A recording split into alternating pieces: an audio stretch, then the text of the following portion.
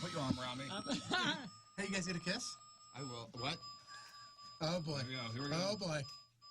Here's gonna be. This is the worst, dumbest thing ever. Oh, God. Oh, God. Him doing it is the best. You're the best. That was me. I jumped too. I jumped almost through the window. No. If there's only 3, you don't get number 4. Time out, you Jerk. I'll Scared take me. 4. Get out of there. Put your fingers in there. Put it. Everybody's flat down on your finger. Oh, boy. Get out. Oh, Get boy. out. Get away from me. Oh, boy. Who's gonna win? Oh, boy. Don't do it to me. Don't you do it to me. Don't you do it to me. What am I saying that over and over again for? Because I just want to keep talking until I get shocked. Because it's not going to be me. I'm going to keep talking, and I won't get shocked. I just know it. Who was it? Yay. Nobody. Yeah. Wait. Nobody. Ow! Got me. I'm out. Put your finger in. Put your finger in. It's going. Is it running out of batteries? I don't know. Because I got a, It didn't even buzz. I got a pretty good I jolt. told you. I I'm don't not like even it. going to react. Oh, God. Who was it? He scared the hell out of both of us. I jumped bigger than I would have if I got shot. Okay? I couldn't get my finger out. Yeah. I'm trying to pull it out. Moon was shaking more than Patrico. I tried to rip my finger out of there, and it could come. You scared me All to right, it's death. Jeff and Moon. Here we go. Down to 2. Mano a mano. Guy against guy, too. That's man on hand. Who's going to be winning? I'm going to Who's gonna be the finally winner? win this thing. I cannot wait to finally win this. This is going to be so very cool. Nobody? What is You're having on happening? 2 or 3? It was on Yeah, 2. two. Go. All right. Stop yelling. Sigala! Ha, ha, ha, ha. Is it not working? Oh, my goodness. Good Somebody turn it timing. down? I told you. Nope, everything's fine. One more. Try one more One more time. Wow. This is Okay, bad. this is what we're going to do. Thanks for working for me. Give me a car battery. Hey, let's put our tongue. Oh, it definitely got me. No, got me too. This stress is the worst part, and we've had to do it. Sigala, sada, ha. Nothing. Oh. This is BS. This What is kind of BS. batteries does it take? We both get buys next game. Stick your finger in the No. socket. All right. We need closure. You know what? Let's try this. Put 2 fingers in each of them. All right. Ready? Thanks for the idea, Tony.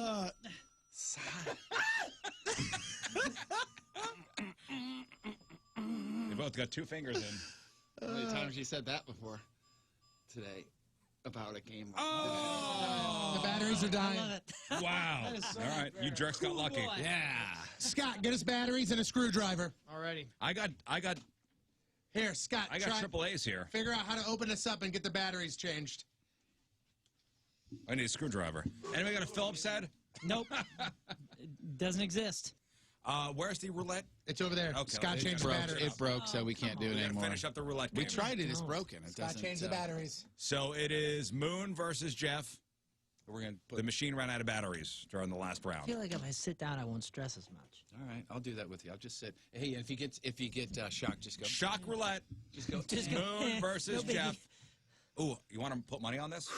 Do you want to see? Do you want to see? do it? Hey, wait. Do you want to see if you can get wanna shocked bet? and not make a And sound? not make a sound. Okay.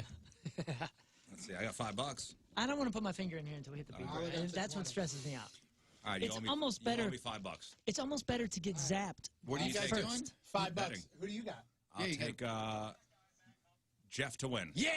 All right, let's go, Good Moon. choice, man. Moon, you're not getting shocked, brah. Jeff to win. Go. Here we go. All right, don't react. Remember, don't react. Jeff to win. Jeff to win. Jeff to win. You know, it's no big deal. It's a Friday. Just kind of hanging out. Just not doing anything really that big of a deal. Just chilling. Ah, damn it. He scared me to death.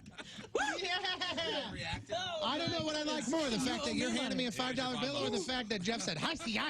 You're welcome. Thank you, Moon. Chip me out. By the way, later. Sorry, boss. By the way, 3 in a row for Moon. Oh, look at you. Yeah, I get a buy on the Somehow, next one. Get I don't know. tomorrow Somehow off. he's cheating. I'm not sure. Oh yeah.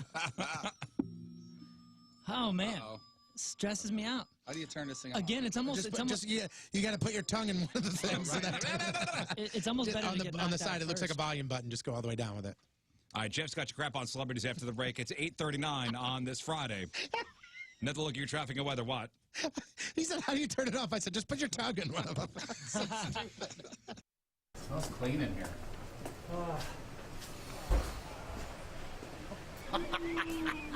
I'm not going off that thing. Yeah, you are. No, I'm not. It smells like chlorine and fear. No, I'm not. There you are.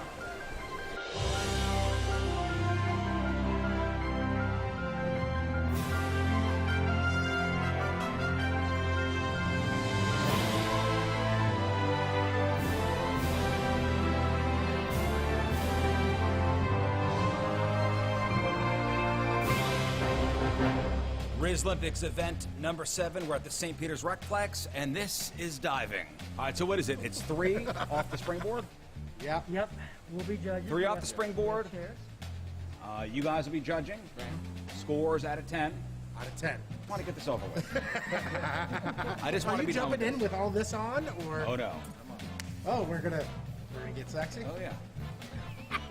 Hated that. Every video you're talking. And I'm not going off of that. Yeah, you are. Yeah, you are. Yeah, you are. That may influence That the score. wasn't part of the deal. The deal was springboard. That's got no spring to it. Well, not with that attitude. All right, We let's only have dive. these. I just want to make sure the pH level's good. What's the deal, about 8? It's pure.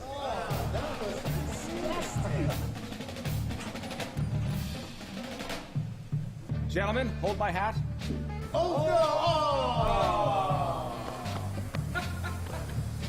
Jeff. Got it.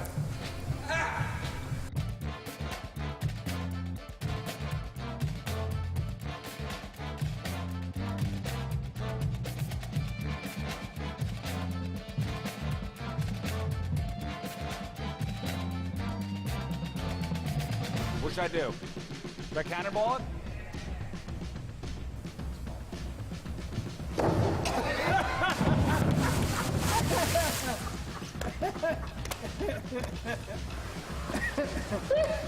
That was. Listen to the sound of this boat. Oh, that was beautiful. I wanted 9.5. Dive 1 out of the way. How's my cannonball form there? Did I hold a tight tuck? There was a lot.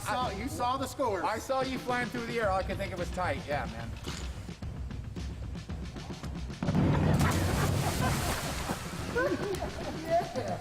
That was really good.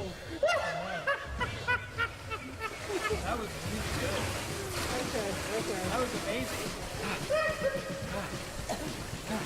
How'd I do, guys?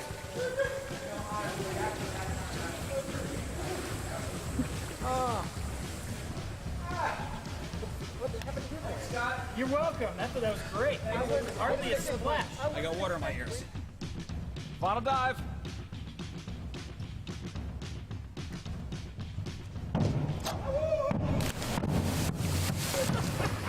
Was that a woohoo? All right, I'm gonna give it a minor. That one was good. More dive. One more dive. One more dive. One more time. One more. That's it up. From the top. From the top. From the top. From the top. From the top. If I go up and do it, can I get all 10s? I will give you a 10 in musical kata. I will give you a 10 in this. I will give you a 10 on everything. Okay. Let's go up top. Yeah!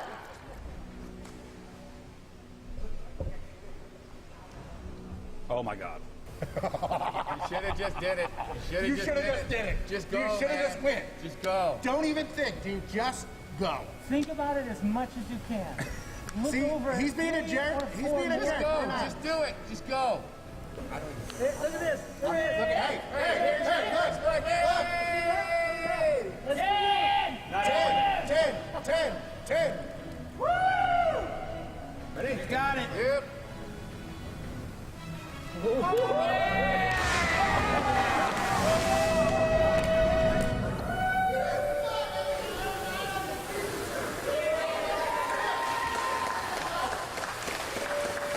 I get a 10? Don't pull me in. I would come shake your hand, but I don't trust. Yeah, nope. 10. For sure. 10. Wow. Was I giving them ones the whole time? I win! I win! You Thank you, guys. All right, that's it. Rizz Olympics event number 7 in the books. Thank you, St. Peter's Recplex. Yeah! Thank you, lady in the field. I'm tired of the abuse. It's been weeks of abuse. One more to go. Final event. Baseball.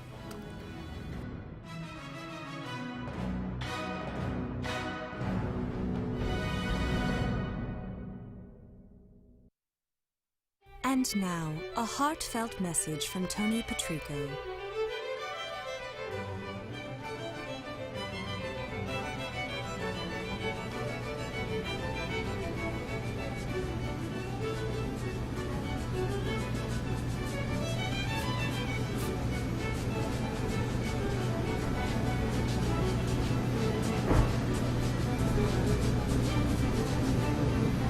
Hey.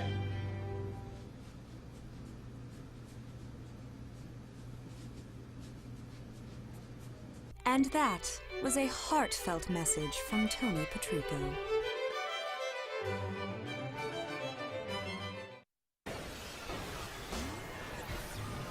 Rizzuto Show on 105.7 The Point. I'm telling you, man, you don't have to do it. I see the look on your face. You don't have to do it. I don't like this idea. There's a look of fear. Stop it, John.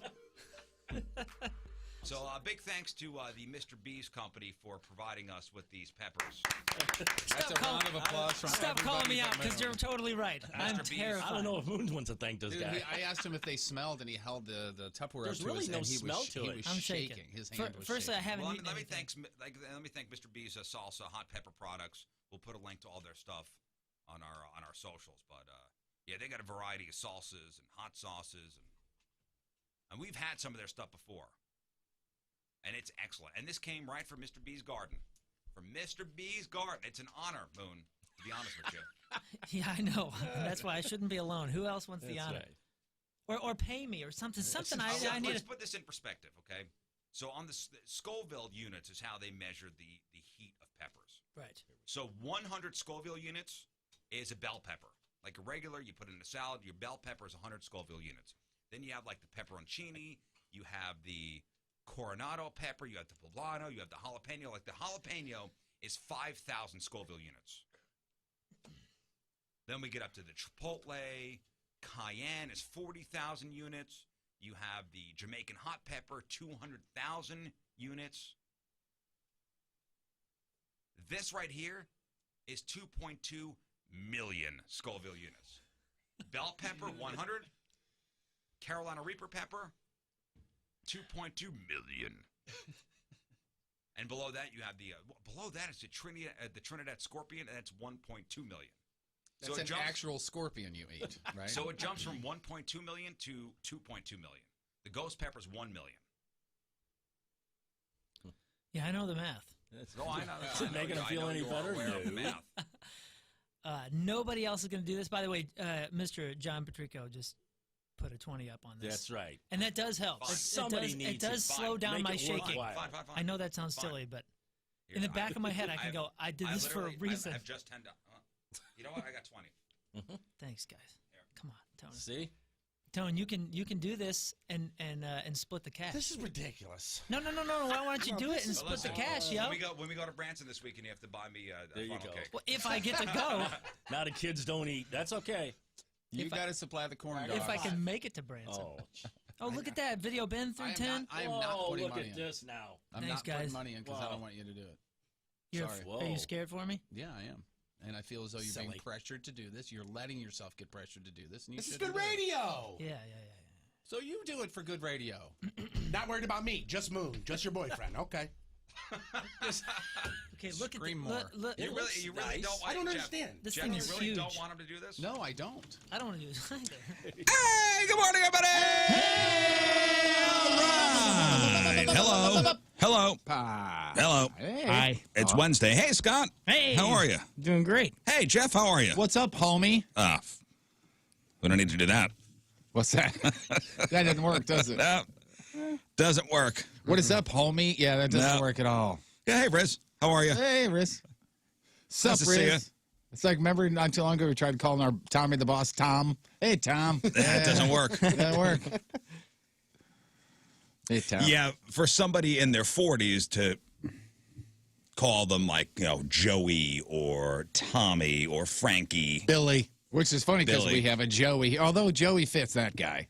And I think Tommy fits Tommy. Yeah. Well, can you imagine calling him movie. Tom? Or can you imagine calling Video Joey Joe? No. Nope. Or Joseph. What are the chances there's a movie called Tommy Fits Tommy? Tommy fits Tommy. Mm-hmm. F-I-T-Z? Yeah, it could be. That's a possibility. Or are we going another way, Jeff? I think he's saying, let's does see. Tommy fit Tommy? Like I said, Tommy fits no. Tommy. When Jeff said it, there's a movie, Tommy Fits Tommy. I know what he's talking about. Oh, no. Jeff is not afforded the internet today, apparently. No, you don't need it today. You're fine. Why would I need You're fine. Yeah, fine. Well, I was going to ask you to go on to one of the local news sites and see what they're talking about. Big news, the trolley. The trolley, we're talking about the trolley again. Oh, no. Why? Finally. We're What are we talking about the doing? trolley again. Why are we doing this? The loop trolley. I think it was Lux tweeted out yesterday. Yep, we're talking about that again. And then somebody wrote, F word. Rizz Show spent 4 hours on it. Just give me 4 minutes. It'll seem Just like give me 4 hours. Just give me 4 minutes. All right, I'm restarting, so don't ask me to look anything up. No, that's back in play again. Why? The loop trolley. I was down in the loop yesterday, and all I thought was, man, this is a lot of things that were changed for nothing. Like, there's a lot of things that were torn down, put up, Yeah, changed their new for nothing. their new slogan is change. Sure looked like it. Remember, I'm trying to look at the number, how much it cost to put it in. Yeah, a fortune. Yeah. Like, And- what was the actual cost? You know what else it cost? It cost the ability for have anybody to rollerblade on the street down there because you are not able to do that anymore. That is huge too. It'll be fun. Yeah, you love. I know Tony loves rollerblading in the Yeah. loop. That's one of my favorite activities. Pick a toe and it's over with. All right, cost $51 million to build the trolley, put the tracks down, get the cars, get everything up and running. $51 million. It was only running for 11 months, and a glorious 11 months those were. More than How many double their times? money. Hey, how many times did you ride it? 0. Jeff, Let's see, with 0. Scott. Oh, man. Well, I was down at the loop a lot, but I still wrote a 0. I'm Yeah, me not. I'm too, not 0 opposed to it. No, me no. either. Opposed to I it, you know. wasn't, See, Moon had the best idea. He said that it should also go into Forest Park and actually stop at the zoo, at the art museum, and all those places. So there's a point to it, like a little bit more. that's a great idea before they started this. You could have You told know. them that or suggested that before they put the tracks down, Scott. It's never too late. They add more tracks. So pretty in easy to 11 do. months of working, that loop trolley made less than $33,000. Yikes. Oh boy, yikes. If somebody's and this is not ripping on it, and I know we have fun ripping on it and all that stuff, but like if somebody came up to me and goes, "Hey man, how much does it cost to ride the trolley?" or "How much did it cost to ride the trolley?" I could not tell them. You could have told me 12 cents. You could have told me $12. I don't know. Wasn't it like $3 or $4 or something? Yeah, and then it was for like you could 2 hours, like a 2 Yeah, hour. but to your point, or that's it was a total day gas. pass. Because remember, Maybe it was a day pass, $3 for well, a day because pass. remember, you went down there for something, and you had to park at. You said you were going to park at where Cicero's was, and you were going to take the trolley down to where the pageant is, and you had this whole plan. And then remember, you got down there, and you were like, "I found a spot right there. I didn't need it." Remember that? Well, Like, I also think that day the trolley wasn't running. yeah. So like, They'd nobody. cut hours. They'd cut hours on it, and then remember it was, this will work once we get the second car up and running. Yeah. I Once do we remember get the that, yeah. second, we got the one car now. Once we get the other car, we're going to be good. And that thing's been sitting dormant for 2 years. Yep. Yeah, it's a bummer because it would be really fun for them to figure out how to make that work. Well, the bummer is that it cost $51 million to make all that construction that was down there over the years, putting those tracks in, and how many businesses closed because of it. We kept hearing stories about it. Like, Because it was a pain to park. Yeah, You just nobody could didn't get wanna down there. Deal with it. So I guess the news now is that St. Louis Mayor Tashara Jones, County Executive Sam Page, they said, hey, we are cool with a federal grant to restore the loop trolley, but under certain conditions. Like they want the company that operates MetroLink and the Metro buses by state. They said, hey, as long as that company's now running the loop trolley, we're okay with this federal grant going through. I think And, that may have maybe been brought we'll- up in the past. Like, why weren't they running it?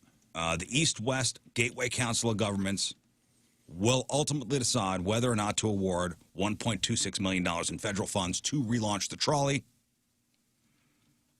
And Jones and Page said they would endorse giving the Loop Trolley the funds under the following conditions: dissolving the Loop Trolley Company, ensuring no additional city and county dollars will be used to fund it, and then turning over full control of the trolley to the Bi-State Development Agency. You know what I think would really help the trolley in all reality? Make it go to Wentzville. Yeah, be a long trolley ride. Or you know what else would help? A DJ. Yeah. Don't give them any ideas. Don't give them any ideas. Don't. I'm talking the ones and twos on the back. Yeah. DJ Loops. And stripper poles. Yeah. DJ Loops. Oh, yeah, DJ Loopy. Delmar DJ. Hey, everybody, welcome to the trolley. See, you're already thinking about what to do. A DJ and stripper poles. Love it. Although any of the poles in the trolley can be used as stripper poles. Mm-hmm. Not recommended.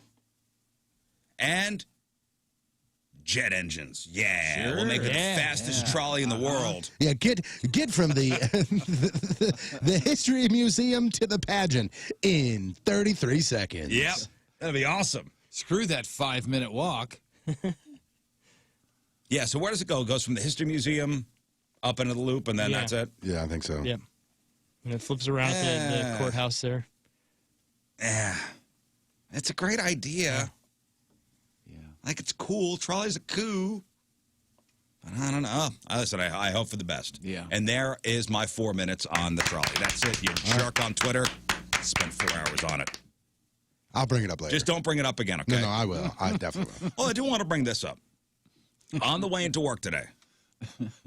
Now, usually on the way in, it's 3 o'clock in the morning. On the road are truckers and drunkards. Yes. And then those of us doing morning shows. Mm-hmm. And that's it. And then that's That's deer. completely it. And deer. That's it. Do truck drivers who drive overnight, do they like to screw with the car sometimes? What? I'm asking you truck drivers out there. Boy, I tell you what, if they admit it, that's one thing. But what would they want to do that for? Yeah, like what? Give us an example. No, You think somebody messed with you today? Yeah. So driving down 40, coming out of the valley, going east. Big 18-wheelers in the center lane, going about 60, 65 miles an hour. I decide to pass on the left. So far, everything looks good. So to me. far, everything's good. Not passing on the right. You're Nope, not passing on the left. right. Trying to stay out of blind spots. And I go to pass on the left, and clearly this guy is speeding up to now not allow me to pass. So I'm at 70 now. Truck driver's up to 70. I'm going maybe 75 now. Truck driver is now going 75. And he won't let me get past a certain point on the truck. So I'm on the left rear back at the trailer side. And I'm like, this guy's not letting me pass for no reason. He keeps speeding up. I can't imagine. And then, Tony, he puts on his blinker to get into the left lane. Oh, man. Clearly knowing you're still in the way. Yeah.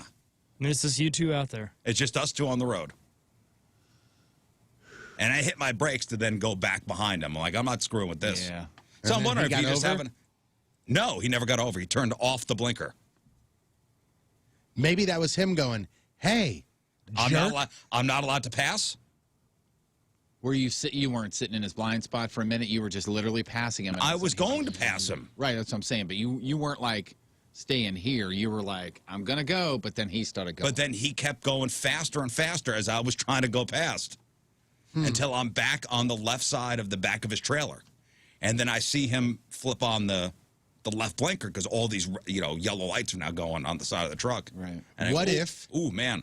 What if he was going, as he's driving, he's going, to hell with this drunk driver. I'm not going to have him pass me and go and cause chaos in front of me. Or Abide by the rules. Or He was hurting I you. was abiding by the rules. I was doing everything I was supposed to be doing. Wasn't passing on the right. Well, not going, wasn't tailgating. going 75 ain't abiding by the rules. That's 15 over. To pass him? That's 15 over. Yes. Yeah, all right, that's, mister.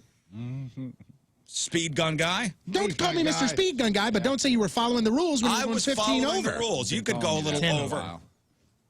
You can go a little over if you're going to pass somebody. Anyway,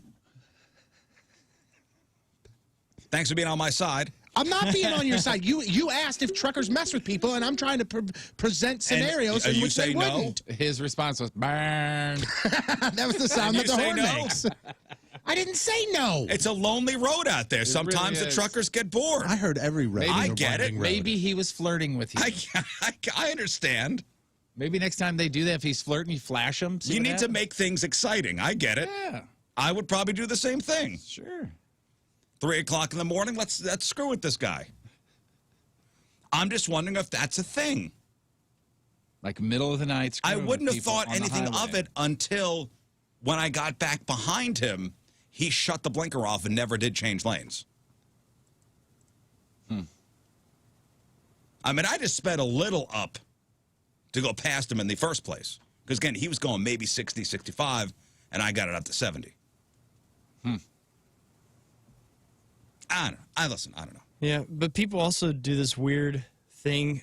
They do this weird thing where they're driving next to you, and like yesterday, I was on 270 coming up, and there was a car tailgating me, so I move over to the other lane, let him go past. I wasn't in the far left; I was just right in one of the middle lanes there, and that car just then, he forever was just riding my rear end, and then he finally just speeds up, and then there's a car in front of him, he slows back down. So I think it's just that thing that you have people just get in this weird state of mind. There was no exit that he was maybe going to get off. And No, then decided to left, not you don't to. exit left anywhere on 40. Well, that was going to be There, the next and you know question. what, Tony? There are reasons to speed.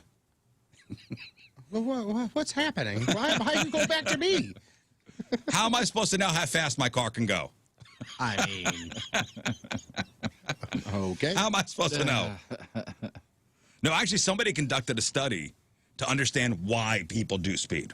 Okay. Why do people speed? And there is the top reasons why people speed, and they came up with this list. Okay, that's what I was going to ask. Like, are these like reasons that people gave? Hey, I was Right. speeding because, not like they speed because they want the adrenaline rush. No. And here's this whoever did the study came up with a list of the top reasons people drive fast. And number one, there's no traffic, so they feel it's safe to drive faster than the speed limit. Again, these are not excuses that you could use with a police officer Sure, when they pull you over. Yeah, you were saying these are answers that people These are- gave. hey, These why- are not the correct answers. Why'd you speed? Well, there's no traffic, and I feel it's safe to drive faster than normal. Yeah, like who am I going to run into? Number two, I'm a good driver. I could drive safely at high speeds, no problem. Yeah, drive better. This when it's close to fast. being a NASCAR. This close. Just couldn't get a sponsorship. That's right. There doesn't seem to be any police, so hey, get away with There it. I go. Or there's the it says 45, but I feel it should be 55. In my opinion, I'm not speeding. They believe the posted speed limit is slower than necessary. Do you ever do the thing? This happens to me mostly on 270. That there's a car in front of you that's going markedly slower than you in the morning on the highway, and you're just pulling up to it, and you're not sure if it's a police officer or not. Oh yeah. So you just kind of hesitate. And then Oh, once, yeah. Once you know it's not a cop, it's like, okay, see ya. Oh yeah. Those cars are going 55. And you know like, the gosh. police officers in our area, Jeff, where we live and where we come out of, they usually have Dodges who have a distinct back. Yep. Yeah. The Who have Chargers. the Chargers or even the SUVs have a Yep. distinct back lighting pattern. It's that full tail light, the full Yeah, front, yeah, the yeah, whole yeah. back of the car. Yeah. Yeah.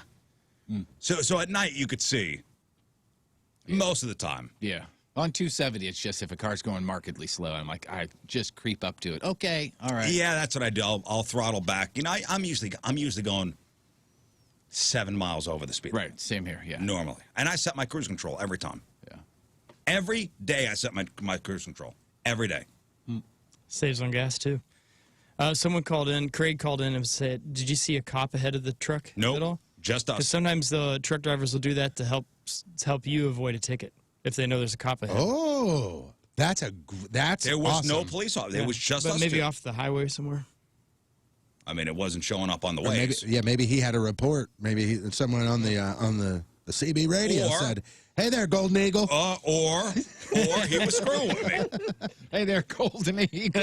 Daryl on Twitter says, I can confirm that truckers F with people while on the road. Wow, there you go. Okay, so you have that one, and then this is somebody sent over to Facebook saying, was this in the valley? Yeah. It says going up and down the hills coming out of the valley, the truck speed will definitely, be different because they're 80,000-pound Oh, vehicles. I know. Email too. Somebody just emailed over and said, I'm a truck driver myself, and sometimes we do like to mess with cars. Yeah. As long as it's safe, and if we feel like if we feel like they're screwing with us too, but in Rizz's situation, I think he was just being an ass. Me? No, the driver. The driver, yeah. I wonder, I don't know. Let me ask him. Hold on. I wonder in all reality, like for real, like if this is a guy that's driving and he looks down and he goes, "Oh, I'm in this 80,000-pound vehicle and I'm going 70, and this guy is trying to pass me. To hell with this guy. I'm going to prevent that from happening." I'm not saying that's right. I'm saying that's a jerk move. Okay, but you've never. Let's be honest. Okay. We're honest now. Just now. Just right now. Okay. You never driving, and then somebody you're in the center lane. Somebody tries to pass you on the left, and you go, "Not today," and drive faster. Yes, you've done it. yeah, You've done it. You've done it. I've done it. you can't tell me what I've done and not done. You've but done it. You can't tell me that. But And you tell us, 'cause you're lying. Maybe I don't. Probably subconsciously I've done it, but I don't remember going, "Not today, sucker." And Oh, you trying should to actually block say it out them. loud. It feels good. Yeah, I don't remember Not doing that. I today. mean, I'm sure I If you- probably if you- have. If you've been a driver for more than 15 years, more than 10 years, more than 5 years, you've said that. Yeah. And if you deny it, you're lying. Yeah, I'm not saying that I haven't done it. I just don't remember a time where I've gone, "Not Maybe today." you don't say to yourself, maybe you don't say out loud, "Not today," which I have. Yeah, I could totally It kicks see it that. up a notch, doesn't it? It feels good. Yeah, but I think that was more common when you're younger because now I realize the value of someone that goes fast. You are excited to have someone that goes quick, so you let them go fly past you because you're like, you're doing it correctly. All these people who keep putting their brake lights on the highway are doing it incorrectly. Well, also, if there is a police officer There you up go. ahead, that's the person. That's that's what gonna I get was taken he gets first. got. Thanks for cleaning up for us up That's there. the We canary in the appreciate coal mine. I have said "not today" and sped up on purpose. And maybe this truck driver said "not today." You know what I Not have? today, Jeep. You know what I have done before is I have when I see like the traffic, there's an accident and traffic is merging to one lane. I have been that guy before in the past. I don't anymore, but I have been that guy that I go, "I'm going to take up 2 of these lanes so you can't go around me." I've seen that happen. Oh, that I is the always applaud funniest. it. I applaud it.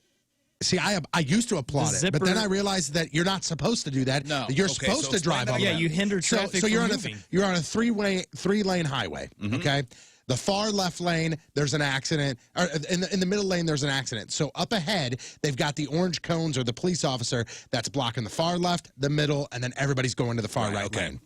So I'm sitting there in traffic. The far left lane is open because people are getting over, and somebody decides, "Well, I'm gonna speed through all this and go all the way up to past the front." everybody, yeah. So I used to be the guy that would get in those 2 lanes and block people from doing that.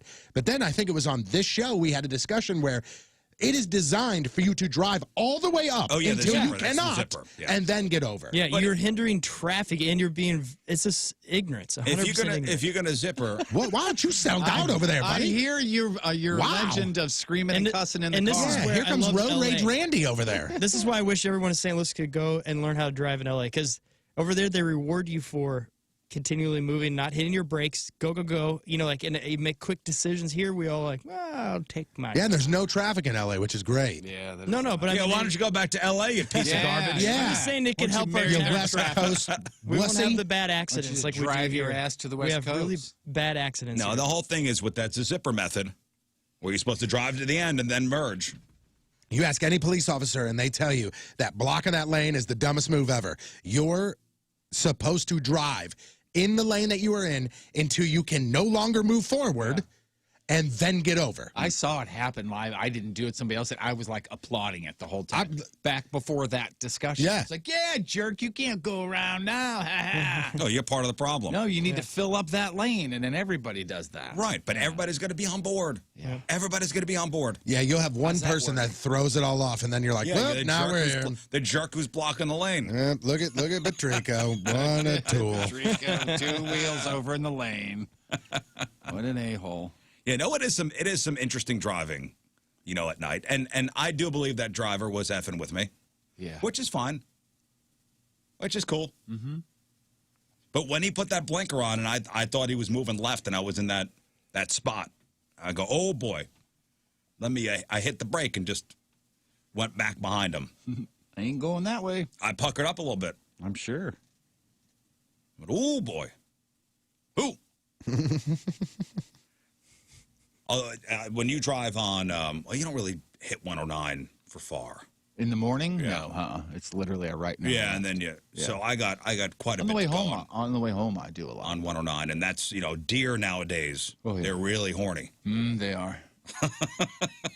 They're really horny and randy, and they run around a lot. And there's the baby deer out there too. I mean, I'm hitting the brakes. Yeah, they're moving a lot because we're shooting at them a lot right now, I think. Or this is the time of the year where it's coming up, right? November and December. I believe so, yeah. Well, I'm hitting the brakes at least 3 times a morning. Mm-hmm. That sucks. You guys got to look both sides. And they say you're supposed to drive in the middle of the lane, like in the middle of the road, if you can. Yeah. And they say straddle the yellow line. Yeah. If that's safe.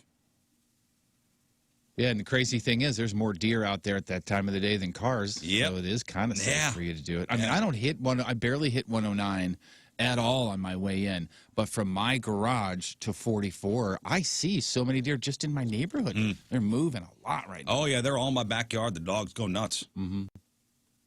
Somebody says, what the hell kind of car are you driving that you can't pass an 85,000-pound tractor trailer? Are you just a freaking Nancy? Come on, man. Love I mean, I didn't want to John. go. Again, this guy was pacing me. I would go faster. He would go faster. I didn't want to get up to 90, which I guess I could have. Well, Cole says you are a Nancy. Is that Cole Trickle, I Cole guess. Trickle? Gold trickle. Cole Trickle, the driver? now- Sorry, Rizz didn't drop the hammer at 3 in the morning. You're right, sir. Never going to get a sponsor driving like that. You're right, sir. Yeah, I'm going to slap Tide on the side of my car every morning. Listen, it's all about we got to be safe on the roads. Am I right? But Yeah. apparently here in Missouri, we are not safe. We are not safe. And here's what the website Wallet Hub says. Wallet Hub, they're the people that do all those big surveys all the time. And they just put out their survey of the safest states in America. 2021's safest states in America. We're not in this list. And we're on the list. Probably not for the good reasons. And they say with every new headline about mass shootings, terrorist attacks, hate crimes, and natural disasters, many of us fear for our safety and that of our loved ones. In 2021, though, the COVID-19 pandemic continues to be one of the biggest safety concerns on Americans' minds, especially as the Delta variant leads to rising hospitalizations and deaths. In order to determine the safest states in America, Wallet Hub compared the 50 states across 55 key safety indicators grouped into 5 different categories. And congratulations to Vermont. They are the safest. Makes sense. The safest state in the country, followed by Maine. You know why? Because there's nobody there. Right? That's the one thing. Yeah, they're safe because nobody's there. You're right. Nobody's there to make you unsafe. Yeah, with the few times you see somebody, you're not going to rob them. Hey, how you doing? That's the thing. If you want to be safe, you just got to be alone. Then you got, Minnesota. Ain't nobody there. Utah, Connecticut, Massachusetts, Rhode Island, Washington, and Maryland. Where is Missouri? Bottom. Near the bottom. You know, us Missourians. Bottom. Where are we? Huh. We are, we're at the bottom. I mean, we're not the unsafest. We're number 42. Number 42. All right. Okay. Hey, Out of you know 60? what? Where'd it go? That's not bad. Out of 60. You know what? It's it could be worse. And we're a glass half full show. Do they know about our trolley? Yeah, we're number 42. Illinois was 27, so kind of right in the middle. Yeah. But personal safety and road safety is really what killed us. We were 39th in personal safety, 44th in road safety. not good. Well, when you have truck drivers messing with Jeep drivers, you know, come on. Can't you guys get along? Is there a thing now between us all? Also, not a great showing in emergency preparedness, which we were 40th. The personal safety is obvious, you know, the assaults, the murders.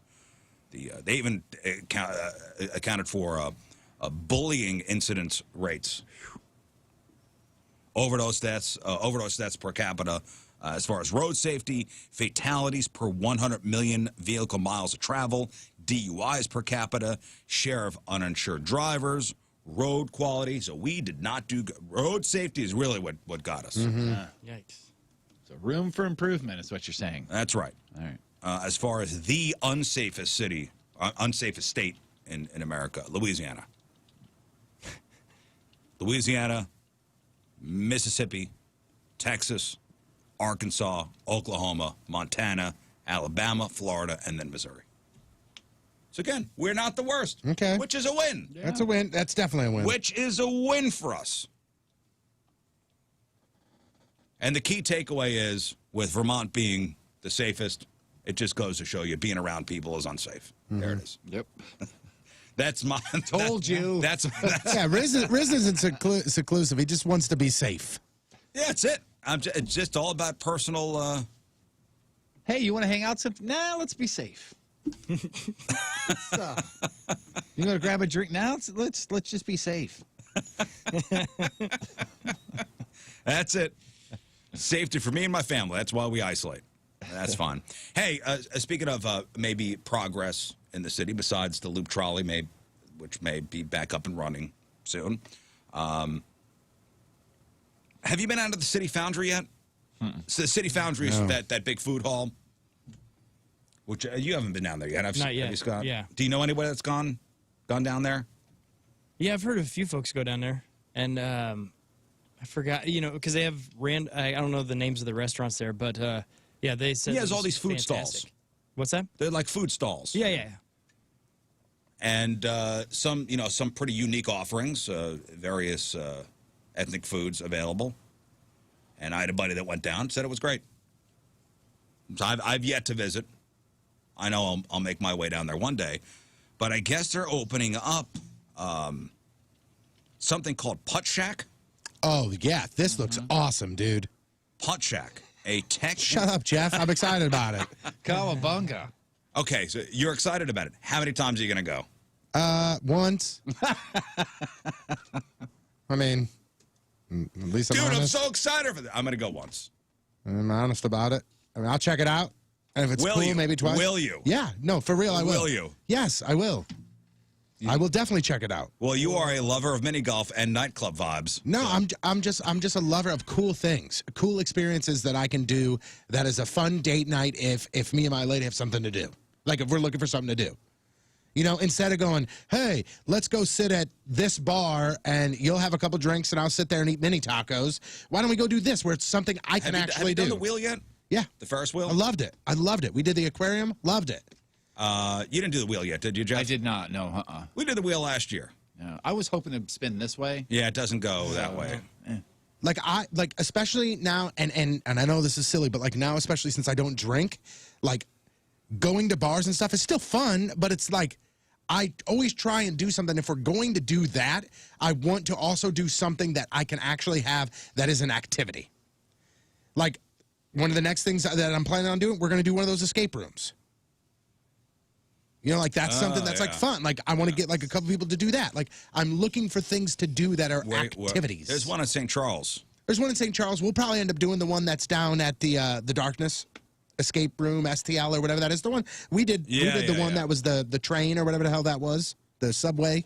Did you go to the one in St. Charles? It seems like it's closer. I haven't gone there yet. But you also got to think, my lady lives in Peevely, so like we try and do stuff like kind of relatively in the middle. Yeah. Well, this Putt Shack thing. And by the way, we did the wheel. Me and the kids and the wife did it over Christmas last year. And yeah, it's cool when you look right downtown. And you go, oh, it's cool. There's the arch. Yeah. And the water and whatever. When things are lit up, it looks all right. Well, then when you look left, there's nothing. However, I got to go this summer, and with the stadium getting built stuff, finally the left is starting to. It's starting to. Yeah. it's starting I to guess really when I good. when I Something did to it, look at. Yeah. I'm like, to your right, kids. There's the arch. Yay! There's the Mississippi. Yay! To your left, there's nothing. Okay, there's 40. That's about it. 40 going west. All right. Midtown. But this Putt Shack, okay, it's a tech-infused mini golf experience. They signed a lease at City Foundry STL. They'll occupy the 2-story space at City Foundry that was originally planned for Punch Bowl Social, which was not able to move forward due to the pandemic. Punch Bowl Social. I'm looking at the menu for a Putt Shack in Atlanta, and it looks pretty good. Yeah, there's a bunch of these. Oh, Is this a Top Golf, but just for putting? It looks that way, sort of. It looks awesome now. They got a poutine. Oh, they got a poutine. yeah. They got a poutine. They got a Yummy, yummy. And it says here they have magnificent meatballs. Man, this looks good. All right, so we're gonna go looks good. mini golfing and Yeah. meatballing. All right, poutine on the side. They say that this is a destination spot as far as for like birthday parties and stuff. There's more than just putt-putt. The space will open into, I'm reading from KSTK's website. The space will open into a mezzanine that overlooks the first floor, which will include 4 custom-made, tech-driven mini golf courses. Each course is powered by trackball technology, That's my favorite kind. which is integrated throughout the game experience. Let me see here. In addition to mini golf games, Putt Shack will also serve up a globally inspired menu and full cocktail bar. Oh, dude, this is rad, man. So it says you place your ball on the black circle and you get ready to hit it when the light goes green. That means it's starting to track your ball. There are multiple holes in there are multiple actual literal holes on each of the holes. So like you go and you can make a hole in one and you get 10 bonus points. But if you make the further hole in one, it's 30 bonus points. And each ball is electronically tracked. So you just look at your phone and they keep score for you. You're not writing anything down. And then if you look at this screen here, there's like interactive things where like, those are like basically mini Roombas that are going back and Move forth back to and prevent forth. you. Oh, that's cool. Then you go here and like each one of these little sections is a different point. So you hit it on like a there, it roulette spins wheel. around and it goes in. So it's like not just like, hey, hit it in the hole here. It's many different interactive This is not things. your normal putt-putt where you get the little pencil. I don't think that this is a place where you bring your 8-year-old. Maybe you could do that, but this is a place that is designed for adults to go play putt-putt. Yes, Jeff? Putt Shack was founded by Steve and Dave Jolliffe, the original founders of Top Golf. Yeah. this whole scoring system and the whole Yep. set. I was like, oh my gosh, I bet these two are intertwined somehow. Oh, it literally says Same here, people. Rizz, what did you just say? This is not your, pencil and scorecard. little pencil scorecard It says thing? we've thrown out the rules, the paper scorecards, and the pencils. Yeah, they're gone. That's literally one of their slogans. What kind of food they got? Let me see a menu. 'Cause they got Unbelievable food. locations in, let me see here, Atlanta. They're going to open up one in Illinois, Miami, Boston, Houston, and right here in St. Louis. They have 5 different flavors of Red Bull, at least in Atlanta. World-class cuisine. I'm trying to find the food and drink. Here we go. the actual menu. It's got crafted Nice cocktails. cocktails. Whoa, look at these are this is fancy. Now, of course, you're just looking at the website. It's not really going to look like that as as it's being brought to your putt-putt table. Oh yeah, this is upscale. This is definitely upscale. I mean, you're paying. Oh, Putt Shack poutine. There it is. Smothered cheese and garlic fries with pecan wood bacon, red wine gravy, and goat cheese crumbles. Are you always a pecan guy, or do you say pecan sometimes? I don't know how I say it. I played third base for the Georgia Tailpipes for about a year and a half. yeah. Oh, the old Georgia The old tailpipe. But hey, we're not. Hey, I'm just warning you guys. Don't go looking for Georgia tailpipes when this opens in 2022, though, because this is the Atlanta menu. Yeah, there's the Atlanta menu. They'll have like STL squigglies or something. So But I do have my eye on the magnificent meatballs. Thank you. I'm eating one. I go, these are not magnificent. They're good. I mean- magnificent. Riz, look at the menu is pretty extensive. Wow. Brisket. Yeah, that looks good. Flatbreads. And it's a late night place. They got Fanta Orange. How can you hate on that? Oh, they got Fanta. Yeah. Well then, sold. Yep. Sad. Sold. Yeah, I got it on that City Foundry place. I'm really really trying to get some time to actually like do stuff that I want to do. What are you doing at 10? Let's see you and I. We can jump in the old buggy and head down there, and then I'll drop you off back here afterwards. You really don't want to do that. No, at about 4 o'clock this afternoon. I'll you drop really back don't. off. You may say, "What if I said, all right, yeah, let's go"? Would you go? You would not go with me. No, I would. Let's you do wouldn't. it. Come on. Go where? Down to the City Foundry Today, after the show. today, right after the show. And if you asked him, hey, you want to go to the City Foundry? You think Jeff would say no? No, he was saying the other way around. If I asked him and he said yes, I would flip out and say, no, I don't want to go. Yes, I was just kidding. He would, if he was going down there and asked you, hey man, you want to go with me? And you said yes, he would absolutely jump at that. He's not going down there. If he just said like, hey man, you want to Like go down just there? now, right now, I made the plan. You Oh, want just make it small. Knowing full Yeah, okay. well that Yeah, I would say no. Gotcha. Yeah. Gotcha. And I Gotcha. went, yes. Yeah, my skin would crawl a little bit. You know? That's the, it's like wouldn't go. it's the invite to be polite. I'll Yeah. call your bluff. No, I would totally go, but I'd say, hey, let's just meet down there. I'll call your bluff, and we'll ride together. I'll drop you off back here about 4:30.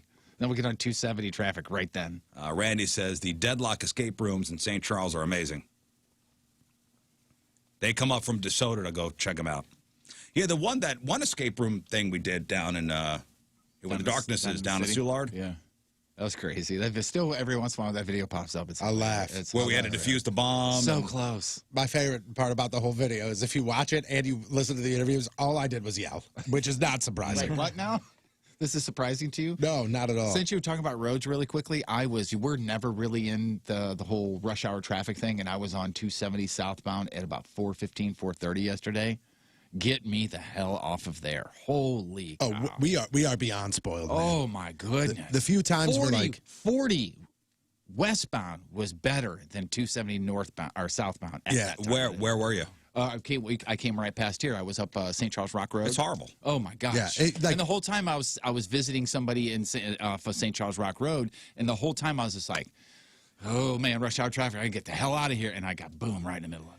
Yeah, we are definitely spoiled. There are times where, if I had sometimes I have a doctor's appointment and I got to roll out of here like around 8:30 or 9, and then I hit 70 traffic and I'm going east or westbound. I'm going again, like not with the traffic, and I'm going westbound, and I sit there at 9 o'clock and I go, and maybe sit there for 5 minutes, Rizz, and going 20, and I sit there and I go, this is why I will never work a normal job.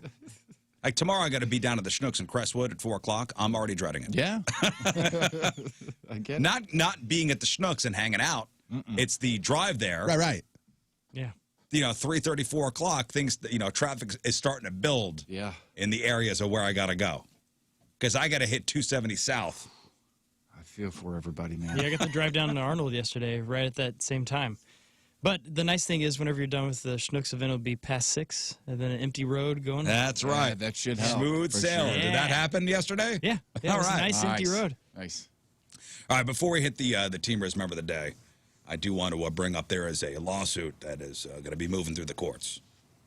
And I think it's something that it bears us talking about. So if I put a bowl of fruit, let's say just a big bowl of strawberries, okay? Nice, juicy strawberries. If I put that next to a strawberry Pop-Tart, would you think that both those things are equally healthy? No. No, without research. In a million years, would you think, even though it says strawberry in the Pop-Tarts, it's not going to be as healthy as this bowl of actual strawberries? Well, a customer has filed a $5 million lawsuit against Kellogg's, alleging that Pop-Tarts don't have enough strawberries. Do they have any? Yeah, the picture's on the box, maybe. I think that, so this is from CNN's website. And they write, no one would mistake Kellogg's Pop-Tarts for a bowl of fruit. They are an indulgent treat, loaded with sugar and processed ingredients. But a new lawsuit claims Pop-Tarts are masquerading as a health food. What?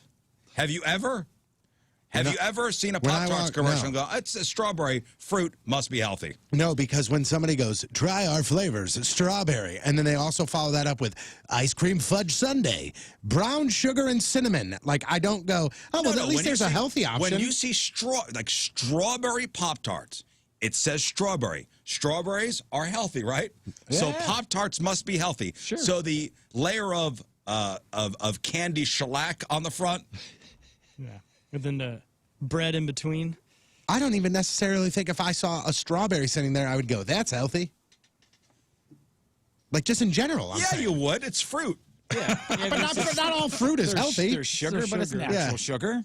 But yeah, So this in is a ridiculous. class action lawsuit filed by a woman in Illinois, Anita Harris, she alleges that that Kellogg's marketing is misleading because they give people the impression that the fruit filling contains a greater relative and absolute amount of strawberries than it does. And the lawsuit also focuses on the health benefits that come from strawberries, citing a WebMD Oh, description perfect. stating that strawberries, quote, protect your heart, increase HDL, which is the good cholesterol, lower your blood pressure, and guard against cancer. So this woman probably thought... also found on WebMD, everything gives you cancer. So she's eating a Pop-Tart. Somebody goes, what are you doing, Anita? She goes, I'm treating my body good, preventing cancer by eating this Pop-Tart.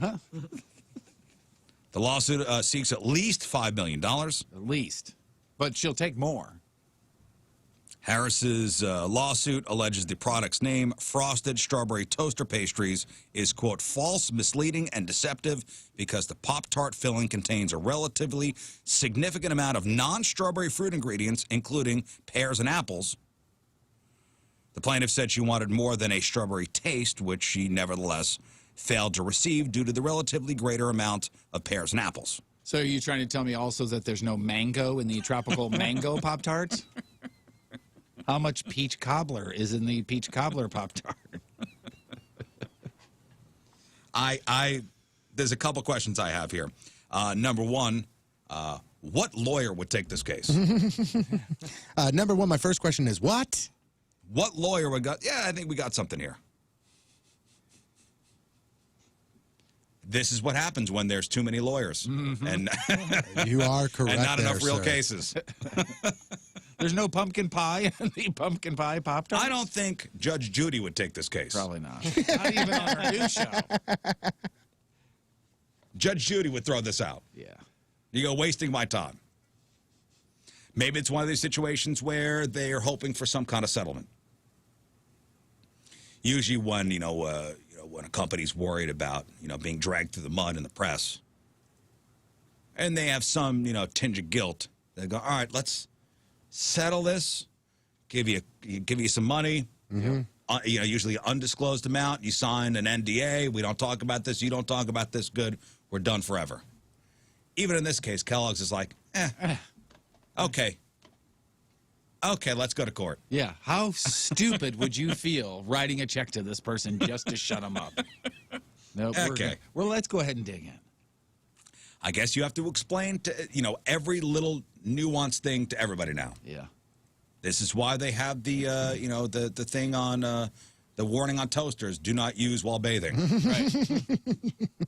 Because it should go without saying. Oh, it's just like every car commercial when they're flying around the mountain. It says, closed course, professional driver. Right. Right. Tell me you can't do this even in this car. Should Pop-Tarts Frosted Strawberry have on the box? Not a health food. Because what dope would think that Frosted Strawberry Pop-Tarts are healthy? Yeah, I mean, all the chemicals and stuff that are put in that, they for cigarettes, they have to put images and all that kind of stuff and warnings on those. Maybe with junk food, they're going to have to start doing that. I guess so. Because it's got There so you go. much You just bad labeled stuff. it. Junk food. Yeah. Don't need to label it. I guess you need to. It's 100% junk food. It claims it's for breakfast, but it's You know what? The Surgeon General's warning, may cause cancer, right? Yeah. On cigarette packs. Pop-Tarts may cause diabetes. I'm in. Right? What other warning? Do you need to put that on there? I guess you do. I guess you do. And I'm hoping I don't know if a judge is even going to just hear this case. Kellogg's is not responding to requests for comment. According to the product's ingredients list, Pop-Tarts contain 2% or less of wheat starch, salt, dried strawberries, dried pears, and dried apples, and 2% or less of other ingredients, including citric acid, gelatin, modified wheat starch, yellow corn flour, caramel color palm oil, It's not good for you. When you can't read the ingredients, when you can't pronounce the ingredients, usually it's not good for you, right? Usually. Yeah, probably. Yeah. You know, my wife, who's like a health food nut, you know, she says if you can't read what's in it, it's probably not good for you. Mm-hmm. Yeah, read the back of the label, not the front. Do you guys read back labels? I try to, but I mean, to be completely honest with you, no.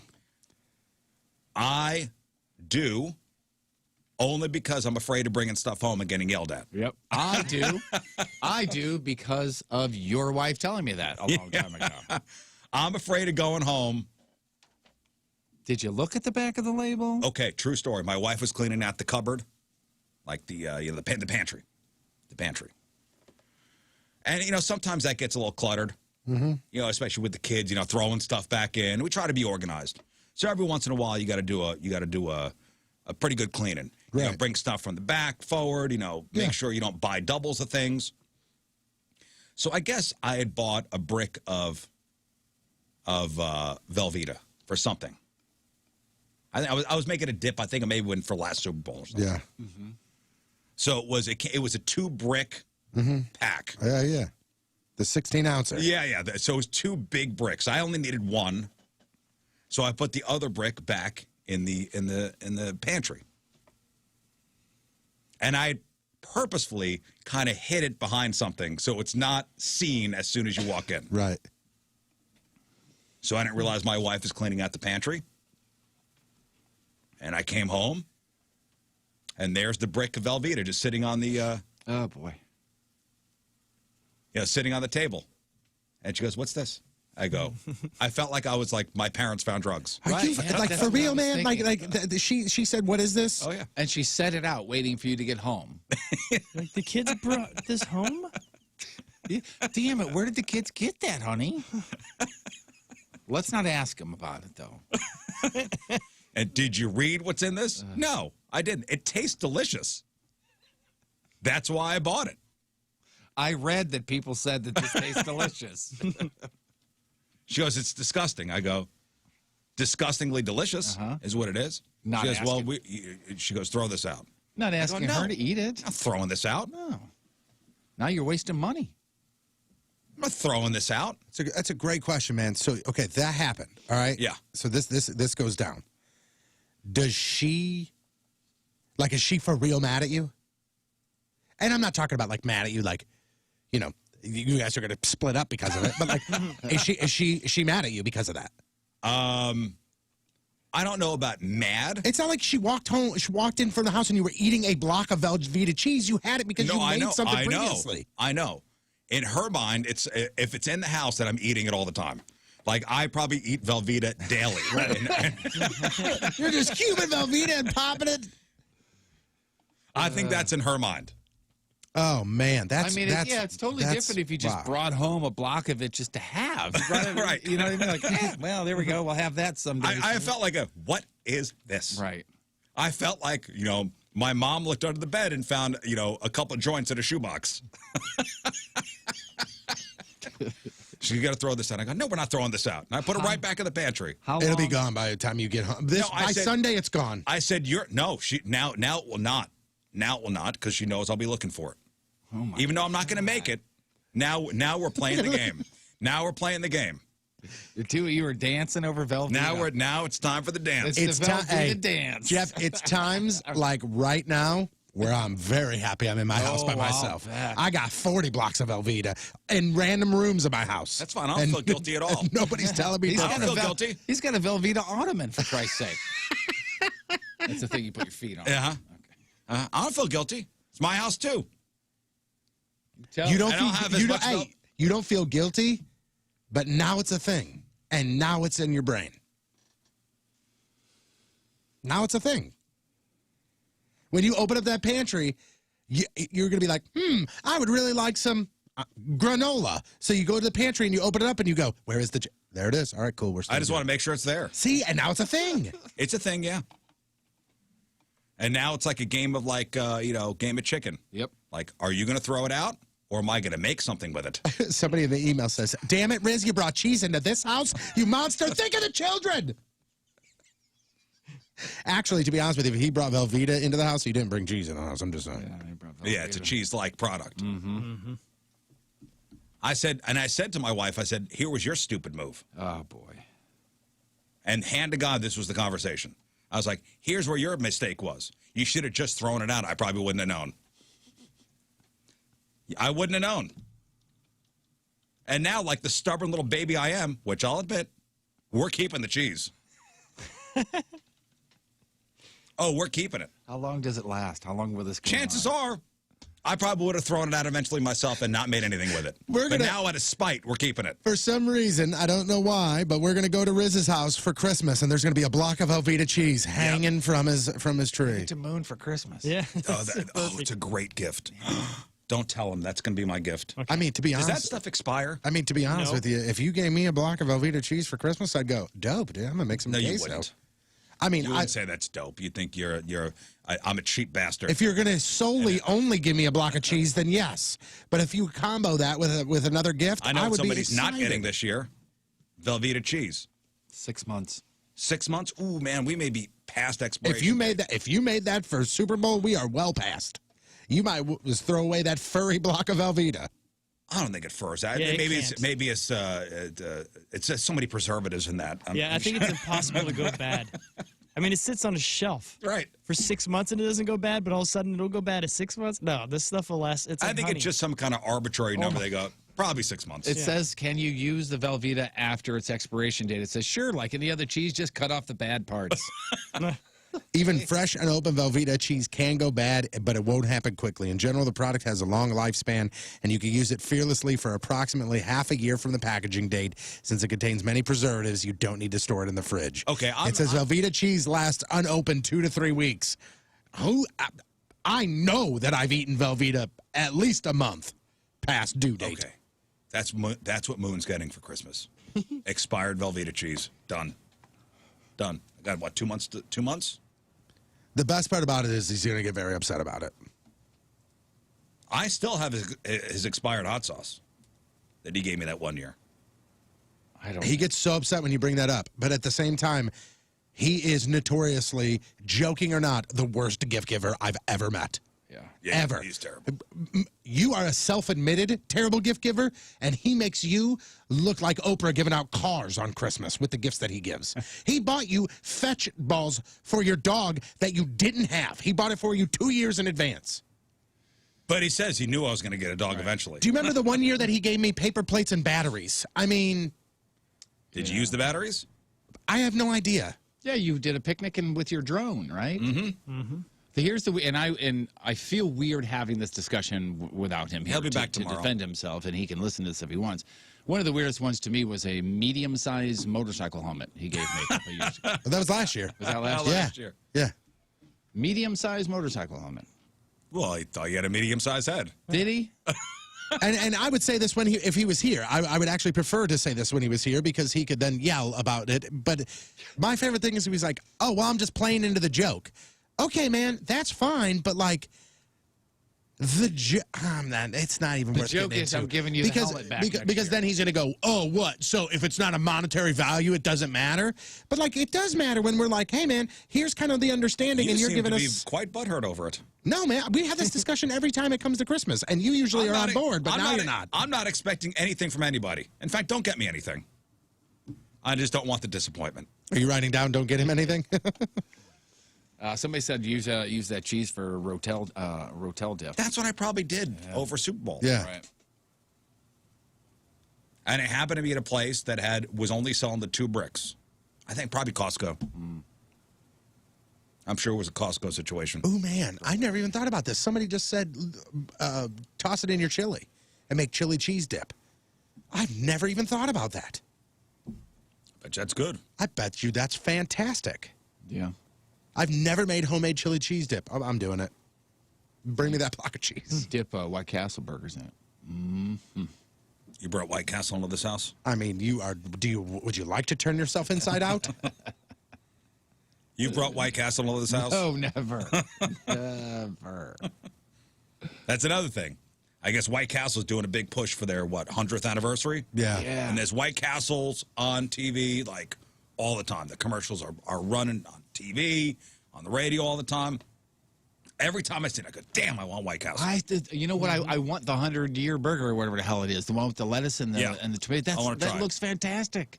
A White Castle burger with that stuff on it sounds amazing. I don't eat White Castle burgers. I just never have. I had an experience in high school that kind of turned me off from them, but I want that burger really bad. Yeah. Because it looks different. It's not the same burger. And the commercial comes on, I go, damn, I want that. And I say it out loud, and my son goes, yeah, let's go get them. My wife goes, that's disgusting. I said, have you ever had White Castle? She goes, no. I said, how can you make an informed decision? There you go. So you guys went. How did it go? You go, yeah, I want that. Your son goes, me too. And your wife goes, both of you get out. Get out. Well, I said me and the boy are getting an apartment together. Just to eat White Castle and Velveeta. Eat Velveeta. I said, boy, we're getting an apartment together. We did whatever we want like men. Today's Team Rizz Member of the Day brought to you by Copper Fire Bar and Eatery in Belleville. Get your exclusive Rizzo koozie to support Kids Rock Cancer at Copper Fire from Staunton, Illinois. Joshua Rantanen is the Team Rizz Member of the Day. Yes. And Joshua says, because how many people can honestly say they've complimented Jeff Burton on his penis? Do you remember this? No. Is there a story? He says he was at our New Year's Pajama Jammy Jam a couple years back. Ended up using the men's room at the same time as Jeff. Josh looked over at Jeff and said, quote, nice penis, which Jeff then replied with, thanks, yours too. Oh, that's sweet. That had to have happened because that sounds exactly like a Jeff experience. Yeah, that's very nice. Well, thank you. Josh says he's such a fan of the show that he says he keeps going to name his third kid. Oh, he's going to name his third kid Rizz. Don't do that, please. He says, love all you guys. Keep up the good work. Joshua Rantanen from Staunton is the Team Rizz Member of the Day. Get super sweet Team Rizz Member of the Day soccer jersey. Get yourself signed up, 1057thepoint.com/Team Rizz. That is the polite thing to do, right? If somebody compliments your penis, you should have to compliment right back. Absolutely. Yeah, it's like saying, I love you. Oh, thanks. You know what I mean? Well, it's in the etiquette book. Yeah. I can just see, like, somebody says that to Jeff in the bathroom, that's the response they give. If somebody said that to, like, me in the bathroom, I would probably go, what? If somebody said that to Rizz, I could see Rizz going, don't do that. No, don't do that. I'd be very uncomfortable. Talking penises, are we? Okay. All right, after the break, Jeff has your crap on celebrities at 7:05 on this Wednesday. First look at the traffic and weather. Here is Patrico. You have no idea what kind of enemy you've created. You have unleashed the wolf. Coming at you. Your point traffic update brought to you by Ryan Kelly, thehomeloanexpert.com. There's a right-hand shoulder blocked eastbound 64 at Concourse Drive. That, again, because of a stalled vehicle. And we're looking at lane block due to an accident northbound 255 right at Horseshoe Lake Road. Point forecast today, partly cloudy skies and in the mid-60s for the high. Some areas could see some rain this afternoon. Tonight, cloudy skies, some rain in the forecast, just under 50 for the low. And right now it is 52 at the Point Studio. Point forecast brought to you by CarX Tire and Auto. Jeff, what do you got? Yet another reason why Keanu Reeves is so loved by the people he works with in the industry. Bill Murray pretty much confirms a role in a Marvel movie, and why Zendaya fans are upset with her role in the new Dune movie. Is it Zendaya or Zendaya? Zendaya. Everywhere I looked, it says I don't know. Zendaya. It's an honest question. Said, I looked up video of the two of them being interviewed, and the interviewer said Zendaya. So unless that person's wrong. Legit question. I wasn't correcting. I don't know. Get it? We got that. We got your crappy birthdays. We got the porno birthday. And question: have you ever snuck snacks into a movie theater? Well, we'll chop it up next.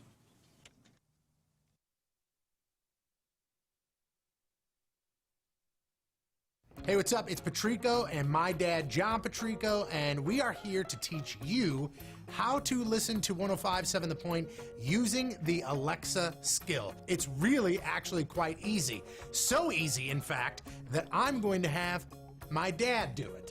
Hey, Echo. No. That's yours is the Echo. Oh. This is Alexa, so you got to say... She doesn't like me. Just say it. We even wrote it down for you. Just look at that and say it and make it do it. Okay, say download. No, do the second thing, not the first thing. Alexa, open 105.7 The Point. 105.7. Hey! Whoa! If I can do it. It's as simple as that. If you hear the sounder, that means that you are now listening to the point via the Alexa skill. It's super easy. To enable 105.7 The So Point if you've gotten one of those Hollow Weirdo stickers at any of the First Communities, if you flip it on the backside, you'll see that it's advertising the first-time home buyer's mortgage loan. And homes are selling quick in the area. And many times they're selling like within an hour of being listed. So you want to be prepared to make that offer on your dream home with home loan pre-approval. And First Community is named among the largest area home loan lenders, and they do things right. The first-time home buyer's mortgage loan is here for you.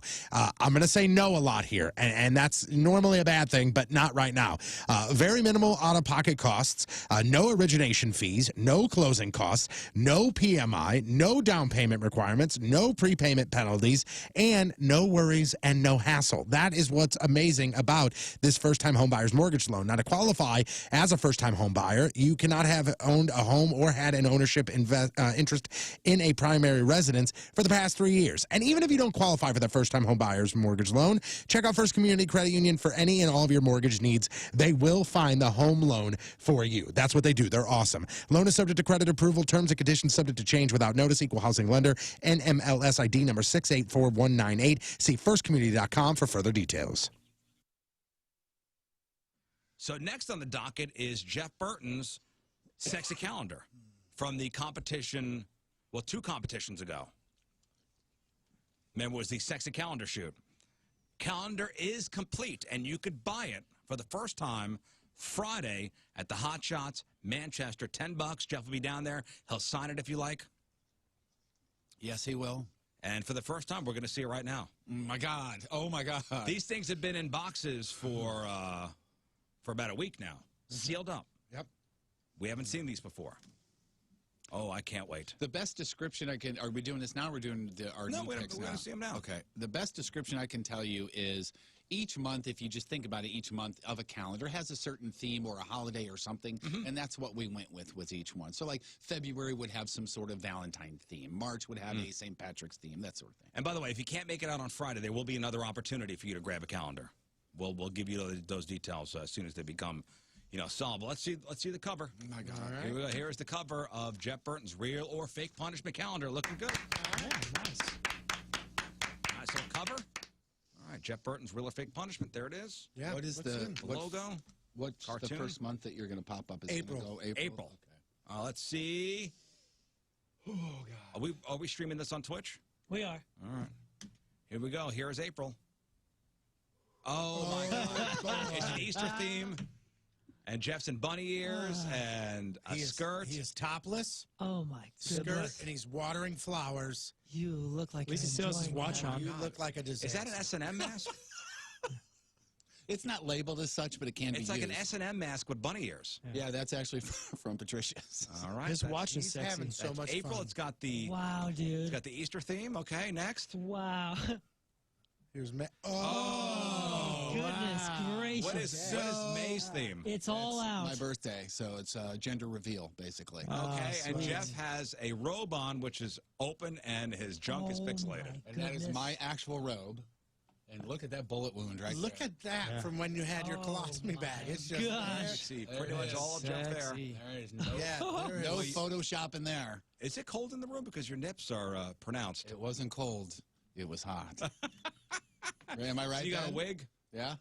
You got a wig on? Man. I hate May. And God bless you, Video Ben is the one that took these pictures. Oh. Yeah, my Fine he, job to see a gosh. lot I'll be in of therapy me. for a bit. Fine job, sir.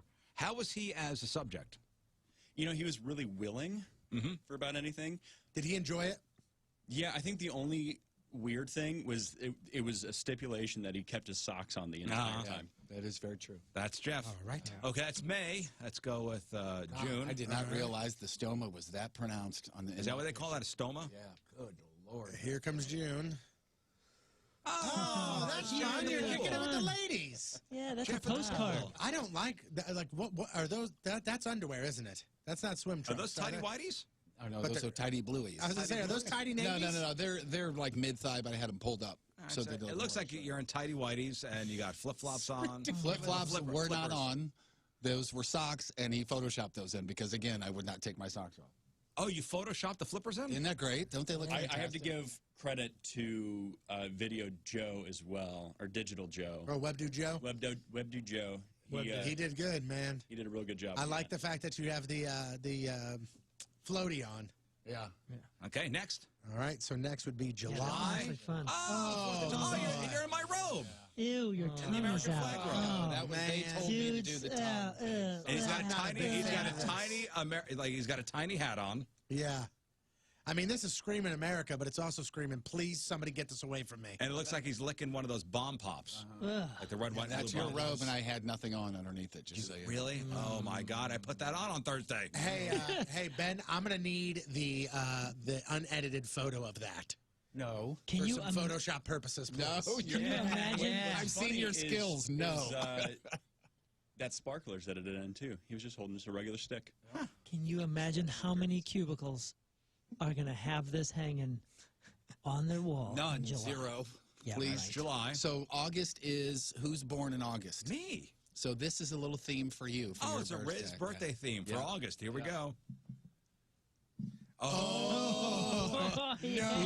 I hate everything about this calendar. All right, it says Happy Birthday, Rizz, and it's Jeff completely naked with a curly top wig on and my cartoon face covering his crotch. And he's jumping out of a cake. Yeah, he's like in the cake. Oh, the that's a cake is cake? shin Oh, high. I thought, cake I thought you were topper. wading in yogurt. This should be a poster. He's a No, cake topper. none of this should be. Yeah. This should be Look a nice in a poster. hallway. The wig you're wearing is like a Harpo Marx curly wig, right? Yeah. Something like that. I don't know where that came from, to be honest with you. Yeah, we just got a box of stuff. Okay, it's August. September? It's a good one. All right, it's September there. Oh, Oh, that's so cute. I've seen you in that outfit before. And then on the on the chalkboard it says, "I will wear underwear to school." It's Jeff at a classroom naughty. with a sexy schoolgirl outfit. Look at the pixelation at the bottom. Oh, because you're Is it undertush? Yeah. was that undertush or undercarriage. underbag? Little undercarriage. Was it undertush or behind. underbag? It was tush. I know he could There's have been back tucking. Burton. Victory Men's Health, victorymenshealth.com is their website. It's really more of a menu of things that they can do for you, your body, and your mind, and your spouse's body as well. Victory Men's Health is the place that it's okay to bring your lady friend with you if you would like. My wife and my 2 daughters have gotten many drips from there that are fantastic. You know, the vitamin drips, the drips for many things you can find on victorymenshealth.com. Now, if it comes to your testosterone, number 1 in their class. I mean, top of the class. Look at all of the Yelp reviews and all the Google reviews and look at all the stars and then make your choice that way. There's 2 locations. There's one in Town and Country. There's one in O'Fallon, Illinois. And they're amazing people that have a plan specifically for you and for your body. That's why they're so successful and why they're so recognized in the industry. Give them a shot. Give them a call. Go to their website, victorymenshealth.com, and be you again.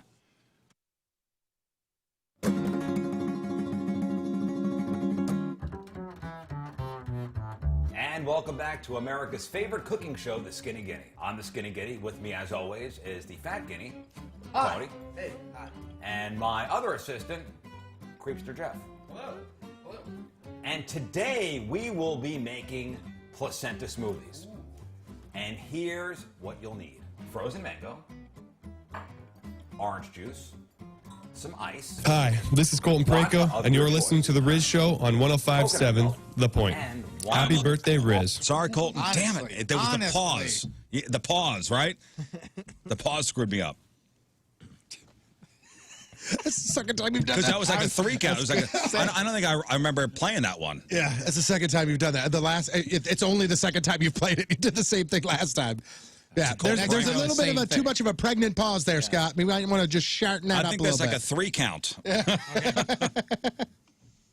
Can't really exactly say, hey, Colt, can you do that again? And by the way, I did say Parenco. It's Pareco.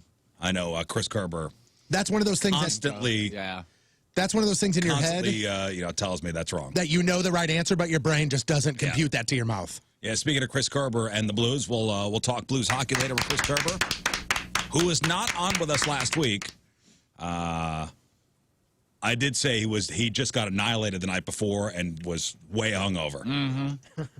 Unconfirmed, but apparently it was a time zone issue. He forgot to set his alarm. I don't know, something happened. He'll be on with us Not today. Or else. There's a lot to talk about when it comes to Blues hockey. One would think, yes. There's a lot to talk about. So we'll talk to him. We'll make our real or fake picks. Got a whole bunch of stuff to do today. Phone number 314-624-3833 or 618-398-3833. The Michelob Ultra Studio Cams, 1057thepoint.com/Rizz. The socials, at RIZZ Show. Your emails, RizzShow@1057thepoint.com. Before the break, I asked, anybody sneak snacks into the movie theater? Yes, of course. Oh, yeah. Yeah. Let me say it like everybody's done. I've never done it. You've never done it? Not once. I do it every time. Never once. Not Every time. once. Wow. I've never done it.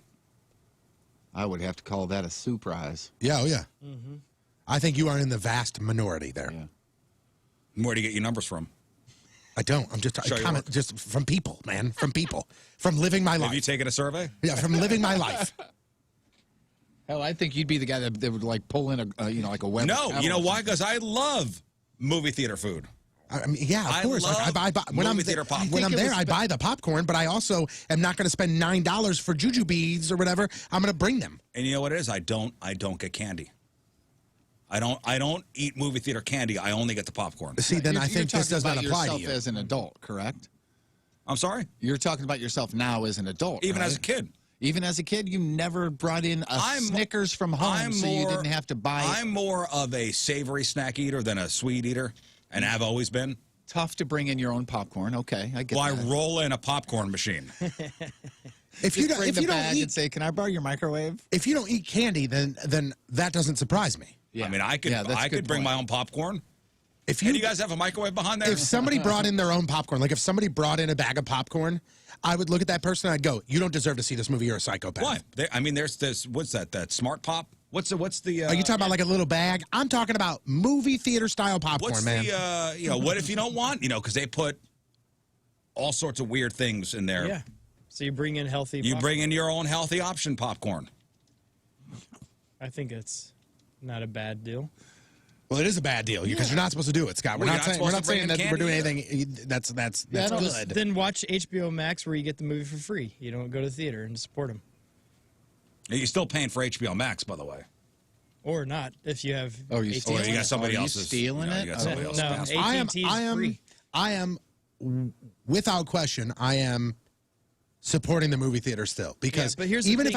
if I bring in a small box of snow caps that I bought from Walgreens, I'm buying a drink and I'm buying popcorn. And the ticket, but- by the way, you bought the ticket. I would say with the popcorn, sometimes there's people that just can't have the chemicals and all that kind of stuff. Why would it be wrong for them to bring in their own popcorn they can actually enjoy? Well, because and movie not get theaters sick? make their money on the concessions. Yeah, but they make no money on Is that ticket sales. Is that maybe this is too far of a jump? But is that like going to a restaurant and saying I don't like the way you make your green beans, so I'm bringing my own green beans? So why are you at the restaurant? Right. Why you eating? Well, you're at the a movie theater to see the movie. Right. Why would you go to a restaurant then bring your own food? Can So you, here's can the you other go a question. couple hours without eating some popcorn if we don't have the right popcorn for you? Is it bad to go to the movie theater and not buy anything and just watch the movie? Because that's what you're doing. So there, Still well, supporting. I bring it up because there's a viral TikTok out there from a girl named Tori who claimed to work at an AMC movie theater when she was 15, claiming that staff, quote, legally can't stop you from bringing food into the movie theater if you just say, I have to eat. I have to eat. Have you ever heard of somebody being stopped from bringing stuff in? No, but people aren't walking in the lobby holding a bag of their own food. They usually put it in a purse, hide it in a jacket. So you're saying just don't even hide it? Man, I can't imagine just walking in there with groceries. You can't legally stop me. Hey, I'm gonna sit next to an outlet to put my hot plate on. Here she is. Fun fact, I worked at AMC when I was 15. It was my first job, and we legally can't, stop you from bringing food into the movie theater if you just say, I have to eat. There's literally nothing we can do. I'm not sure if that's true or not. Now, if you work at a movie theater and you see somebody bring their own snacks in, Are you going to stop them, or are you going to go? I don't. You know, I'm not paid enough. I'm not going to stop confront them. people. I'm not stopping them at all. It's not against federal law, but it's against most movie theater policies. Right. To bring in outside food. Right. Well, and you won't get I arrested. understand that too. You won't get arrested. You may be asked to leave the theater. And do you blame them? Not at all. When they sell, not at all. And that's how they're making their money. If for some reason I walk into the movie theater, and I will fully admit this, that I probably, if I go to the movie 10 times, 9 times I'm having my lady in her purse put whatever candy or snack that I want. If for whatever reason somebody comes up to me and goes, hey man, you can't have that, you got to throw it away, I'm throwing it away and going, my bad, you're right.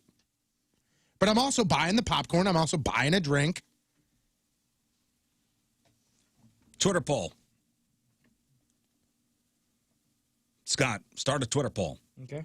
Have you ever snuck food into a theater, yes or no? I'm curious. Tony says most people have. I don't know. I have no idea. That's why I'm on board with Tony. I have no idea. Okay, to be honest with you, it shocked me when you said you never have. Like, it was like... But then What, you you think I'm find a out thief he's and not dishonest? No. What? No, but when you find out he doesn't do the candy, then it makes sense. It completely makes sense. If you eat candy... I love movie theater popcorn. Mm-hmm. And I don't. And again, I think if the only thing you're looking for is movie theater popcorn, you're not sneaking it in. I would also feel guilty about sneaking candy in. Maybe it's because my mom used to work at a movie theater and was like the manager of one. And I know that the theaters make most of their money off. Like that's how they survive, is concessions. It's definitely not tickets. I don't know. Somebody says that Rizz doesn't sneak snacks into theaters because he's too exhausted from sneaking them into his house daily. That's good. All right, the poll's up. Yeah, I'm just going to sit in the back here and eat my Velveeta straight from the package. Oh, what would that taste? I bet that's a strong flavor. Velveeta straight from the block? Cold Velveeta straight from the block. I've done it. Like when I'm making Rotel dip or whatever, and then there's like this little tiny sliver left, I pop it in my mouth, and I've done it I probably do it every time. And each and every time I go, why would you do that? It's not good. It's not like taking a little piece of cheddar. It's a weird, like, right, you take a little, cheddar off the block, it's good. Sure. But if you take a little cube of Velveeta, it's not good. Did you see this lovely lady on Twitter, Carrie? She says, I have a special purse just for taking candy into the movie theater. Somebody here says, I've snuck in cheeseburgers from Dairy Queen. Somebody says they snuck in wings before. Yeah, I'm sitting there watching the latest Avengers movie, cracking crab legs. Yeah. Okay, well, you're all dishonest. So there you go. Hope you can live with yourselves. Today is October the 27th. Back in the day, 163 years ago, 1858, after failing 7 times in previous business ventures, Roland H. Macy opened Macy's department store in New York City. He sold $11.06 worth of merchandise on his first day of business, but Macy's did go on to have the highest sales volume of any department store in the world. 83 years ago today, 1938, DuPont announced the name for its new synthetic yarn, nylon. 57 years ago, 1964, Sonny Bono married Cher in Tijuana, Mexico. Cher wore virginal bell-bottoms. They had a daughter, Chastity, who is now their son, Chaz. They divorced back in 74, and then Sonny Bono skied into a tree in 1998. 30 years ago today, 1991, the first U.S. death resulting from bungee jumping occurred in Paris, California. Hal Mark Irish jumped from a hot air balloon, plummeted over 60 feet to his death after becoming disconnected from his bungee cord. Oh, boy. Man, oh, man. Huh. 17 years ago today, 2004, the Boston Red Sox won their first World Series in 86 years, defeating the St. Louis Cardinals. 8 years ago today, 2013, the Velvet Underground's Lou Reed dies of liver disease at the age of 71. 7 years ago today, 2014, Taylor Swift released her 5th record, 1989. I mean, that was her biggest record, wouldn't you say? Definitely her most important work. Shake It Off, Bad Blood, Blank Space. And 5 years ago today, 2016, Twitter announced the death of Vine. It was emotional. Remember day. Vine? Mm-hmm. Oh, yeah. I think Twitter bought it. And I think just parked it. Twitter bought it, killed it, and then TikTok went, okay, we'll take this over from here. Yeah, I think the story is Twitter bought Vine, because that was a huge thing, and then they just let it just die. That's it. They didn't do anything with it. And also, back in the day, what happened 10 years ago today? 10 years ago today. Jeff, 10 years ago today, what happened? I think I may know. You think you may know? Okay, you know it? I'm going to make a guess, just based on my math. Do you know, Scott, what happened 10 years ago today? It was a big thing at St. Louis. Big thing. Well, I know the answer. Not the arch. Did the arch was put up? They painted the arch gold. Yeah. That's Left? what they did. Huh? Was it the year Pujols left? No. Actually, I don't know. That's I not don't what I'm think so. saying, at least. Maybe I'm wrong. 10 years ago today, this happened. Freeze hits it in the air to center. We will see you tomorrow night.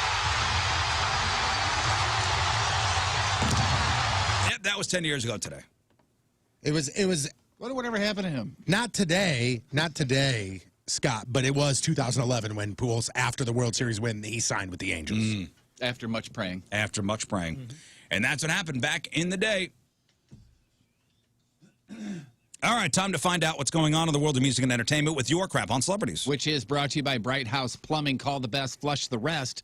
BrightHouseCo.com, 636-600-0188. Yesterday, I tried to force if bands and food names were mashed together list on you guys. And I know, things happen, and it wasn't the greatest list, so I'm coming back with a better list real quick, okay? So this is food names and band names mashed together to make a new band name. Former Point Fest artist No Trout instead of No Doubt. Also Point Fest artist Bean Day instead of Green Day. Fine Young Cantaloupe. That was a good one. The Peach Boys. Buns and Roses. LMFA Okra. Am I the only one that's entertained by these? No, I do like them. Okay. Continue. Wings of Leon. Bread Sheeran. Bread Sheeran. Miley Citrus. Velveeta Underground. Is that topical for today, or is that topical for today? Little Kimchi. David Lee Broth. Tony, look at me. John Mayo. Yeah, hell yeah. Creamy. Ice Cube, Trey. Eddie Honey. Cold Plate. Fries Against. These are like dad jokes for bands. Alicia Turkeys. Okay, all right. Oreo Speedwagon. Any more, Jeff? Two more. You ready? Okay. Pickleback. That's good. And a friend of the show, Garth Cooks. So I thought those were kind of fun. Oh, by the way, Joe Buck with the "We Will See You Tomorrow Night" called. You know what it was originally going to be in his head? "We'll see you tomorrow," and then it came out, "We'll see you tomorrow night." I know that's a fun fact. He was going to say, "And we'll see you tomorrow." See you tomorrow, huh? Okay. Well, but it came out. He meant to say that, but it came out. "We will see you tomorrow night." By the way, you can add Paul McCartney to the list of former Beatles that you will never get an autograph from. So now with the two surviving Beatles, Ringo, they do not do autographs. Ringo just says nobody asked. No, I'm kidding. Paul McCartney says, "Look, I've been around for so long. If we see each other, I don't need to write my name down. Everybody knows who I am. Let's just have a chat and talk for a minute." Yeah, because you're going to stop and chat. Right, with that's people. what I'm saying. Get out of here. You've signed enough autographs. You're just done with it. Paul, if you could stop, you said we could have a chat. Just say you don't want to sign any more autographs. You don't need to. You don't need to say, "Let's just chat." By the way, somebody brings up a great point. So the Rolling Stones lost Charlie Watts, right? The drummer. Their bassist Bill Wyman for many years. And they have never replaced the bassist. Right.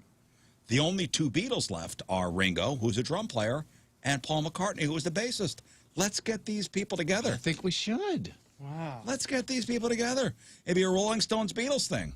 It's perfect. I do. I like What is that. it? Is the Beatles Stones or the Rolling Beatles? Rolling Beatles. I like I that. think the Rolling Beatles, and we'll play something. Have they for ever? everybody. Real quick, have they ever toured together? The Beatles never really toured. I mean, they toured for a handful of years. And it got too out of control. Yeah, and they stopped. Is it Mick and Paul that are going at it right now, saying that Was it Paul that said that the Stones are a blues cover band? Yeah, was there was always a rivalry between the two bands. What if they did this? What if, imagine this tour, okay? The remaining members of the Beatles, and you don't have to call them the Beatles, you could just say Paul and Ringo's super psychedelic experiment or whatever, okay? The Rolling Stones and U2. They could charge $800 a ticket, and I think they'd sell out every arena that they hit. Yeah. So if they tour together? Yeah, like put those three bands together, boop, and you say, hey, these three artists are touring together. They're playing arena shows. Each ticket is $1,000. I bet they sell out every arena. Yeah, then of course, you know why that would not work? Because who's going to close? Yeah, who's going to be the last band unless you rotate? You know what they do? They call it the pull it out of a hat tour. And at the beginning of every show, they pull it out of a hat. Here we go. The short straw. For nobody. Who gets the short straw? It's the short straw tour. The person in charge of guns on the set of that Rust movie, 24-year-old Hannah Gutierrez Reed, was the armorer for another Western called The Old Way. This guy named Stu Brumbaugh, who worked as a key grip on that film, says a lot of people complained about her back then, and this was just a couple of months ago. One time she fired a gun without telling anybody on the set for a second time in 3 days, and Nicolas Cage was on the set, and he screamed, "Make an announcement, you just blew my effing eardrums out," and he stormed off of the set. So this woman apparently, allegedly, has a history. This guy says that she was probably too young and too inexperienced for that job, and that she put a lot of people in danger many, many times. I was reading yesterday, you know, the question is, why was there even a live round anywhere near any gun near the set? Yeah. And I was reading yesterday that a number of crew members had taken prop guns from the set, including the gun that killed the cinematographer, to go plinking, P-L-I-N-K-I-N-G.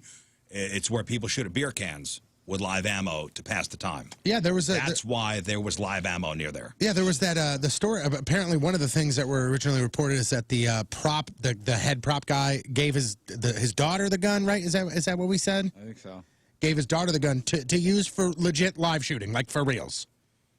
Wow. Why? This guy goes on to say the producers didn't want to use more experienced people because with more experience, there's more cost. So they brought in people who are, new and energetic and wants the job and will do it with less people, that sort of thing. So this Gutierrez Reed, just about a month ago, was on a podcast talking about how much she loves her job and telling people about gun safety. I think the best part about my job is just showing people who are normally kind of freaked out by guns, like how safe they can be and how they're not really problematic unless put in the wrong hands. Yeah, exactly. When responsible people are in charge and you are not responsible. 3 years after Mac Miller's death by overdose, one of the drug dealers has said yes, pled guilty. Stephen Walter was accused of indirectly selling Miller the fentanyl-laced pills. What he did was he sold them to somebody who sold them or brought them to Mac Miller. So he's very definitely still involved. The maximum punishment is 20 years in jail, lifetime supervision, and a $1 million fine. Yeah, the past couple celebrity deaths dealing with drug use, the guy from The Wire was the last one. What's the name? Something Williams. Michael K. Williams. Michael K. Williams. So he died of an overdose. And all I kept reading was, police are looking for the person who dealt him the drugs. Yeah. Now, and they should. Yeah. And they should. The other two involved in this, their trial begins next month. And was that a fentanyl thing, too? Let's see. Something laced with fentanyl? Mac Miller, yes, fentanyl? Oh, yeah. Okay, Mac Miller, fentanyl? Fentanyl-laced pills, yes. Boy, somebody wrote us an email saying that that big bust they made here in St. Louis where they got 50 pounds of it? Enough fentanyl to kill 11 million people. Oh, my gosh. Man. Keanu Reeves still is one of the coolest celebrities ever, and I think this is just an instance of you take care of the people that make you look good, you know what I mean, that sort of thing. And he has a handful of stuntmen that are on the set of John Wick 4 in Paris. They wrap up shooting. There's 4 guys in his stuntman crew, and he bought them all Rolexes. This is akin to the quarterback buying their offensive line steak dinners after every game. isotoner gloves or for the wide receivers or something. Or giving them special gifts. And you should see them. There's they post them. I think I sent it to Scott. If not, I will. On the back, it says, "Thank you, Keanu, JW4 2021." And he got 5 of them because Keanu obviously would be the 5th. But pretty cool. Yeah, it is pretty neat. So. Was it a fentanyl thing, too? 54-year-old's cause of death was acute intoxication by the combined effects of fentanyl, heroin, and cocaine. They probably didn't even know he had it. Yep. Didn't even know it was in whatever he was taking. Bill Murray, if you didn't know it, is going to be in a Marvel movie.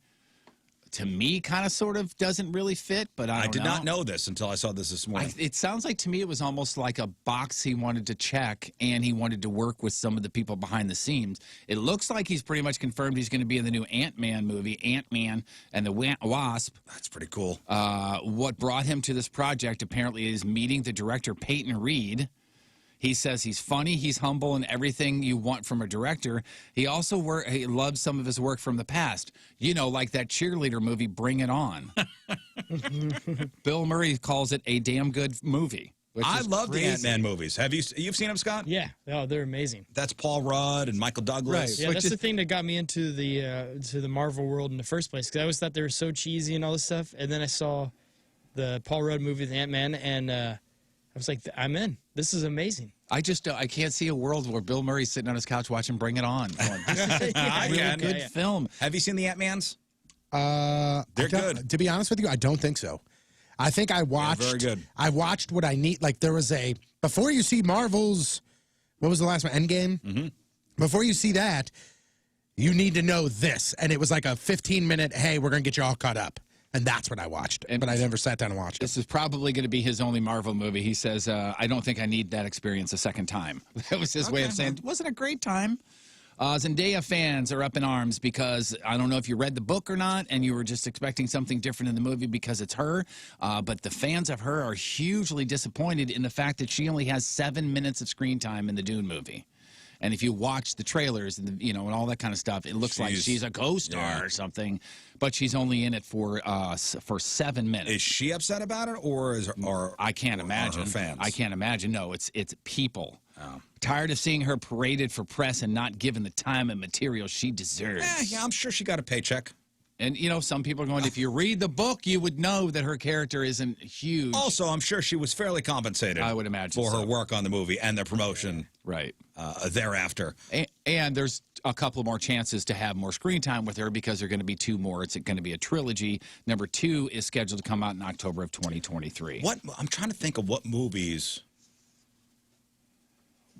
have come out that there was somebody promoted as being a star that didn't show up until way later in the movie or had a really small part. Wasn't there a movie, like a military movie with Eddie Murphy in it?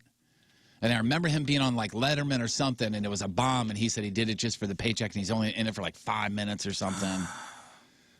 I want to say he was in a tank or something like that. I could be wrong. Was Marlon Brando in a movie like billed Superman? Marlon Brando in the original Superman with Christopher Reeve was billed as one of the stars. Was in it for like 3 minutes. Huh.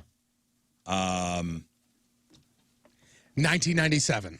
The movie was called The Good Life, and it starred Frank Stallone, and they promoted it as a Sylvester Stallone movie, and he made a cameo in it.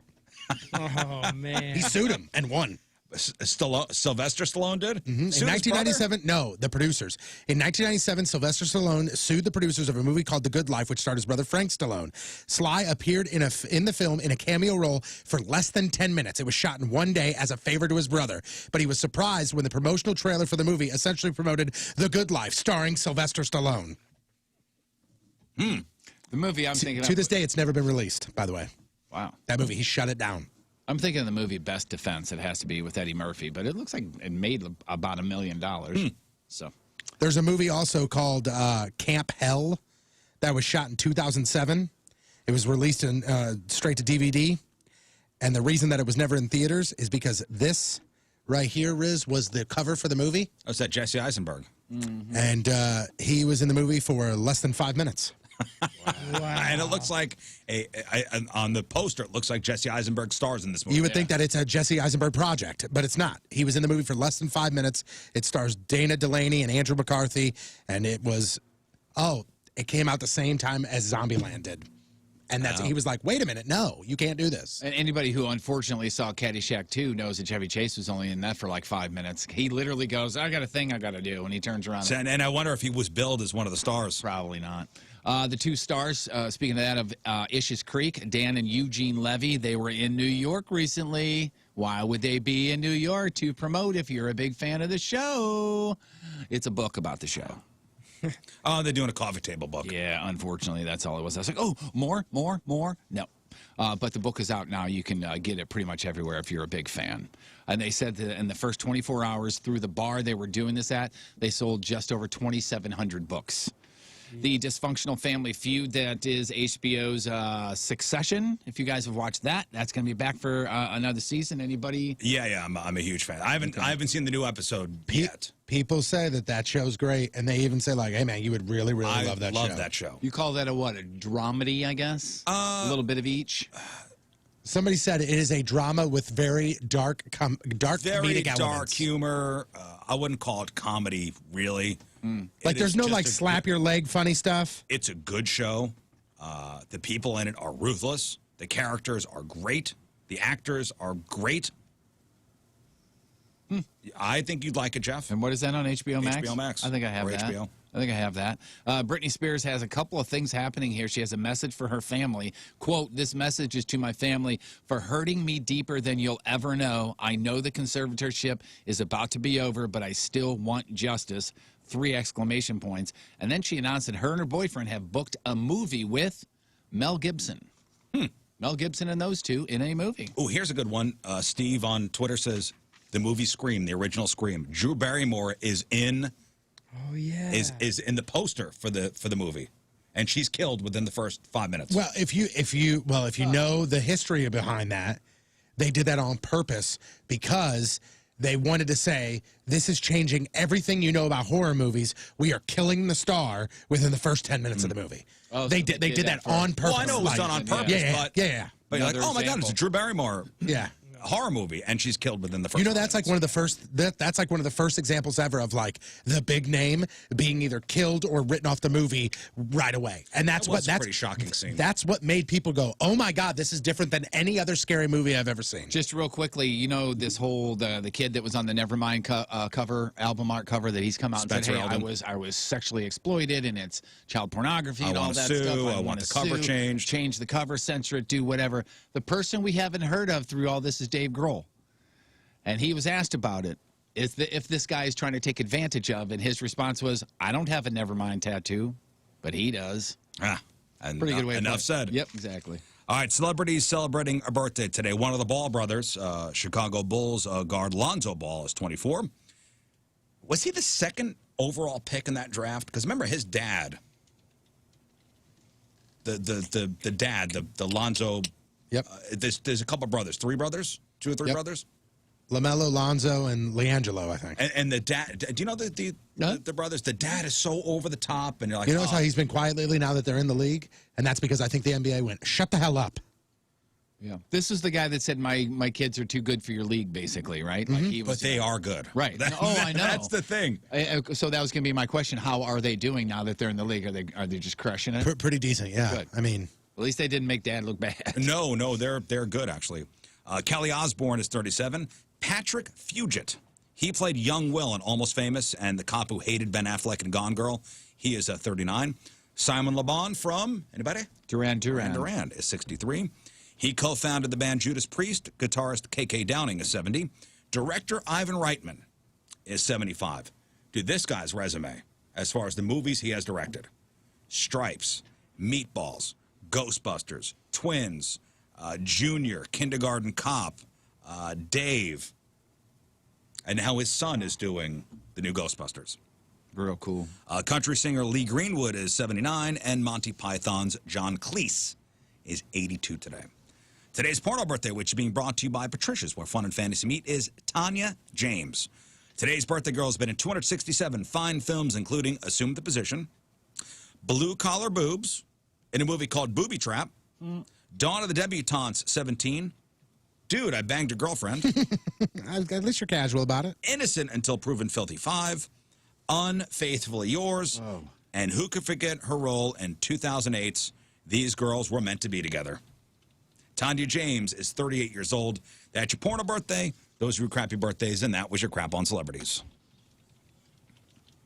Yes, Jeff. Got an email that says, going back to that coffee table book about Ish's Creek. Yeah. One of our own in STL, Nick Holman, is one of the artists in that coffee table book. Check him out on TikTok and Etsy. Pretty damn good artist. Yeah, if you're looking for a show to watch, that show is great. Congrats to Ish's Nick Creek. Holman.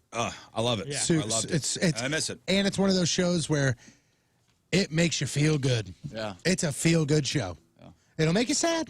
It'll make you happy. Sad at parts, Make you feel yeah. good. All right, we'll get to your emails after the break. It is 7:47 on this Wednesday. Another look at your traffic and weather. Here is Patrico. He's an animal. He belongs in the wild or in the circus on one of those tiny tricycles. Coming at you. Your point traffic update brought to you by Ryan Kelly, the homeloanexpert.com. Right-hand shoulder block due to an accident. Northbound 270 right at Doherty Ferry. Also down south, stalled vehicle northbound 55 at M. Point forecast today, partly cloudy skies and in the mid-60s for the high. Some areas could see some rain in the afternoon. Tonight, cloudy skies, rain in the forecast, and just under 50 for the low. Right now, it is 51 at the Point Studio. Point forecast brought to you by CarX Tire and Auto. All right, before we get to Sex Time Fun Facts, kind of an extra here. I love these wedding stories. Love them. The Bridezilla stories, love them. Love them. Do you like them? Or? You know what it is? It just that whatever it is just makes people insane when it comes to weddings. I guess it's the pressure. It's the society pressure, the friend pressure. Everything's got to be perfect, right? It's got to be the perfect day. And if it's not, oh, my God, que desastre. Am I right? And it drives people crazy. And people do stuff so out of character. I love the stories. Or so in character. And it's just It just pressure. exposes it? Yeah, I think so. So it's getting more and more common for people getting married to have male bridesmaids or a female groomsman. And I'm sure, have you been to weddings like that? Mm-hmm. Bridesman. Male bridesmaids or female groomsmen. Man of honor. If you are selling your home, listen up. Listen to this. Open Door. Open Door has invented a whole new way to sell your home. Selling your house in St. Louis can be hard, but the easiest way is to sell it to Open Door. OpenDoor.com. I went to the website, put in my address, told them a little bit about my house, and they made me an offer in minutes. It really was that easy. You get to skip over that old, obnoxious, traditional process. Get that out of your mind. Get it out of your life. Open Door takes a look at your house along with recent sales in your neighborhood, and they come up with a very competitive offer, a real offer. You'll know how much you'll get. You can close when you're ready. You can do everything online. You get to skip all the hard parts. You don't have to make repairs yourself. You don't have to do the prep work or a bunch of showings. You can sell your home directly to Open Door and skip over that traditional process. It's amazing. Get a free offer now at opendoor.com/myoffer. That's opendoor.com/myoffer. Offer eligibility varies. Open Door is represented by Open Door Brokerage Inc., license 020611130 in California, and Open Door Brokerage LLC in its other markets. Ready, set, sold with opendoor.com. And welcome to Rizz's Meat Secrets Reveal, St. Louis's #1 meat secret revealing show ever. And today's secret, how to prepare a delicious Sugar Fire Smokehouse meal in your own home in just 5 easy steps. Step 1, go to your nearest Schnucks location. Step 2, locate the Sugar Fire products in the prepared foods area and purchase a modest amount. Once you're home, you're ready for the next step. Step 3, place Sugar Fire meal into the oven or the microwave. Step 3, remove from packaging and then place the Sugar Fire meal into the microwave or the oven. Step 4, wait. Step 5, eat. Congratulations. You now know how to make delicious Sugar Fire smoked meats from the comfort of your own home. Delicious. Visit a Schnucks location near you to get your hands on this tasty meat. Now, people have been looking forward to this. Calling it the Moon Medley. So Moon's going to start off with Lose Yourself, and it's your job to text over a song request. Yeah, just keep them coming. Just keep texting them over. If we don't use yours, sorry, but just keep them coming. I gotta know the words. Yeah, He's got to know the words too. I've seen him do this when he plays live and does acoustic stuff, I know you do Lose Yourself, and then usually it's kind of like a standard. You go from Lose Yourself right into Heartless by Kanye West. Yeah, that one seems to go well. All right, let's start there then. Let's start there. Okay. And then text your request over to 48258. We'll see if you can pull this off. Okay. You better lose yourself in the music the moment you own it. You better never let it go. You only get one chance to not miss your chance to blow. This opportunity comes once in a lifetime. In the night, I hear them talk, the coldest story ever told. Somewhere far along that road, he lost his soul to a woman so heartless. All right, how about Thrift Shop? To a woman so heartless. Thrift shop. Okay. I'm gonna pop some tags. I only got $20 in my pocket. I'm hunting, looking for a come up. This is pretty awesome. I gotta censor as I go, I guess. All right, let's go old school. Clapton, Layla. Oh, that's easy. Layla, got me on my knees, Layla. I'm begging, won't you please, Layla? You got me on my knees, Layla. Oh, baby, won't you ease my mind? All right, from the 314. Oh, that's a good one. Down Under for Men at Work.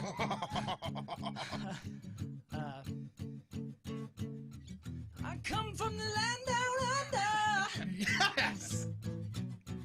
Women go and men plunder. Can't you hear the thunder? You better run, you better take cover. That's a different key there, though. Rizz, you see this one? 636. Skrillex, Bangarang. That doesn't even have any words. Go for it.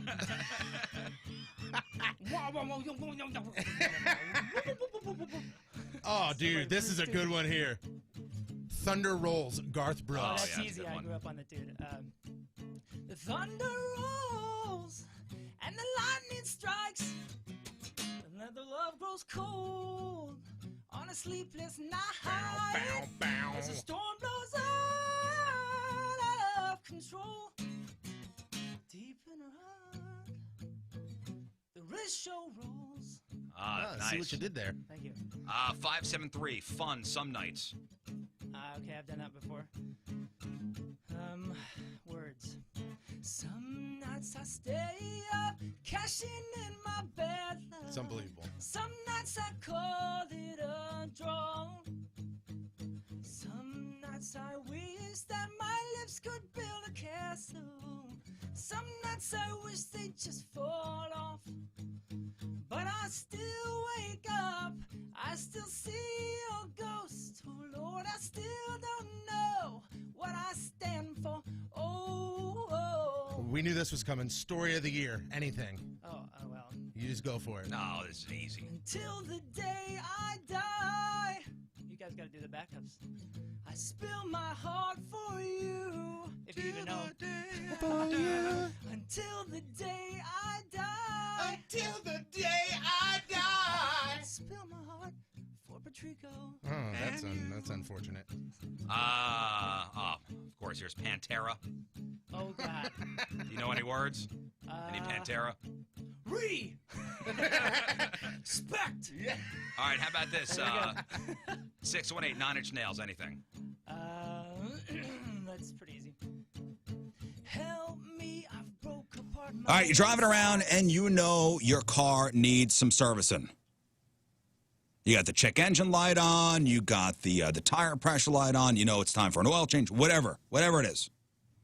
You know your car needs some servicing. You just don't want to bring it to the dealership because you know it's going to be an all-day affair. It doesn't have to be. Have Frank Lita pick up your car, service it, and then bring it back to wherever you are. Work, home, it doesn't matter. And by the way, after they do the service, they give it a good wash before they return it. And it doesn't matter if you got your car from Frank Lita or not. They will service any vehicle and pick it up from anywhere in the metro area. Get your car fixed. Don't waste your day waiting around. That's the good life. Also, if your Honda, your Acura, or your Mitsubishi needs some warranty work done, doesn't have to be a pain. Frankly, the service centers will do warranty work on any Honda, Acura, or Mitsubishi vehicle. Just visit any of their 3 convenient locations, St. Charles County, North County, or South County, or if it's easier, arrange for pickup and delivery. FrankLitaService.com for the details, FrankLitaService.com.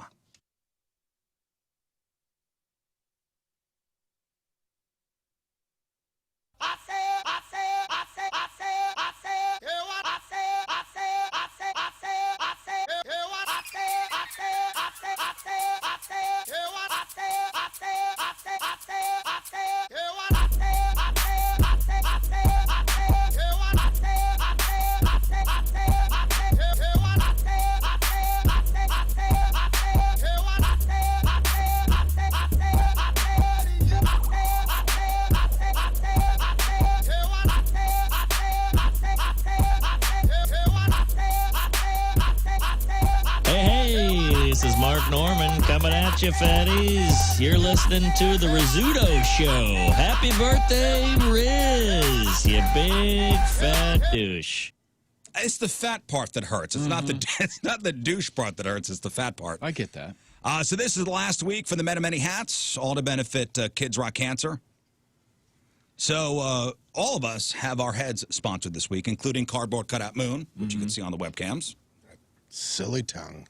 with his tongue hanging out. Moon will be back tomorrow. With his thick tongue. So, yeah, we've all got different companies on our heads, and each of these companies has given a generous donation to Kids Rock Cancer. So I want to recognize these companies. First with Tony's company. Superior Products. They manufacture high-quality automotive detailing products. Everything from, like, your car soaps, engine degreasers, tire dressings, and even stain removers. You can find them at pretty much all, like, auto places like AutoZone, Advanced Auto Parts, or on their website, superiorproducts.com. Superior Products, they pay attention to detail. And thank you for your donation. Big fans of the show, too. And we appreciate that. Jeff, your head. Yeah, as far as big fans of the show, so is JP's Sports Bar and Grill, because in the note it says, happy birthday, Rizz, over here, so that's kind of nice. That's nice. 95 Hilltop Village Center Drive in beautiful Eureka, Missouri. They got everything you would think that a bar would have, but on Wednesday, so today, dollar burgers, and they are ridiculously good, and their happy hour starts at 3 o'clock. You go watch, obviously, all the sports and stuff like that. And they said, thank you, Jeff, for wearing our super sweet hat. And again, happy birthday, Rizz. And thank you for your donation. Yeah, JP's Sports Bar and Grill in Eureka. King Scott. Prevent Ed, and they cover a lot of ground. They lead conversations about alcohol and other drugs, and plus they have the Sands Bar STL, which brings alcohol-free pop-ups to St. Louis. Sands Bar events have delicious, handcrafted, zero-proof cocktails that bring all the fun with none of the booze. So follow Sands Bar STL on social for the next pop-up, and if you want to know how to talk to your kids about drugs, Prevent Ed has kits from every age, from pre-K to college, that will help you have positive and productive conversations with your kids. So check out their podcast, Preventable, on all podcast networks. Visit prevented.org for more info. Thank you for your donation. Moon's Head is sponsored by CarStar, the auto body repair experts, carstar.com. Auto collision repair, paintless dent repair, hail damage car repair, 10 locally owned and operated locations in the metro area, carstar.com. Thank you for your donation. And my head is sponsored by the Galactic Dads podcast. It's the destination for all things geek, dad life, and beyond.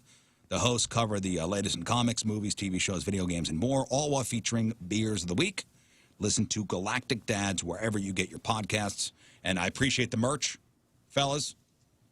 That shirt you gave me, it's got Darth Vader on it and says, this is a bad dad or something like that. But it's a great shirt. It's a great podcast, and thank you for your donation. All right, this is good news for anyone who wants to eat the maximum amount of Halloween candy without dying. All right, which is all of us. It is, it is technically possible to overdose on Halloween candy. I mean, yeah, I bet it's possible to overdose on pretty much anything. It's nearly impossible, but you could. So somebody came up with a formula that tells you how many fun-sized pieces of candy you could eat in one sitting based on what a lethal dose of sugar is. It's 13.5 grams of sugar for every pound of body weight. So for a 180-pound person, 5.4 pounds of sugar, of straight sugar, would kill you.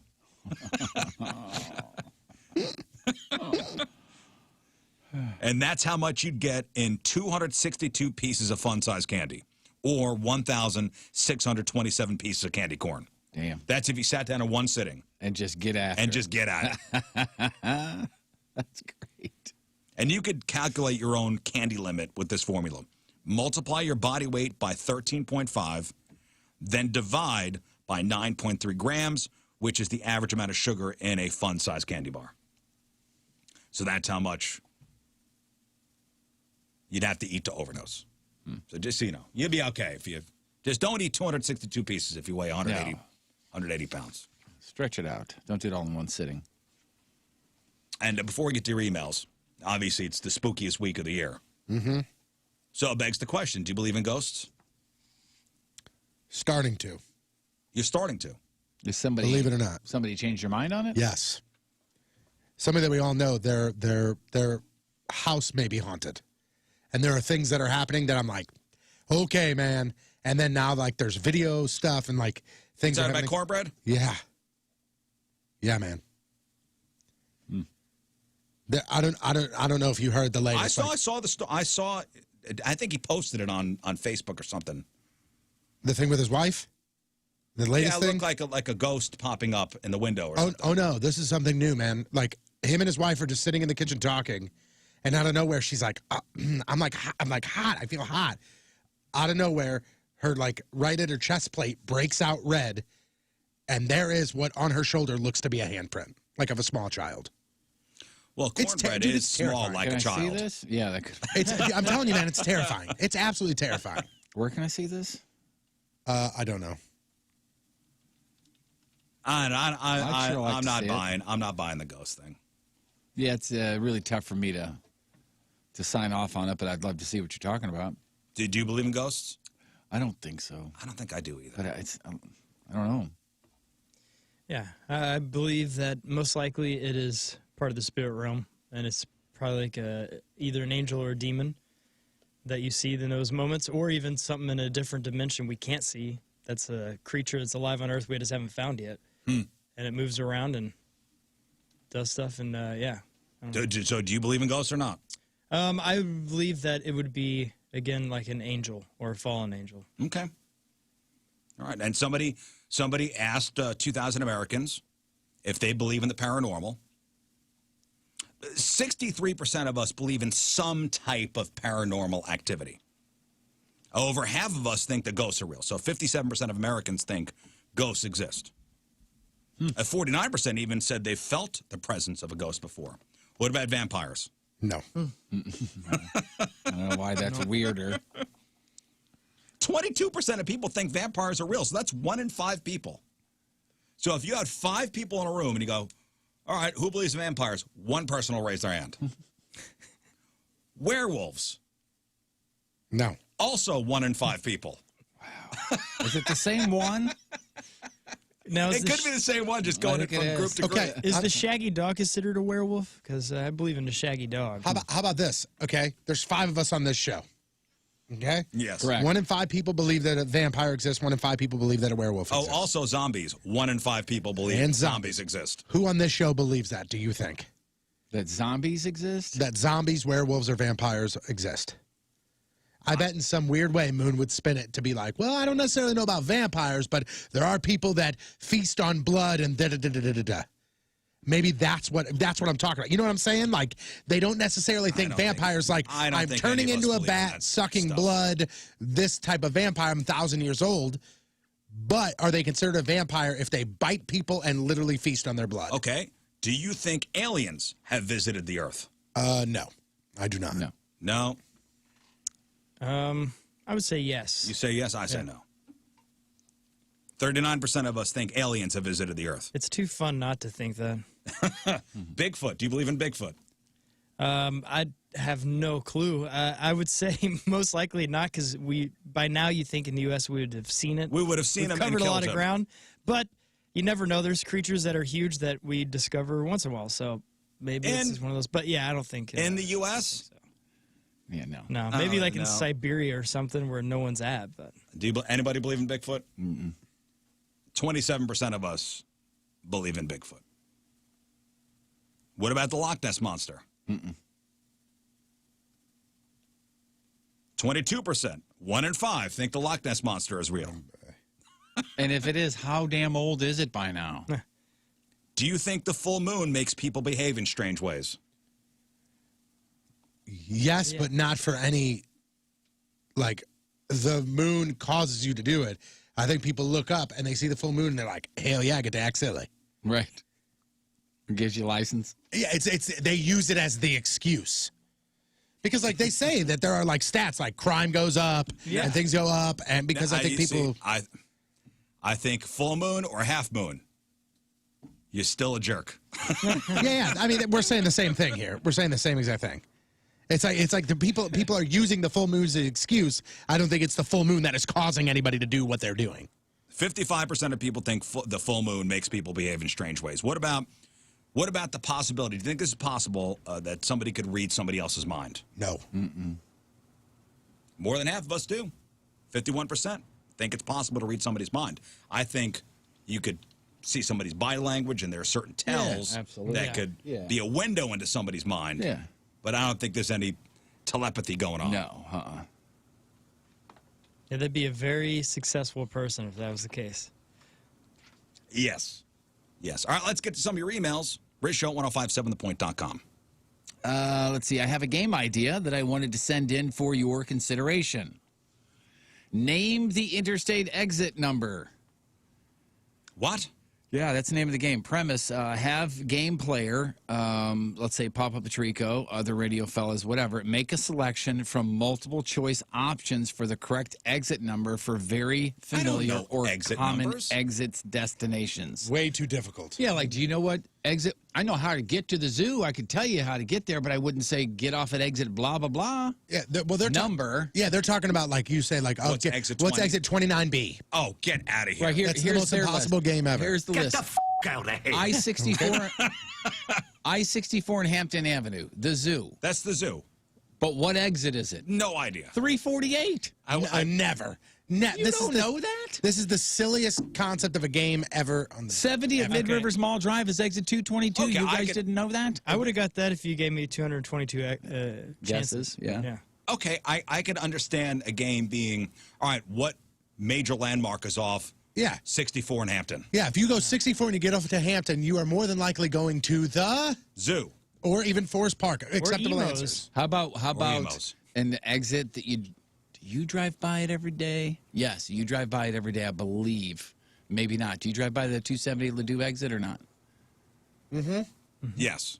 Do you know what exit number it is? No. That answer I would have known. Why? Because I drive by it every day and I look at it every single day. It's exit 13. I don't even know what exit number the exit I get off of to get to my house. Neither do I.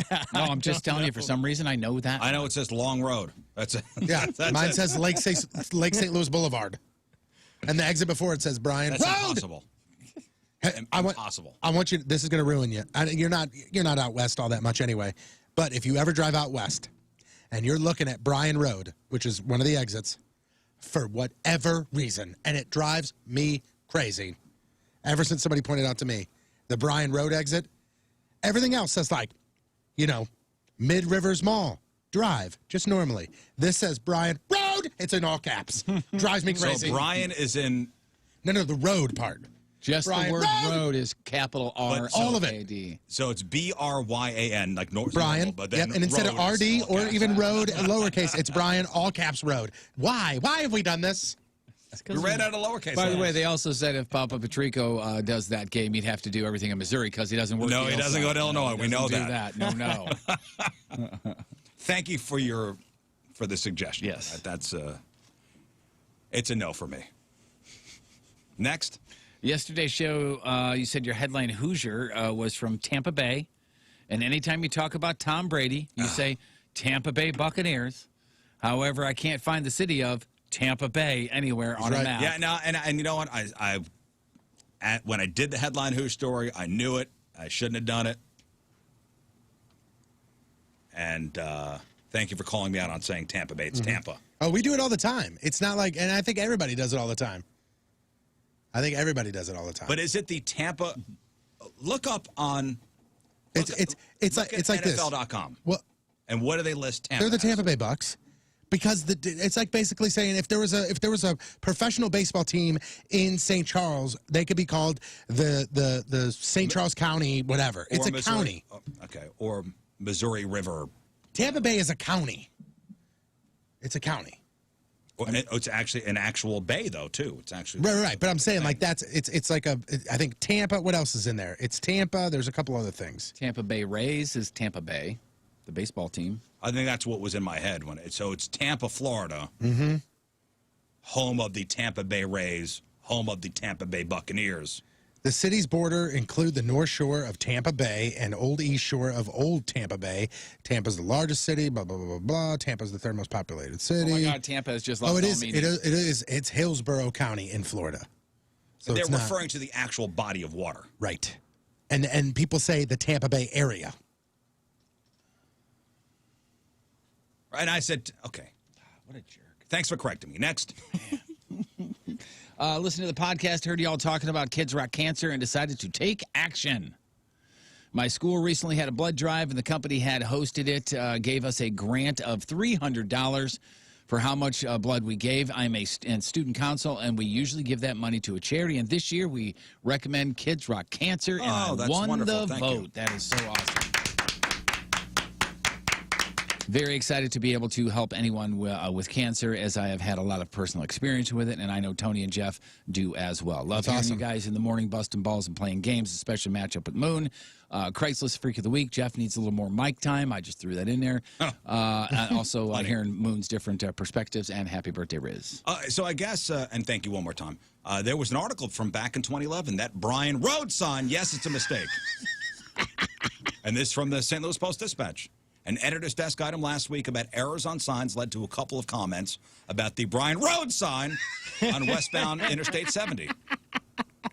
In the world of online commenting, such use of uppercase is meant to turn up the volume or rage, or some people see it as talking out of your rear end. Ass. The sign seems to be mocking other roadways. As if to say, all hail Bryan Road. It was a mistake. MoDOT says it was a mistake. Crazy, right? Yeah, no reason to go back and spend the money and fix it. No. Next. Hey, y'all, yesterday listening to the show, you guys were talking about giving out Halloween candy. And what to give out and what not to give out. This is my first year giving out candy. I always lived far out in the sticks. Never had the trick-or-treaters. First year, I was wondering, and this might be a dumb question. Okay, but before you get to the dumb question, if you live far out in the sticks and you get rarely a trick-or-treater, you should buy like a couple king-size bars just to have. And if you do get a trick-or-treater, like, hey, you earned it. Yeah. You earned That's a reward. You earned this large-size candy bar. Yeah.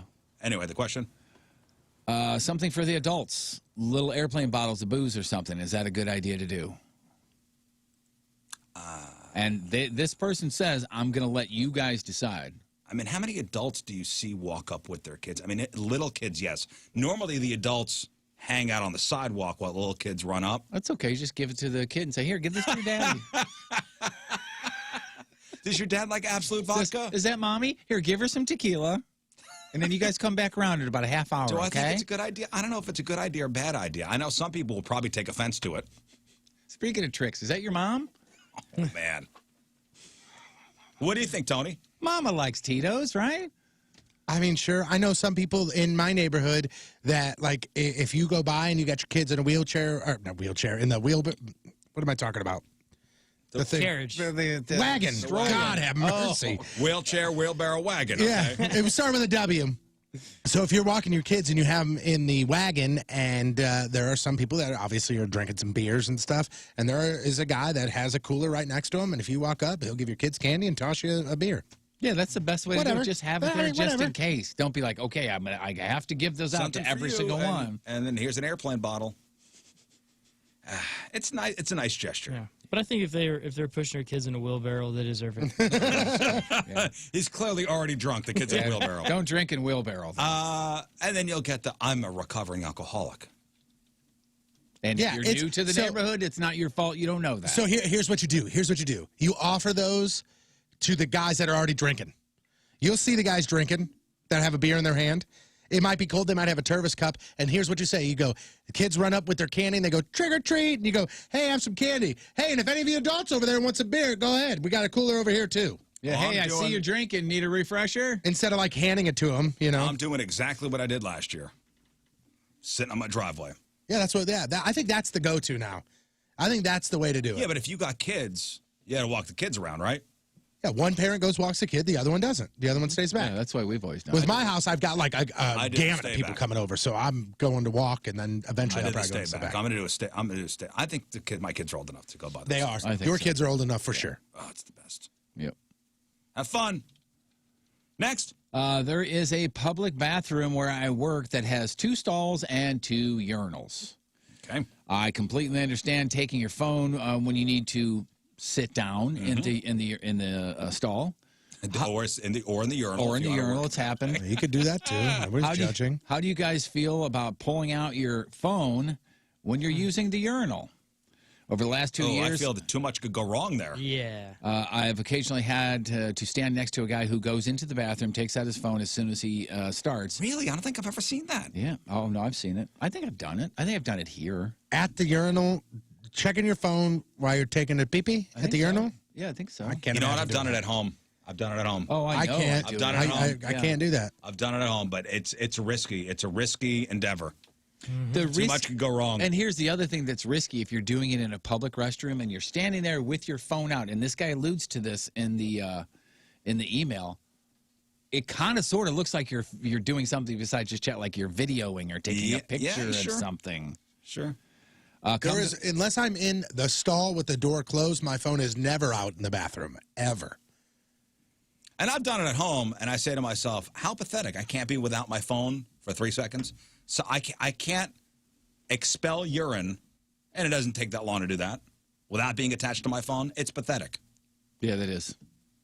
What is so important? They can't wait 60 seconds. Well, and this is even weirder as you get into the email here. Other people say that they see this person doing this, and it says each time someone has had to stand next to him, it feels like he's recording his output for recording purposes or something. I'm 6'7", and he's not a short guy, so the phone technically goes above the little dividing wall. So should I say something? No. I mean, you know what I would do? I'd just joke, hey, you're not recording anything, are you? Yeah, you can joke around. Just do that. Oh. And if you happen to see see if it. you're recording somebody next to you. Right. Yeah. If he's recording his stream maybe for medical purposes, go into a stall to do that. Yeah, he's just streaming. Well, you know what you got to do? I got it. You got to sneak up behind him and go, boo! Yeah. Or just push him. Wait till he starts peeing and recording, just push the small of his back, just barely. All right, one more, Jeff. Okay, here we go. I was listening to you guys talk about what you'd name your personal jet. Oh, mine was Gary. Uh-huh. Does anybody remember what King Scott's was? Air Bear or something. Air Bear. Mm-hmm. The emailer here says, my boss walked in my area and I shook my head and said, or no, the boss walked in and heard that and said, that boy's a couple of Crayolas short of a 4-pack. That's a nice. Does he work for an old prospector? Yeah, that's the nicest thing anybody's ever said. Oh, you see? I tell you, that boy is. Where did that come from? Was that a reference to something, or that's all? Sounds like something Foghorn Leghorn would say. Yeah. No, I mean the Air Bear thing. I don't know. I was just rhyming. Gotcha. Are you looking on Twitter right now? If you go to the Rizz Show Twitter page, there are many people that are like, damn it, Patrico, I never noticed the Brian Road thing until now, and I'll never be able to see it any other way. Yep. I was looking directly at the Brian Road sign as you were describing it. I'll never not notice it anymore. Dude, it drives me crazy. It drives me insane. Brian Road! All right, thank you for your emails. All right, we got some news for you after the break. It is 8:21 on this Wednesday. Another look at your traffic and weather. Here is Patrico. He's annoying and painfully unfunny. and coming at you. Your point traffic update brought to you by Ryan Kelly, the homeloanexpert.com. Right-hand shoulder blocked due to a stalled vehicle. Eastbound 64 right at CC. Also looking at some traffic down there, eastbound 270 near Gravois. That has traffic backed up. They're slowing down to 20 miles an hour. Lane blocked due to an accident. Northbound 255 right at Collinsville. That traffic will be cleared hopefully here in the next 5 minutes. Your point forecast. Today, partly cloudy skies and in the mid-60s for the high. Some areas could see some rain in the afternoon tonight. Cloudy skies, rain in the forecast, and just under 50 for the low. Right now, it's 52 at the Point Studio. Point forecast brought to you by CarX Tire and Auto.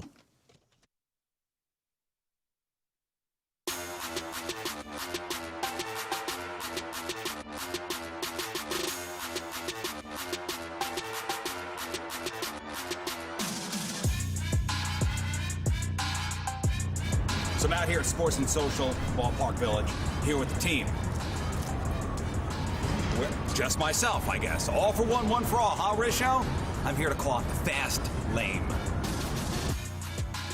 There is no chance. You don't know what food particles are in there that your kids are going with that straw? It's your kid. Oh, my God. Here we go. All right. Is it? Fast lane! I'm calling you out! Oh, boy. Okay. Yes, I brought a megaphone. Yeah. I did. I don't know if you know, Anthony kind of stormed in on our show, last week and a half ago? Yep. So now it's my turn. Okay. Well, that's fair. It's my turn to just butt in. And I just want everybody to know that the Rizz Show, we are the good guys, and you guys are like the bully jocks. Who said that they were going to burn my house down? That was me, but Yeah. But insurance would cover the cost of a new house. I'm struggling with, Rizz, the idea that you guys are the good guys in all of this, when all we said was it'd be nice to have a friendly competition with men that we respect, a show that we greatly it went past admire. friendly when you said that Moon was the only one with athletic prowess. Well, that was past you burning down my house, in fairness. Right. That was before me burning your You house don't down. want semantics. I'm What are we calling doing? one of you guys out on skee ball. Skee ball? Skee ball. It's got to be BT then. You All mean right, putting a ball where it's supposed to be? Exactly. Yeah, I could do that. Okay. I'll There's see no you guys. baseball going Okay. on I'm going right to defend our honor. All right. All right. See you in a minute. BT, go get him. Don't come back without a victory. All right.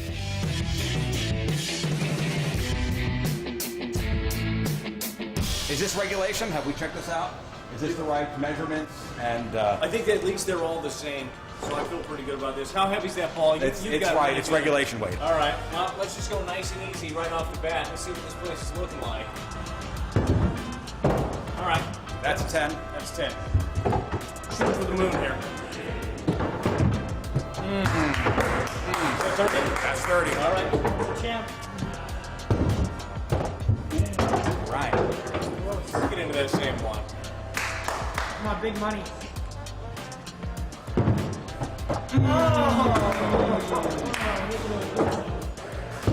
That was the same one. That was the same one. Pressure, though. You feeling your gut? Did you feel it? I do. I do a little bit. I just don't want to be embarrassed. All right. All right. I've lost way bigger games than this, Rizz. Hey, you know what I respect? The fact that you went for gold right there. You were going for the 50. All right, come on. Let me show you how to get it. Chance to steal. Chance to steal. You got it, you got it. I feel like we're both playing this really safe. I feel like nobody's going for gold here. That was not good. Here we go. Chance to steal. Chance to steal. Ah, I blew it again. Okay. What was that? I'm nervous now. Can we keep it down over here? This is serious competition. Right to field. Oh! Okay. All right. Oh no. Boy, this is big right here. This is big right here. Talk to me. You're a farmer. You got this. Farmers are I got this. I got this. Woo! Keeping it close. All right. Last ball. Last ball. Oh no! Oh no! Oh no! Oh no! about it. You got it. Right. Don't think about it. So, this is bottom of the ninth right here. Oh, man. It says game over, though. It says 140. And 160. What happened? Timed out on it. I was going to say this. Did I get into the 20? Yeah, you got into the 20. You got 20. We tied. You got me. Headline. Brad Thompson gets lucky and ties Rizz at skee ball. You guys tied? Tied. Tied. How do you tie? How do you tie? Keep playing? It Can't keep playing. Because we didn't have enough quarters. Yeah, we're out. Who didn't come up with the quarters? We had 50 cents a piece. That was it. That's it. So we were cut off. I don't carry cash. All your quarters are tied up in the farm. Yes.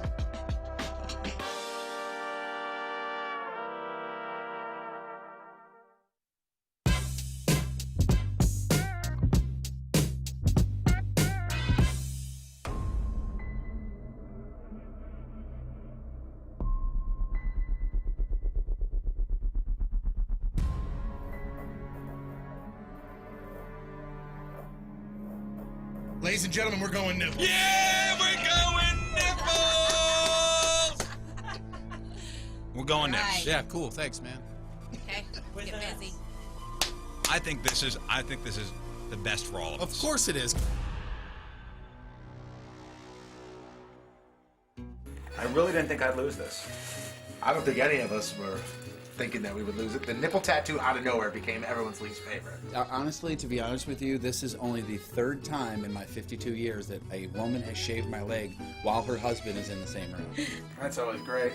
And as she's putting it on, she starts laughing. That's always cool. We are underway. Initial pain level? I don't want to talk to you. Okay, all right. Well, we're going to go. Make sure it's in the right spot so it doesn't look stupid or anything. What do you think? Like that? God forbid I look dumb. Somebody on here is very turned on. What's his name? It's funny explaining to your kids. Why Dad's doing this. You tell me if my feet stink, right? Yeah, you're good, babe. Don't worry about it.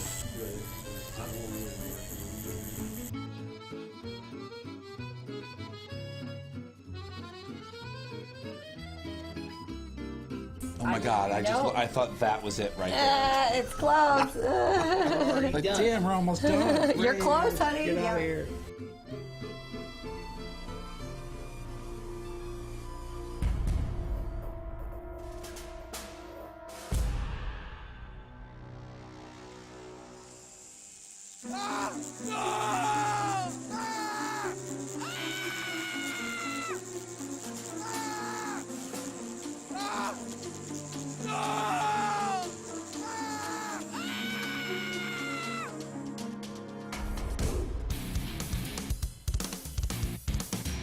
So not too long ago, started talking about Window Nation and the amazing people there, the amazing products that they use, all of that. And then they come with their amazing deal, which is the buy 2 windows, get 2 free, plus pay nothing for 2 full years, okay? That buy 2 and get 2, and there's no limit on that, by the way. And then I saw yesterday, just out of the corner of my eye, I saw another a window company competitor do that sort of thing, and it was... There was like a 5-window minimum that you had to buy. So just be careful. If you got to stop your TV and read that tiny print that tells you how many minimum you got to buy before you get into it. Window Nation, they will take care of you. Advanced techniques, superior products, the most amazing staff. Every customer is fully engaged in the process as well. So if you want to get in on it and watch things happen and ask questions, they love that. Also, they love their buy 2, get 2 free deal. Make no payments for 24 months. Call Window Nation now, 866-90NATION, or visit windownation.com. It's the perfect time for Window Nation, the perfect fit.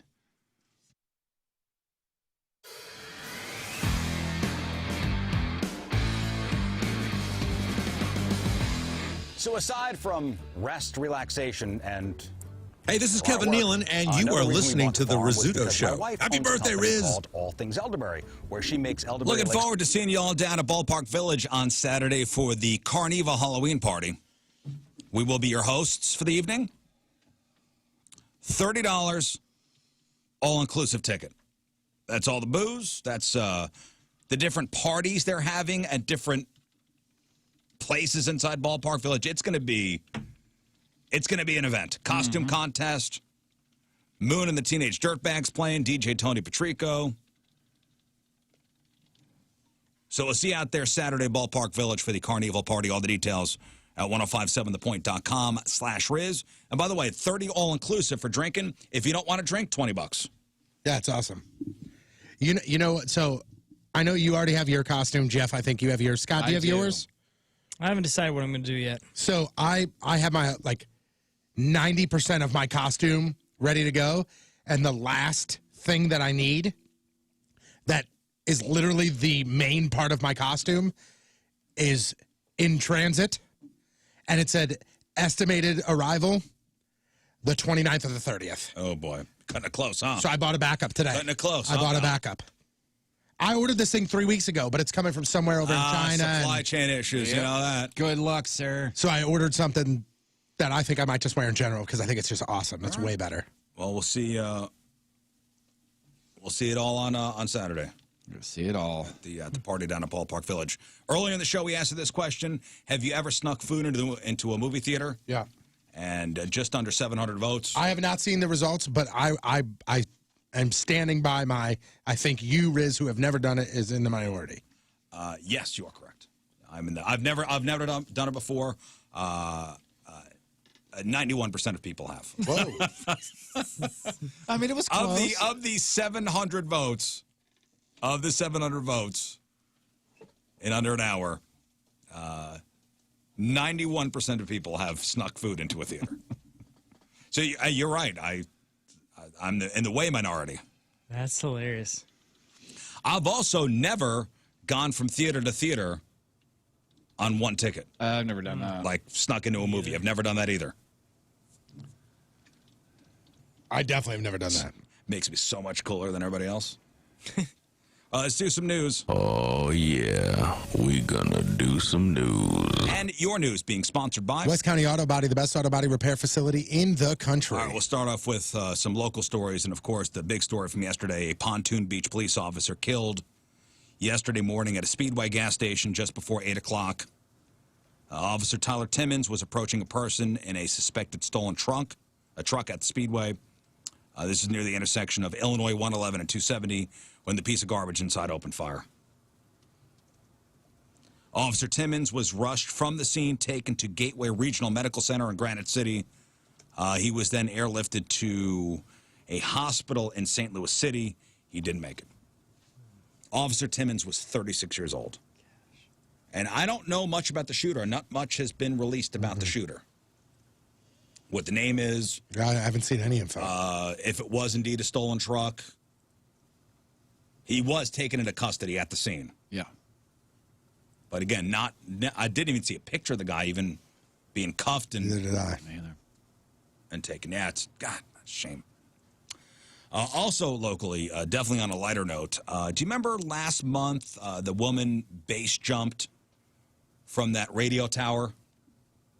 Oh, yeah. And with the parachute that got stuck in the tree? She wound up getting stuck in the tree. Mm-hmm. So she was, I guess, her penalty was handed down. What do you think she got? So she had to be rescued from a tree after trespassing and jumping off a radio antenna. I'm going to say a $1,000 fine and 30 days probation. Nope. 500. Nope. Nothing. She had to pay $120, and that's it. Well, that'll teach her. I bet she never does that again. Yeah, and it covers the cost of all the people had to come out and rescue her. It's $120.50. That's it. Yeah, that'll cover the cost of everything. Mm-hmm. She jumped from the 630.91 foot tall Communications Fund Tower, September 30th. Ended up getting her parachute stuck in a tree at Manchester and Hanley. Man. Crazy. $120. That's it. Okay. Yeah, that's a good warning for anyone else who wants to do that. You have to spend $100. Big time deterrent. This is a warning we're going to start hearing every year, and it's been the past couple of years. State attorneys generals across the country are warning parents to make sure pot candies are not given to kids accidentally. Ooh. And you know what I'm talking about, because packages for some of those pot candies look almost identical to the popular stuff that kids are looking for on Halloween. You know the one I always see? Sour Patch Kids. That's the one I always think of. The Stony Patch Kids. Patch Kids. Yeah. Gosh, that's right. Yeah, we had them all up there one day. Stony Patch you Kids. Couldn't even tell. Hardly. There's Cushers that are gushers. Gushers. There are some ones like Doritos that say Doritos on them. Yeah. But in a little corner it says THC, and you wouldn't know if you didn't look closely. And you say they say Doritos in them, but usually they, for legal reasons, it's Dortos, and they like leave the. They'll leave it. Yeah, they'll leave something out. But if you look at it quickly, it looks. Like no, not at all. Box. Yeah, Sorry, Doritos. There's Weedos that are Cheetos. I know they have those. Flaming hot Weedos. Yeah, you laugh, Jeff, but that's like kids are getting kids are getting dosed. Oh yeah, absolutely. I'm laughing at the parody of it because it just reminds me of the parody titles for porns all the time. Yeah, it's true. You know? But I always think the Stony Patch Kids versus Sour Patch Kids. Yeah. Yeah, a little kid grabs something. You go, boy, I'm feeling really weird, huh? Yeah, just you want to go watch Clockwork Orange? Can we spend some Pink Floyd? Do you have a couch downstairs? I don't know why I thought of that movie. If you need to rent a car before the end of the year, it may be easier for you to drive a Tesla. On Monday, Hertz bought 100,000 Teslas. I was in a Tesla yesterday. Yep. And it was my first time actually experiencing the drive in a Tesla. Like I've been in one before, I've seen it, but like I was in the front seat looking at stuff. No, man. Cool car, isn't it? The coolest thing to me, and I know this is probably really stupid, but the coolest thing to me was the fact that when you're driving on the road, it recognizes when there's a truck next to you or a car or an SUV. It recognizes trash cans. It recognizes all this stuff. I'm like, how the hell do you do this, man? It's magic. Yeah, it's got a computer. It's magic. That's what it is. Yeah. But you'll be able to rent a Tesla from Hertz. Mid-size Model 3s will be the first ones available. And the Hertz CEO says electric vehicles are now the mainstream, and we've only just begun to see rising global demand and interest. And did you see what that did for Elon Musk's bottom line? Not a bad day. Yeah, he's worth $300 million now. For that, the day that was announced, he made $37 billion or something like that. And their company? Right? Am I right? Yeah, and Tesla itself, not including SpaceX or any of that stuff, is now $1 trillion company. Yep. I don't think Ford or Chevy or any of them have ever become $1 trillion company. I was close. Phenomenal. Yep. Yeah, with your Beeline stuff, right? Your Beeline hats just and there. shirts. But then the supply chain problems happen, you know. If only for the supply chain. Yep. Just couldn't get enough break hoodies. down. Speaking of rich people, and this is crazy to think about because it's going to be a reality in my lifetime. Jeff Bezos' Blue Origin space company has announced plans to build a commercial space station. So Blue Origin says the station, called Orbital Reef, will be a, quote, commercially developed, owned, and operated space station to be built in low Earth orbit. They're calling it a mixed-use business park. Would allow for companies to run hotels, manufacturing facilities, or any other business, all above our planet. Blue Origins wants to use Boeing Starliner and Sierra Space Dream Chaser to ferry people to and from the space station. And the company hopes this orbital reef will be operational later this decade. Wow. So even Jeff will be around. Yeah, we'll hope. We'll see. So is this going to be placed right above, like right where they're going, just barely space? That low orbit. That makes it seem so much more possible. Yeah. And what's going to be crazy if they start doing manufacturing up there, and the shipping could be done instantly almost. Just drop it. Just go off the side. Just drop it. Yeah. Are you guys ready? Yeah, you just drop it. But no, think about shipping. Move the dog. Because they said that he was designing also for that, right? Yeah. Manufacturing and shipping. Oh my gosh, that's going to be a game changer. Yep. Wow. In our lifetime. Wild. That's Star Trek stuff. It is. Yeah. Good news for Philip Morris. Cigarette sales were up in the U.S. for the first time in 20 years. Great. Dude, Liggett sales through the roof. Yeah. You know what it is? I'm thinking the stresses of last year drove people back to smoking. Yeah. The Liggett Christmas party is going to be off the chain this year. Yeah, we have a Liggett's wreath. Mm-hmm. Sure. So the number of cigarettes that the biggest tobacco companies sold to stores last year went from 202.9 billion cigarettes to 203.7 billion cigarettes. Those are individual cigarettes. Smokeless tobacco sales were up too. 126 million pounds sold in 2019, 126.9 million pounds sold in 2020. To put that in money terms, $4.53 billion in 2019 to $4.82 billion in 2020. That's a lot of coughing. That's a lot of coughing. You know the term dad bod, right? Mm-hmm. It's been around for a couple of years now. That's when you've still got some muscle tone, but don't shy away from pizza and beer.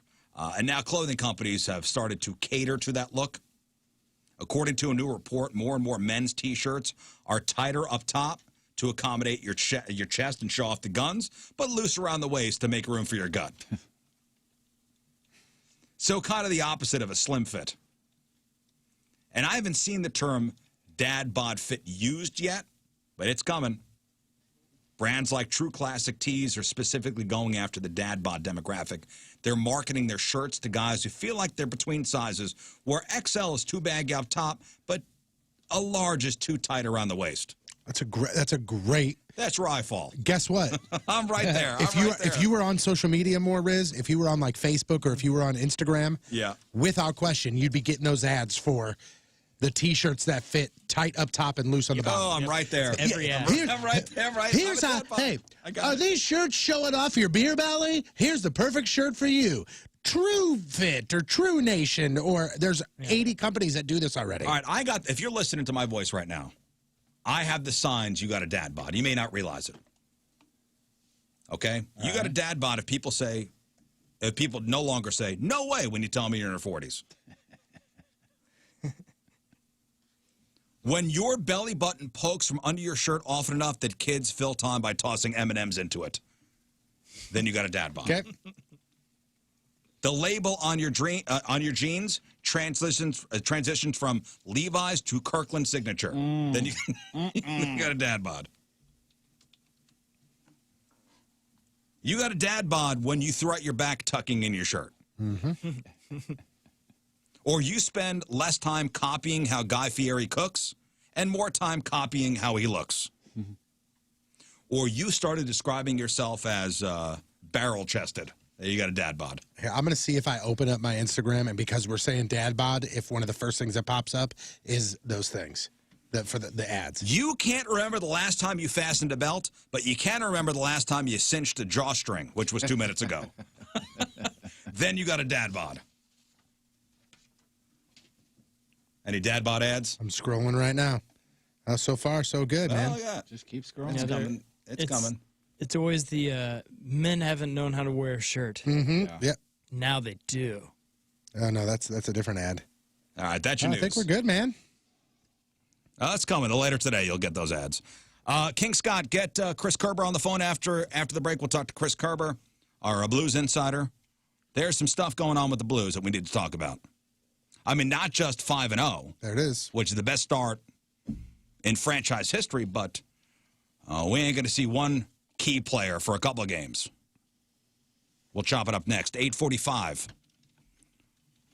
Wednesday, another look at your traffic and weather. Here is Patrico. Fair weather, idiot. Coming at you. Your Point traffic update brought to you by Ryan Kelly, thehomeloanexpert.com. As of right now, we've got a couple different things to report. Nothing really major, but out there in Wentzville, there is a left-hand shoulder block due to a stalled vehicle, westbound 64 at Corporate Parkway. Also, right-hand shoulder block due to an accident, northbound 270 at Doherty Ferry. And out east, lane block due to an accident, northbound 255 at Horseshoe Lake Road. Point forecast today, partly cloudy skies in the mid-60s for the high. Some areas could see some rain. Tonight, cloudy skies. Again, rain in the forecast and just under 50 for the low. Right now, it's 53 at the Point Studio. Point forecast brought to you by CarX Tire and Auto. What the hell are you doing here? What are you doing here, man? I told you to get out of here. Paparazzi, get out of here.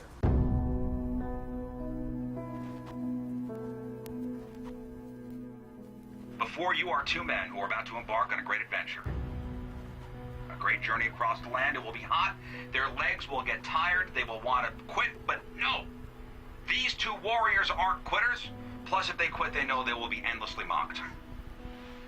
On May 14th, 1802, a man named Lewis and a man named Clark started walking west from St. Louis into the unknown.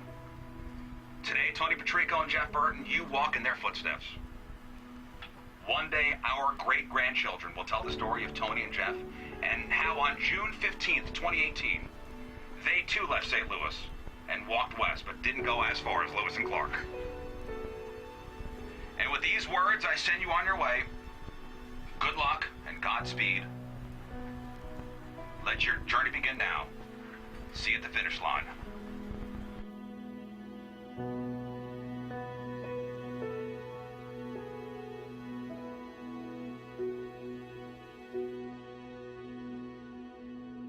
From the get-go, people immediately, started to give me trouble, saying, we know your past.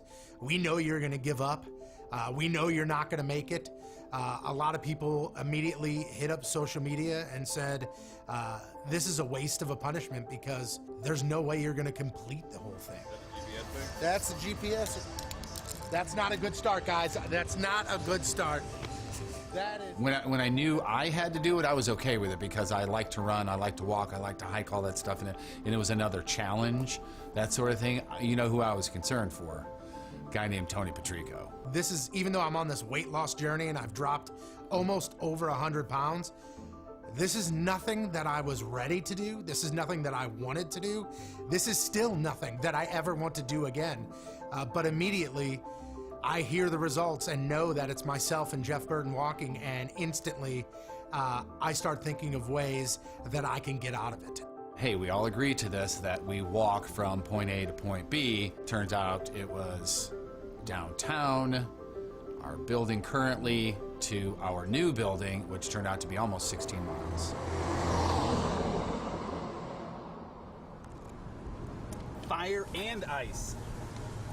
Fire and ice. That's what I want in my sex, is fire and ice.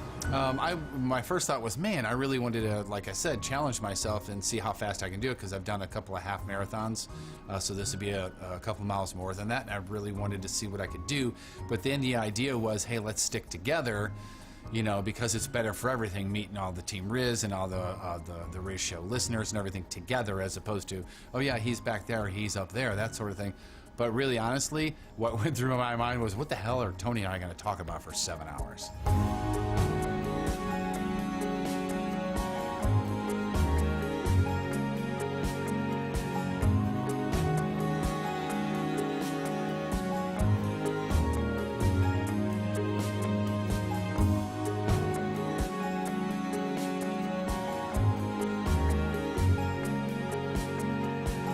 I normally don't do this, but I'm gonna curse. It's the motherfucking trolley. Dude, it's incredible the amount of support that we got from listeners. I think we got support from people that didn't even know what we were doing. Listeners and their friends and family, people that didn't listen. People were taking time out of their day to come up to us and say, here, I brought you, Tony, I brought you this sugar-free Gatorade. Jeff, here's a water. You guys want some bananas? It was crazy, even at that point, just a couple of miles in. Big, huge, giant trucks are honking at us going, you got this, man, let's go. And then 6 hours later, when they're saying that, I wanted to jump through the truck and strangle them. However, still amazing to see the amount of support at the beginning and throughout the whole entire walk all the way to the end.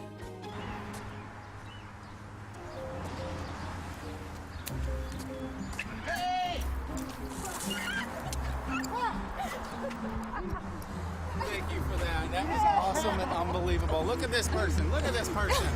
This one right here. It's with balloons and water guns. Oh boy. Oh my There we go. Awesome. There we go. Look at the ice, dude. You gotta get the ice. Once we made the left-hand turn onto Olive from Brooks, things took a turn. My legs are hurting. I haven't stopped. Every time we stop and say hey, like I love saying hey. How much energy I have. But my legs just start giving out, so I'm just gonna keep putting one foot in front of the other. Our pace has significantly slowed, but we've never stopped. We've never like said, hey, we need a break. With me meeting up with you, did it not give you a little extra pep? Every time I see you, I get a little extra pep. Thank you. Physically, we were exposed to the sun finally 100%. There was no trees, there was no buildings, nothing. The trees disappeared. The sun hit the top of the sky, and the temperature roared its ugly face directly on top of my dome. I mean, it got hot, and it got hot quick. What's up, man? Congratulations, everyone. Thanks, man. Appreciate that. Yep. We're going to get there, brother. Good work. Thanks, man. We're going to get there. The other part of it, the mental part of it, was it's the last actual road. So if you're looking at directions, it's the last street, it's the last road that it says we have to be on.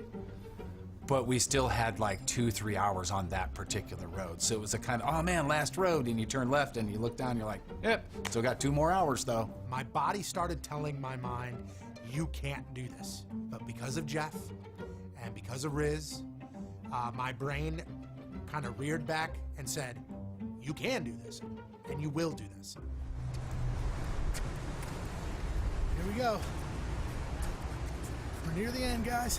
I keep thinking back to when we did the beer mile, which was chug a beer, run a lap, chug a beer, run a lap. And I gave up. I quit. And I was 100 pounds heavier than I am today. But I gave up because that's what I did. I gave up.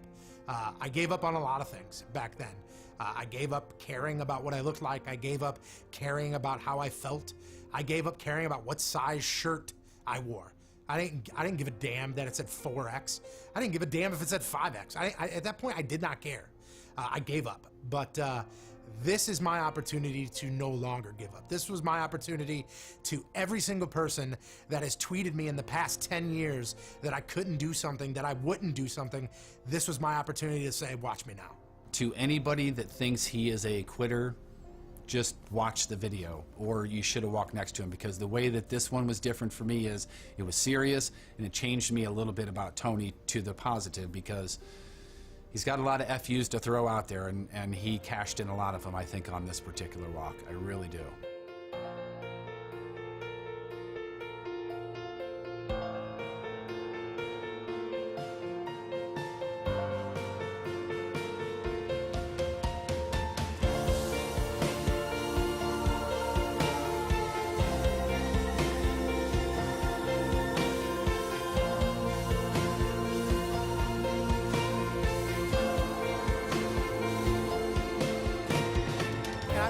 That finish line because I new fall flavors call for new fall feelings.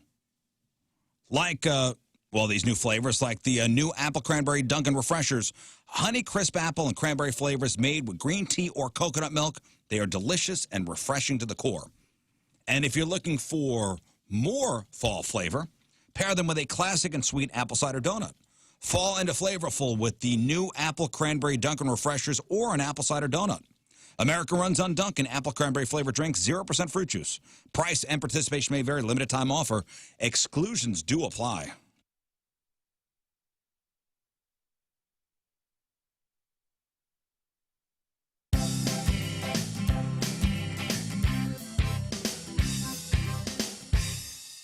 Hi, this is King Scott, and this is how King Scott cooks. Today we're going to make the perfect meatloaf.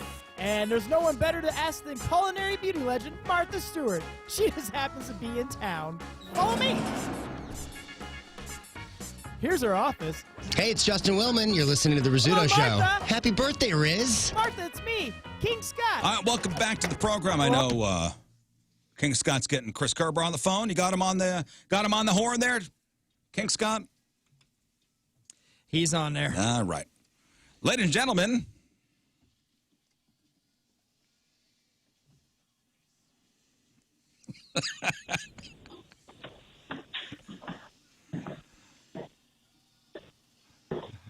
there he is, Chris effing Kerber. You must be so proud. Oh man, I got to tell you what, you guys hit the creative button on that one. Yeah, that's all Tony Patrico right there. There you go, Tony. Yeah. He does a lot of drugs. What? Wait, what? Speaking of drugs, Chris Kerber, last week, hungover. What the hell? Vegas. The report in the Post-Dispatch is going to be crazy tomorrow. I'm just letting you know. Yeah, no kid. There's a whole side of me. You know, I did watch the episode of Cocaine Cowboy, so I'm ready to play any role. Yeah. No, Vegas last week, I know there was an alarm clock issue and time zone issue. I just wanted to make sure you're okay. We did a wellness check. We sent somebody. Yeah, no, I'm good. Now I get you. Yes, yeah, I'm a week late on that one. No, that was simply a time zone issue, and nothing was waking me up that morning. So I apologize, fellas. Hey, when you guys stay in Vegas, playing the nights, are you guys staying in the big casino hotels? No, we stay at a hotel that doesn't have a casino attached to it, but we are right down on that strip, and it works out well. Like, I don't know if you guys, if you've been out to Vegas and stuff like that, but if you can find a hotel that doesn't have the casino attached to it, but you're right next to it all, that's the best stuff, because you just don't deal with, a lot of the extra noise or stuff like that. So it's actually a great spot. We're walking distance to the rink there, which is awesome.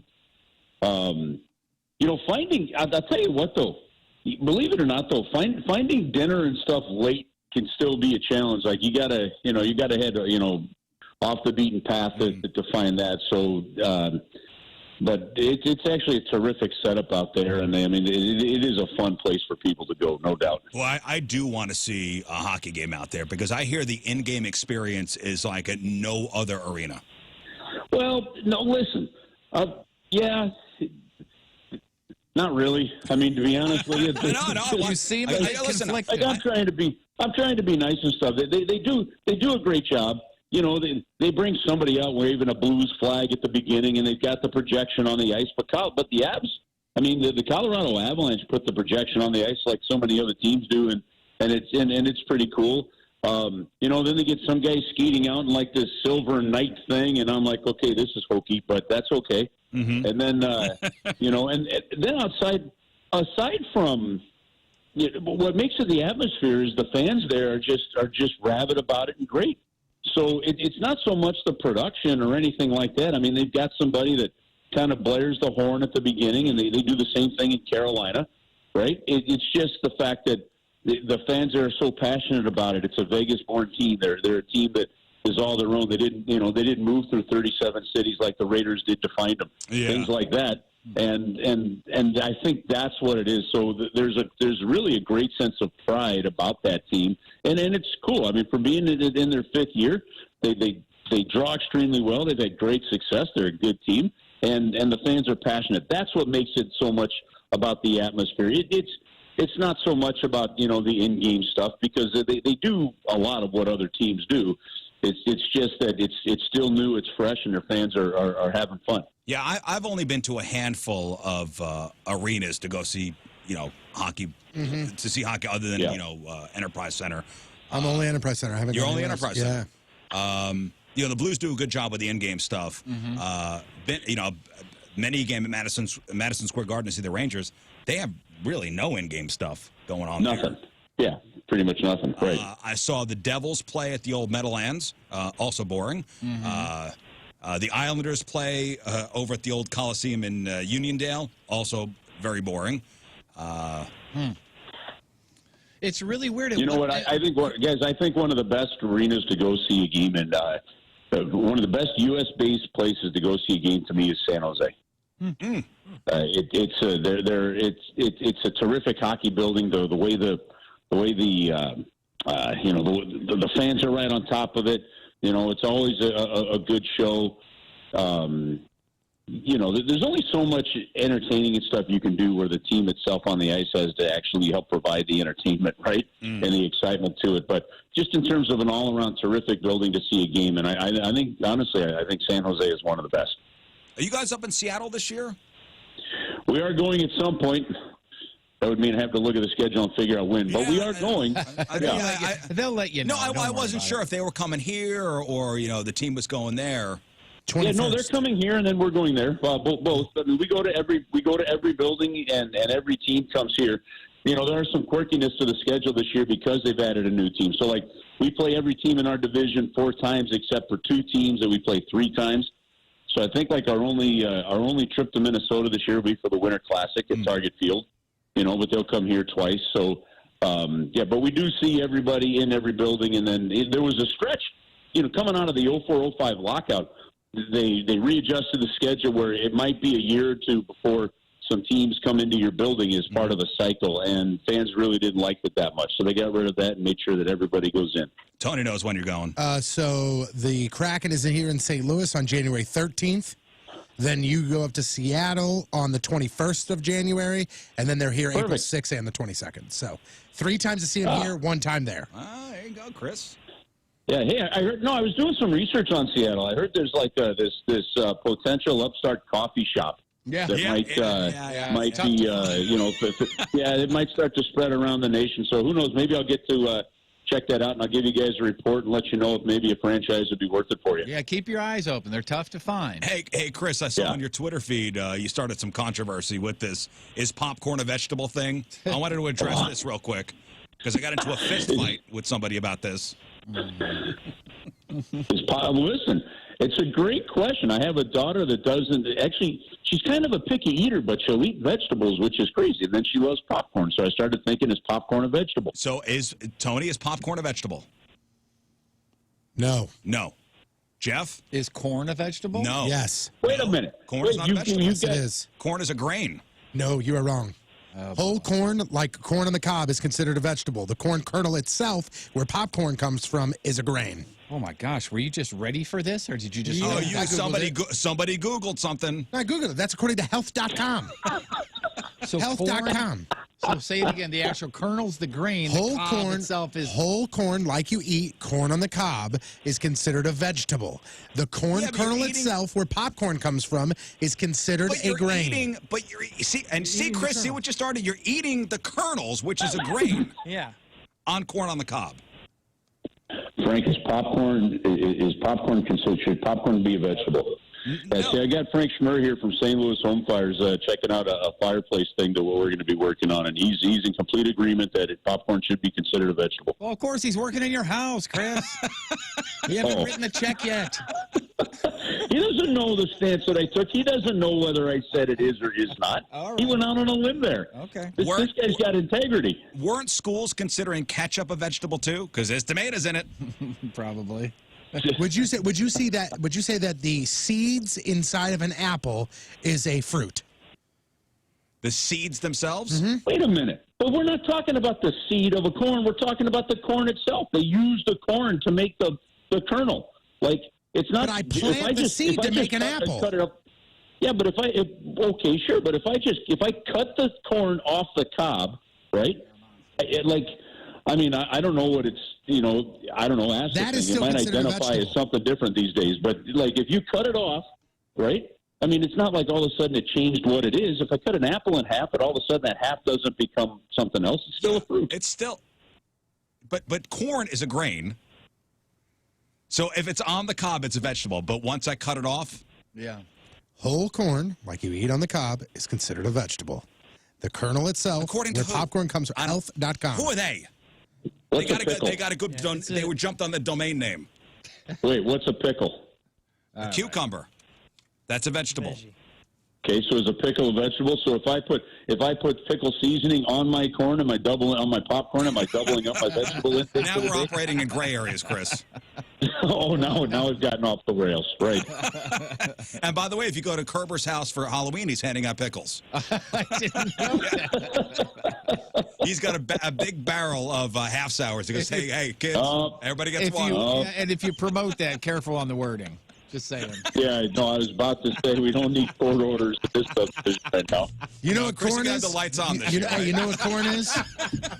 What's corn? Simple. And somebody put this in a comment on that health.com article. They go, I got a very simple explanation for this. Corn is delicious. Shut up. Okay, all right. Well, either way, both could be undigestible depending on how you eat it. That's true. Too, yeah. What kind of candy, when I trick or treat in your neighborhood, what am I expecting at the Kerber house? The kids like us getting the Sour Patch Kids, or I believe in the big candy bar giveaway approach as well. King size house? Yeah, well, not king size, but just regular size. Full size. Regular size. Regular Full size size for the close neighbors. I tell you that. Yeah. Listen, I have a wife that's a teacher, and so I know that I know that all the other parents send their kids hyped up, so I believe it's my duty to play vengeance for everybody else in the neighborhood. So if I'm not doing my part unless I'm sending everybody else's kids to school totally whacked out on sugar the next morning. Yep. I like it. I want. Does your wife's school district have school the next day? My kids are off for the next 2 days after Halloween. My kids are off until Wednesday. Are you serious? Yeah. No, yeah. He's in Parkway. They're going back on. Parkway, they're going back on Monday. Yeah, no, I think she has school. I think she has school on Monday. By the way, we have a official grain inspector hitting us up on Twitter. We grade popcorn, and it's officially defined by the USDA as a grain. There you go, Kerber. Solved. Okay, well, a green bean is a legume, right? We're not going to get into the green bean discussion again. Don't get me started on green beans. Yeah, listen. I finally just memorized my food pyramid, so quit with the corn's a vegetable. We're just leaving it at that. Let's. If it wants to identify as a green in somebody else's house, that's cool. But for me, it stays as a vegetable. Who am I? Who am I? Who am I to decide? Right. Okay, Chris, Blues 5-0, first time in franchise history. Fantastic. That's the good news. The bad news is Ryan O'Reilly is going to be out for the next couple games. Yeah, and you know what? And looking at it, he hadn't missed a game as a Blue yet. Blues acquired him in that trade. He played every single game. Wow. I mean, how about that? So he, so it's disappointing. But they're testing these players every 72 hours. So you're going to see the breakthrough cases. Every single player on his Blues team has been vaccinated. I think only like 3 or 4 guys around the entire National Hockey League at the beginning of the season were not. So I mean, the effort of the players to do what they had to do from a safety standpoint was fantastic. And you're going to see some breakthrough cases, and we've seen them. I think Jonathan Taves is on the list. Patrick Kane might have been for a little while. We know that Nathan McKinnon was, and the good news is a lot of these guys are either staying asymptomatic or, for the most part, very mild symptoms, which is the whole point of getting that vaccine, right? Yep. So, and then even if they do get it, the rest of the guys are vaccinated. So you're hoping that it doesn't actually go through a team like wildfire, like it did to teams last year prior to having the vaccine available. So it's disappointing. I'm sure it's frustrating. I know these players are doing what they can. I know they're being smart. We've seen it already when we're on the road and the precautions that are in place, but it's going to happen. And so as Craig Berube said, it's a surprise. You're disappointed that it's happened, but you just move on forward with it. And pretty amazing to think that as much and deep in the playoffs as the Blues win in 19 and all the impact that Ryan O'Reilly's had, that style of play that he has, he hadn't missed a game until this. So it's a big loss because it's your top centerman, but they'll battle through it. This team is deep, and it'll be a great test against Colorado tomorrow night. So at least 4 games we're not going to see. At least 4 games, right? Yeah, the challenge is, guys, is when they say that somebody's on the COVID list, what we don't know, and I don't bother asking because it's really none of my business or anybody's like, we don't know if the guy is in he's symptomatic, which means that you're definitely gone, out for an isolation for 10 days. You're asymptomatic, which means then after, I think, 3 or 4 days you can test. And if you test negative from back-to-back tests, you can come back and play. There's different levels here, and I just don't know for even Brandon Saad or Ryan O'Reilly which one they are in. So I think from a planning standpoint, if you just figure the 10 days, you're safe. Well, I guess it's a COVID protocol thing. We just got to wait to see what the team announces. Well, listen, it's the reality that we're all still going to be dealing with this, right? I mean, it's and that's why the vaccination and the still being smart is an important thing here because look, it was awesome having 18,000 and a sellout crowd for the home opener. Close to a sellout for Game 2. There are some tickets available, but a great crowd expected for Thursday night. And to be able to put fans in the building and keep the product on the ice. And not have COVID rifle through a team like it did, where teams had to basically stop playing for 2 weeks last year, because it was going through some teams so much. It's still a reality that we're dealing with, but I think the league and the players have done a really good job of minimizing the risk as best they can to keep the product going for everybody. All right, another thing, Jake Neighbors, has he earned a spot on the Blues roster for the entire season? Oh, absolutely. I thought he earned it coming out of camp, to be honest with you. And again, that rule is pretty simple. If if you play him more than 9 games, they could still send him back to junior hockey if they played him in 20 games between now and December. But that would just burn 1 year of his eligibility on his contract. And you know what? That's something that the team decides. But if you look at the way he's played, he can play up the lineup. We've seen him play in a top 6 role. We've seen him play in a bottom 6 role. We saw the coach sit him and Klim Kostin in the last game, except for one shift in the third period, because he went with more of the veteran rotation and a tight game. All those things are there, but the way the team takes to him, you could see there's some camaraderie there with him. The veteran guys like him around. I personally would be kind of shocked if he didn't stick the whole year. Boy, his first goal on Saturday, I was in the car, happened to be listening to your call on it. You sounded more excited than when I saw the replay of him on the ice. Well, you got to be excited and hope that the parents and stuff like the calls when the kids score their first goal. But here's a quick story on that. They were taping sticks. He and Braden Shen were taping their sticks prior to the game. And Braden Shen just looked at him. He says, "You score your first goal tonight, I'll get you a Wagyu steak from Annie Guns." And so turns out Braden's great pass cost him a Wagyu steak. And that some of us have to take a second mortgage on our house to get one. Yeah. Well, you know, listen, and I love Annie Guns. For Braden Shen though, he did not have to. And one more thing before we let you go, is Doug Armstrong taking phone calls about a Tarasenko trade? Your opinion? Man, I don't know. I mean, I guess I would say that if there's a team that was really interested prior to, that you might pick up the phone and say, "Hey, where are we on this one?" You know, but I don't know the internal discussions that he's had with Vladimir on that. I felt all along, as you guys know, we talked about this. I felt all along he was going to start the season with the Blues and be here because it logically made sense. Mm-hmm. But you know, moving forward, I don't know where that sits. I've always believed that, you know, when decisions like that and things are said, and the business side takes over, that's the business side. And I do believe that certain, you know, if you don't let that divide get too great, that I believe reconciliations can happen and perspectives can change. And has that or will that happen here? That remains to be seen. But I do know that in terms of a great chance for Vladimir Tarasenko to win another Stanley Cup, I'm not sure that he's going to find a better spot in the league to do that this year. I mean, it looks like he's playing his ass off these first 5 games. He is. So he's healthy and he's motivated. And whether that motivation is because you want to, reset the market on a trade, that's one. Or maybe you got to prove it that you can play and that you're healthy and good and ready to go, that's two. But he's got this year and next year on the contract. So I think the timing of this could also play a factor in things. I'm just glad right now that he's healthy and he's able to play back to some of the level that we know that he could play at. I think that's important. I mean, we don't want to see an athlete just kind of go out because of injuries and stuff. So I'm thrilled for him on a personal level, and we'll see how things work out with the team. I don't have any way to handicap that one, fellas.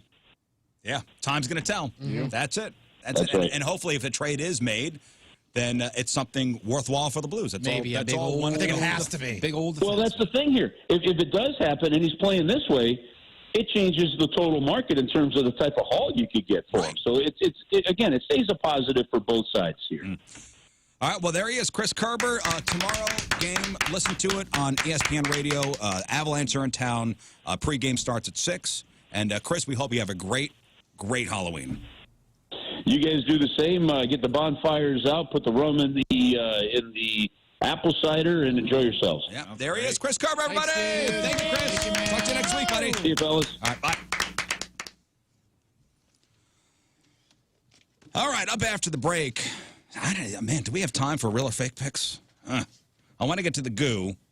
We'll get to the goo. Maybe we'll do real or fake picks tomorrow. Tamara, I know you're not here tomorrow. Yeah, I got him right here, though. I can give him to somebody. Give him to me. I'll look at him. I don't want to give him to you. I'll give him to somebody else. You don't want to give him to me? Yeah, because we're close. So you could, strategically look at my picks and make...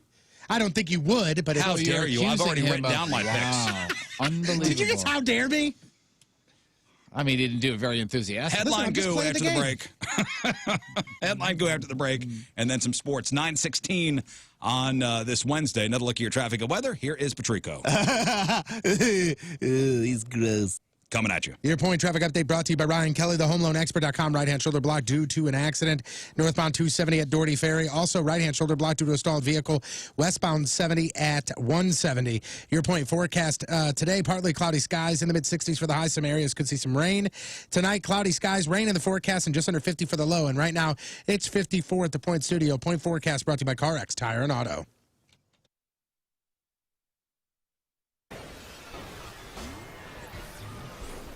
Show on 105.7 The Point. I'm telling you, man, you don't have to do it. I see the look on your face. You don't have to do it. I don't like this. There's a look of fear. Stop it, John. So, big thanks to the Mr. B's company for providing us with these peppers. That's a round of applause from Stop calling me out because you're totally right. I'm B's. terrified. I don't know if Moon wants to thank this guy. I asked him if they smelled, and he held the Tupperware There's up to really his no and he smell was, to he it. was I'm shaking. shaking. His hand was Firstly, shaking. I haven't Well, eaten let me anything. thank Mr. B's salsa hot pepper products. We'll put a link to all their stuff on our socials. But yeah, they got a variety of salsas and hot sauces, and we've had some of their stuff before, and it's excellent. And this came right from Mr. B's garden. From Mr. B's garden, it's an honor, Moon. To be honest with you. Yeah, I know. That's why I shouldn't be alone. Who else wants the That's honor? right. Or pay me or something. Something I need. Let's put this in perspective, okay? So on the Scoville units is how they measure the heat of peppers. Right. So 100 Scoville units is a bell pepper. Like a regular, you put it in a salad, your bell pepper is 100 Scoville units. Then you have like the pepperoncini, you have the Coronado pepper, you have the poblano, you have the jalapeno. Like the jalapeno is 5,000 Scoville units. Then we get up to the chipotle, cayenne is 40,000 units. You have the Jamaican hot pepper, 200,000 units. This right here is 2.2 million Scoville units. Bell pepper, 100. Carolina Reaper pepper, 2.2 million.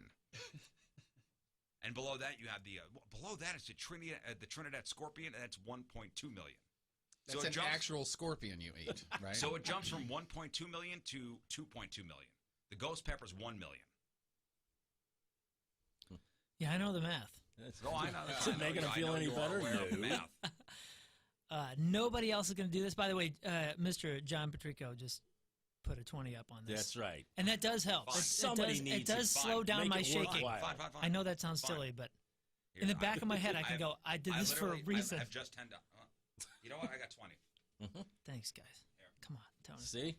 Tony, you can do this and split the cash. This is ridiculous. No. Why don't you do it and split the cash, yo? When we go to Branson this weekend, you have to buy me a funnel cake. Well, if I get to go. Now the kids don't eat. That's okay. You got to supply the corn dogs. If I can make it to Branson. Oh, look at that. Video bin through 10. I am not putting look money at in. this now. I'm Thanks, not putting guys. money in because I don't want you to do it. Sorry. Are you scared for me? Yeah, I am. And I feel as though you're being Silly. pressured to do this. You're letting yourself get pressured to do this. And you This is shouldn't good do it. radio. Yeah. So you do it for good radio. Not worried about me. Just Moon. Just your boyfriend. Okay. Okay, look at Scream the more. look. You really nice. don't. I don't Jeff, understand. This Jeff, thing you is really huge. don't want him to do this? No, I don't. I don't want to do this either. Is there a reason why you don't want him to do it? Because I've seen the videos. Yeah, everybody lived. See, I never. So seen you it. do it. I got to run this. Okay. I'm running this. That's probably big enough. You think so? I don't know. I mean, I saw somebody do a seed and he was puking for 15 minutes. Don't do that. Let me see. Let me see how much. I just cut the tip off. Smell it now that you cut the tip. Smell Remember it. yesterday? Smell it. Remember Just that smell was the conversation yesterday. Is we kept saying, "Hey, what if we just try Just smell it. just Yeah, the not tip?" the whole thing. Well, yeah, the outside of it, by the way, smells like nothing. Oh, wait a second. Now that I cut it open, which I heard once you cut it open, that's where the oils are, and that's where you don't touch things or whatever. It smelled like a bell pepper at first, and then my head hurt for a second. Really? Oh boy. Now, remember yesterday we were talking about those. He's getting dizzy. We're talking about those Pica one tortilla. Like they sell the Pica company. They sell one tortilla chip that's in a coffin. One tortilla chip in a coffin, and it's got the dust of one of these Carolina Reaper peppers on them. Oh, there's the oil. And they're sold. Somebody found it at Fresh Time in O'Fallon. See if you want to try this for yourself. But this is an actual pepper from Mr. B's Salsa Garden. I don't want to touch anything. Well, you got gloves on. Yeah, I know, but like I can see on the gloves because I got black gloves don't on. lick your finger, whatever you do. You can see the oil. Just this very little tip right here it's super slimy. I mean, it's very like One of his intense, fingers just fell off. Thick oil. Look, I just see. look at all the oil that's Want to just coming do off. it? Want to just do it? Well, yeah, I got money in front of me. I'll do it. Okay. How Now, much hey, is that? keep in mind you got the oil on your fingertips, so you're I getting know, I know, I piece know. and oil. I know. Give me the trash can, please, because I got a feeling I'm going to use it. Now, everything that I've read This is says the hottest pepper in the world. all of our good listeners and people on the video, by the way. Hand me have that said- plate. I want to Yeah, smell. we're gonna video this. Are you gonna keep the milk in your mouth as you? No. But I've been told to drink milk beforehand and afterwards. Let me smell. Is And that cut open? It just doesn't. I smell pepper. It I smells don't, like a bell pepper. And Don't but touch it, Rizzo. If you get too hot. Touch it. Here, pass it this way I don't smell. All I smell is, like you said, it's bell pepper. Smells like a garden. I did just get a little tickle in the back of my How throat. about you? Yeah, me too. It's so nice. All right, let's do it. Come I'm on. just doing this little tip. Listen, everybody says Don't rush that, the man. I mean, yeah, I think I'm you should do shaking. it, yes, but don't rush I the really am man. shaking. So everybody says that that the first minute ain't so bad, and then it feels like gasoline in your mouth. How much money do we have? I don't want to count it because it won't be enough in my head. 30, 40, 45. 55? 55 bucks, man. Look at you, Rich. You eating it? Now you put one little piece in your mouth. You got to chew it. It's between the teeth. What does it taste like? You're just. I mean, this is literally like a little nub. Yeah, I mean, it's less than a fingernail. It tastes like a bell pepper with a zip. With a zip. It's Like, all I over. don't know if you- I don't It's know if you all ate over my enough. teeth. Did you eat enough to get Something. something? Another little. Why don't you wait a minute and see if it hits you? Okay. Or you think you're cool? Because there's another little piece right Jeff's there. afraid you're gonna die.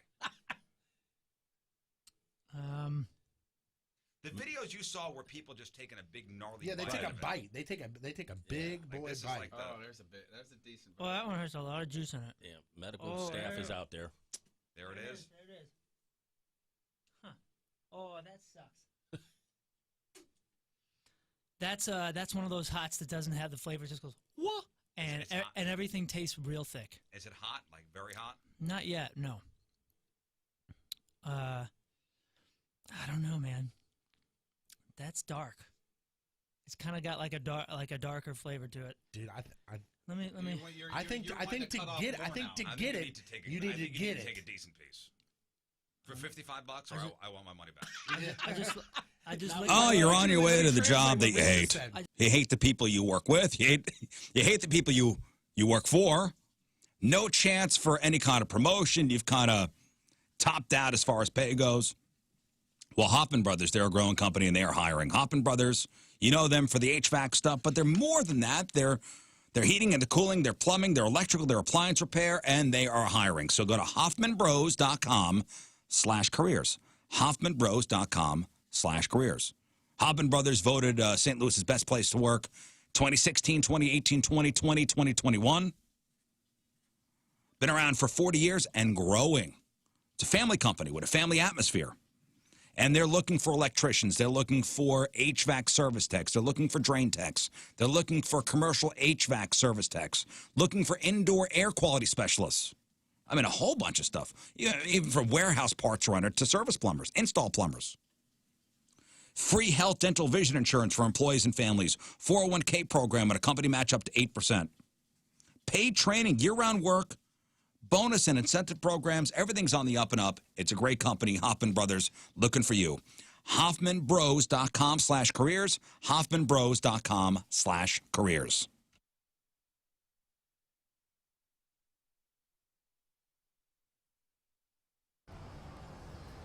What the hell are you doing here? What are you doing here, man? I told you to get out of here. Paparazzi, get out of here.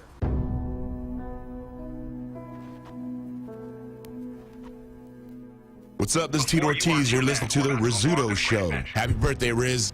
A great journey across So let it be the land. known that Tony Patrico's real or fake picks have been given to Jeff Burton in a sealed envelope. Jeff, the envelope and it's labeled properly, correct? Okay. All right. Let it be known. I did label it as my real or Okay. fake picks. You could show Rizz so that the label is Says, hello. clearly seen. Well, these are Anthony John Penis. No, that's Dennis. Dennis Okay. Patrico's real or fake breast pics. Thank you for your service. Anthony John Dennis. That's my confirmation name. Dennis is your confirmation name? Yes, after St. Dennis and my godfather, Anthony John Dennis Patrico. I thought that guy was a menace. Stop it, Scott. What is St. Denis the Saint of? Let's look it up. I'll check right now because I remember when I had to look it up and make sure that he was It's one. mailboxes, isn't it? Saint What if he's Denis. a patron saint of bricklaying? Saint Denis of Paris. He is the. What do I look at? I don't know. I Google it. The page. But what the things? Hey, King Scott, you ready? I'm Let's ready. do it. What's going on in the news today?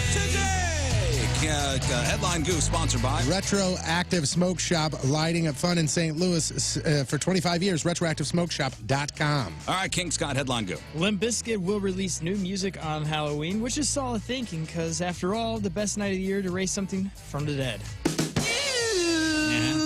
Paul McCartney says he will no longer sign autographs. He's tired of people looking up from the scrap paper and going, "Wait, you're not Angela Lansbury." I get that. Kim Kardashian said she found Kanye inspiring, and Kanye responded, "The feeling is mutual. I also found myself inspiring." Bears head coach Matt Nagy has tested positive for COVID. Bears receivers don't have to worry about getting the virus because they don't catch anything. Sports joke. A collector paid $1.5 million for Michael Jordan's game-used shoes. He now plans to obtain Scottie Pippen's shoes to put in his shadows. Sports joke. 44% of Americans believe they've lived in a haunted house, which proves that 44% of Americans have tried meth. According to a new poll, kids become too old to trick-or-treat at age 12 because these days, that's about when the diabetes kicks in. A list of the safest states in the U.S. just came out and tied for number 1. The 49 states Alec Baldwin isn't in at any given time. Whoa, wow.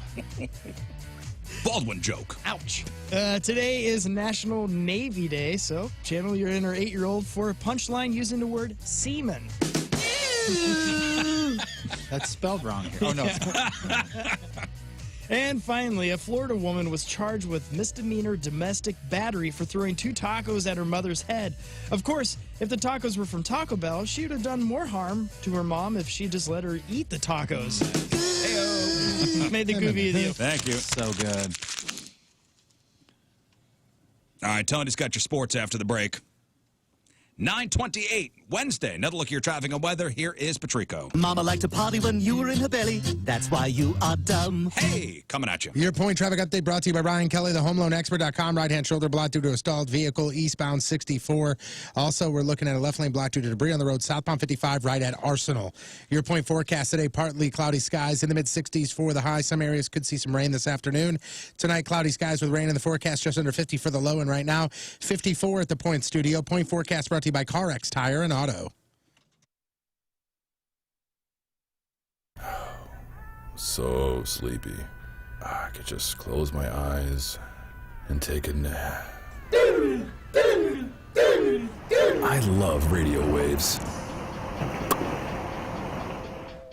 I love surfing the internet.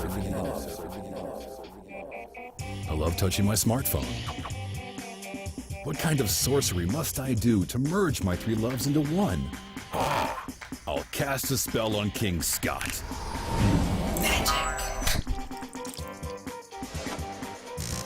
It's the new and improved Point mobile app. Get the Point app on your phone, the best place to listen to the Point besides, an actual radio. Plus, now there's a whole new listener rewards section too, where you can win all kinds of free concert tickets and prizes while you listen. The Point mobile app, now more awesome than ever before. Get it now. Oh, cool. All right, so this is your cover song, huh? So you know what? I know what you're gonna play here. I don't know all the words. It's I don't know which. there's only what one line you need to know. What you want me to sing here?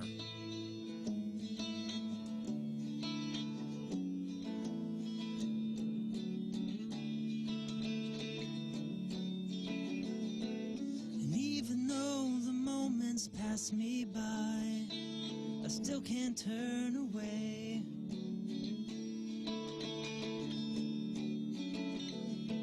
'Cause all the dreams you never thought you'd lose get tossed along the way.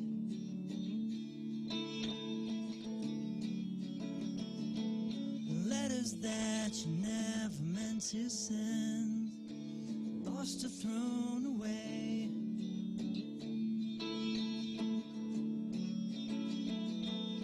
Now we're grown-up orphans that never knew their names. We don't belong to no one, that's a shame. If you could hide beside me, maybe for a while, and I won't tell no one your name. I ain't telling you my name. It's an interesting version of that. Is that right?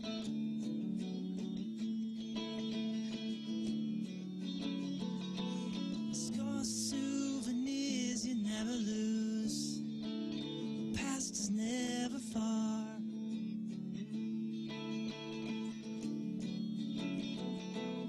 Did you lose yourself somewhere out there? Did you get to be a star?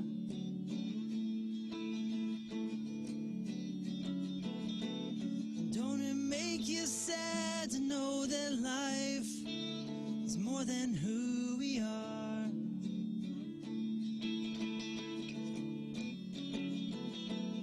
Grew up way too fast, and now there's nothing to believe. Reruns all become our history. A tired song keeps playing on a tired radio, but I won't tell no one your name. 3, 4. That's Jeff. Oh, come on! And I won't tell him your name. I won't tell him your name.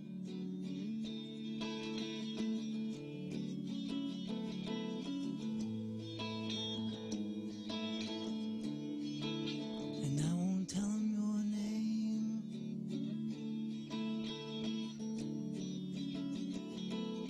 Think about you all the time, but I don't need the same.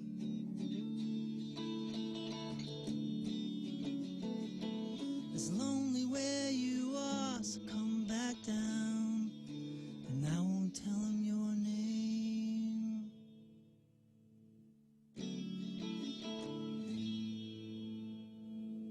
Fine, just tell him your name. I don't even know my name. I always think you guys are going to play along.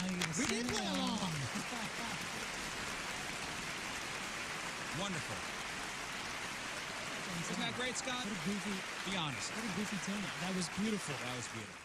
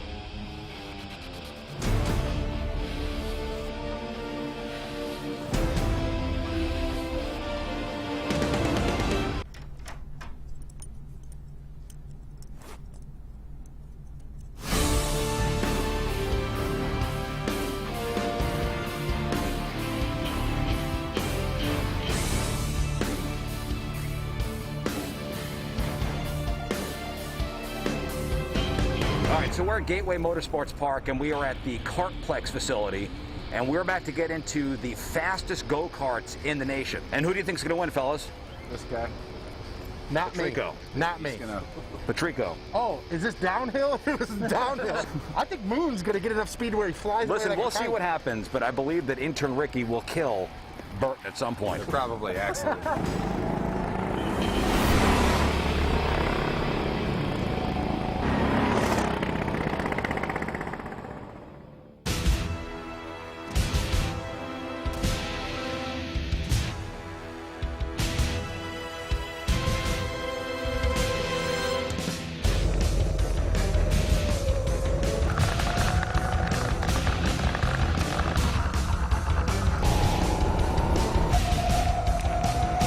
buddy go to South County Urological last Friday for a vasectomy, and you've spoken to our friend. I have. He's fine? He's great, man.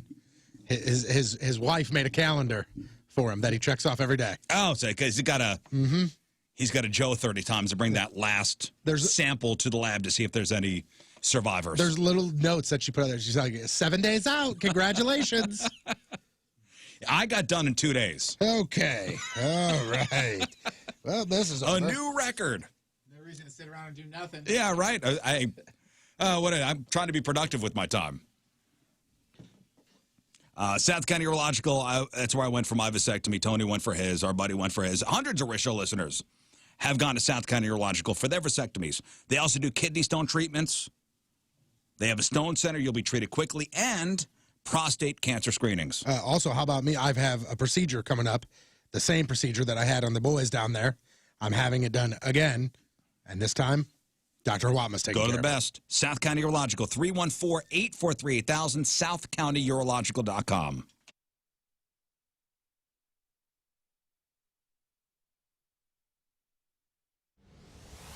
Hey, what's up? This is Kevin Heffernan. You might know me as Rod Farver from Super Troopers. Yeah, this is Steve Lemmy. I'm Officer Mac from Super Troopers. And you're listening to the Rizzuto Show on 105.7 The Point. Happy birthday, Rizz. Hey, Rizz, happy birthday, man. Douche. All right, welcome back to the program. Tony Patrico, here he is with sports. All right, what do you got? Sports brought to you by Crooked Feathers, where they deliver pizza, wings, and other tasty things. Braves got a little bit of good news, bad news last night. First, the good news, they held off the Astros' late attempt at a comeback and picked up the Game 1 win on the road 6-2. Bad news is they lost their starter in Charlie Morton. He took a one-hopper right off the leg, but said he was good. Went off the field, came back on, hey, I'm good to go. He threw 6 pitches, and on that 6th pitch, there was a little bit of a tweak, it looked like, and goodbye. Taken out of the game. Trainer right away. Fractured his right fibula, and that's all she wrote. Season over for him. Well, that was a hit up the middle. What did they say? It was 102 mile an hour? Yeah, it was 102 one hopper. 102 right on the bone. Right on the bone. Yeah. And his manager afterwards said that it's very possible that it didn't break right away, but the couple of pitches afterwards, or however many, might have been when it actually broke. Boy. So how about this? The game was long, over 4 hours long, 11 pitching changes, and it was brutal. Exciting. They had all said it was really, really brutal. Exciting, Today, a 4-hour-long game. Yeah. Sweet. Today, Game 2 is at 7 p.m. United States women's national team legend Carly Lloyd signed off on her last international game last night. It was actually pretty cool. U.S. won 6-0. She took her shoes off. She walked off the field, and her last name on the jersey says Carly Lloyd, which is her maiden name. Her married name is Hollins. So she took off her jersey and had another jersey underneath that said Hollins, and she said, now I get to be a chance to be a wife. Hollins. So I thought that was pretty cool. She ranked second in the world for most ever international appearances, 315 career games, and scored 134 goals with the U.S. So in a year where Shohei Ohtani made history seemingly almost every single night, Game 1 of the World Series provided another chance for him to get an honor. They fell way short as far as the Angels of making the playoffs, so don't think anything about that. But he was honored with the Commissioner's Historic Achievement Award, making just the 16th time that this award was ever given out. And it basically says, hey, you have done something in this game or for this game that is above and beyond anything else, so we're giving you this award. The commissioner gives it to him. Doesn't have to give it to somebody every year, but has the opportunity to give it to somebody. So he got it last night. I'm going to give you the year, and I'm going to give you what happened, and I want you to tell me who the player is that got it. 1998. Iron Man streak. Ripken. Cal Ripken Jr. 2001 had 3 people getting the award. New single-season home run record. This is 2001. Bonds. All-time career record in stolen bases. Henderson. Record-tying 8 NL batting titles. This one's tough. 8 NL batting titles. batting titles. Tony Gwynn. Oh, yeah. Tony Gwynn. Yep. Oh, look at Tony you, Gwynn. Jeff. Okay, how about this? 2004. He got it for his 300th win and his record 7 career Cy Youngs. Nolan Ryan. Clemens. 2005 for his record-breaking single-season hit total the year before. 2005? Come on. Oh, come on. Was a Mariner. Yep. Oh, Suzuki? Yeah. Ichiro? Ichiro. Ichiro. I was saying Suzuki didn't seem right. 2006 for his outstanding career on the field and his humanitarian contributions off of it. 2006. Yep. I would not pay attention to the year on this one. Okay. Who? Clemente. Okay. Okay. Rachel Robinson. Okay, I knew you weren't going to get this one. This was Jackie Robinson's wife. That was in 2007. 2011 for his great career and enormous popularity. This you'll never get. He just became a part owner of a team this week. 2011. Oh, Griffey Jr. Ken Griffey Jr. Nice. 2013, retired as the all-time saves leader. Rivera. And 2014, for his 65 years as a baseball broadcaster. Bob Uecker. Come on, 2014. Oh, Dodger. Vince Scully. Yeah, Vince Scully. And finally, in 2014, for his postseason record for hits, runs, and total bases.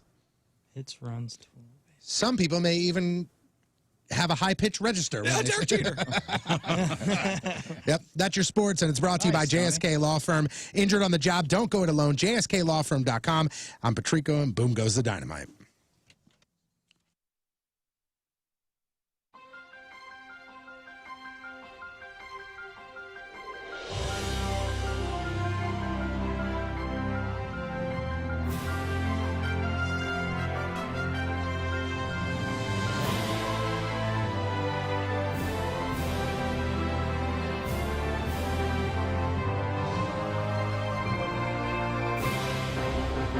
It's the Rizz Olympics event number 5. This is the quarter-mile paintball gauntlet. We are out in Wentzville, and a big thanks to Wacky Warriors for lending us their field, lending us their guns. So I'm going to run a quarter mile while these gentlemen take aim at me.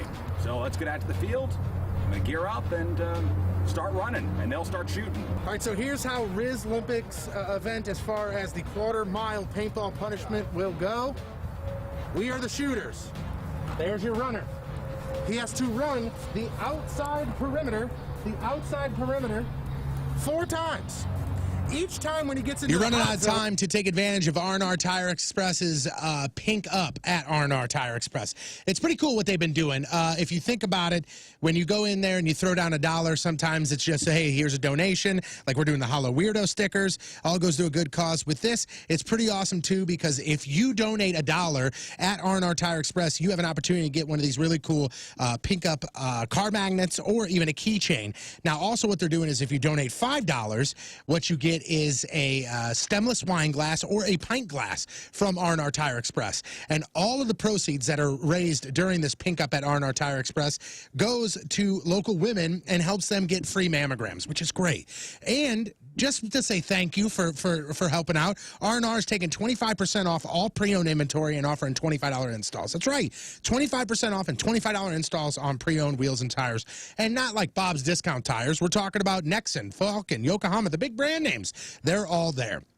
Check them out on Instagram. You can find them at RNR Midwest or stop by any of the 3 area locations in St. Louis on Page Avenue, in Fairview Heights on Lincoln Highway, and in Alton in front of the old Schnucks. You are never going to buy tires and wheels the same way again. So stop by, donate some money, and get one of those pint glasses, the stemless wine glass, or the car magnet or keychain. Get all the information that I just talked about by going online, rnrmidwest.com. What the hell are you doing here? What are you doing here, man? I told you to get out of here! Paparazzi, get out of here.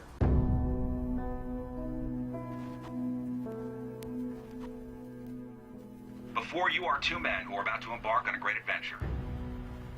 A great journey across the land. It will be hot. Their legs will get tired. They will want to quit, but no. These 2 warriors aren't quitters. Plus, if they quit, they know they will be endlessly mocked. On May 14th, 1802, a man named Lewis and a man named Clark started walking west from St. Louis into the unknown. Today, Tony Patrico and Jeff Burton, you walk in their footsteps. One day, our great-grandchildren will tell the story of Tony and Jeff and how on June 15th, 2018, they too left St. Louis and walked west, but didn't go as far as Lewis and Clark. And with these words, I send you on your way. Good luck and Godspeed. Let your journey begin now. See you at the finish line.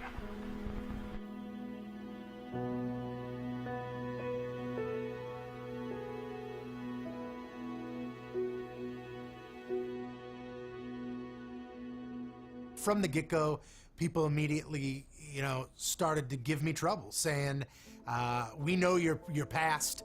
We know you're going to give up. We know you're not going to make it. A lot of people immediately hit up social media and said, this is a waste of a punishment because there's no way you're going to complete the whole thing. That's the GPS. That's not a good start, guys. That's not a good start. That is. When I knew I had to do it, I was okay with it because I like to run, I like to walk, I like to hike, all that stuff, and it was another challenge, that sort of thing. You know who I was concerned for? A guy named Tony Patrico. This is, even though I'm on this weight loss journey and I've dropped almost over 100 pounds, this is nothing that I was ready to do. This is nothing that I wanted to do. This is still nothing that I ever want to do again. But immediately, I hear the results and know that it's myself and Jeff Burton walking, and instantly I start thinking of ways that I can get out of it. Hey, we all agreed to this, that we walk from point A to point B. Turns out it was downtown, our building currently, to our new building, which turned out to be almost 16 miles. Fire and ice. Fire and ice. That's what I want in my sex, is fire and ice. My first thought was, man, I really wanted to, like I said, challenge myself and see how fast I can do it, because I've done a couple of half marathons, so this would be a couple miles more than that, and I really wanted to see what I could do. But then the idea was, hey, let's stick together, because it's better for everything, meeting all the Team Rizz and all the Rizz Show listeners and everything together, as opposed to, oh yeah, he's back there, he's up there, that sort of thing. But really, honestly, what went through my mind was, what the hell are Tony and I going to talk about for 7 hours?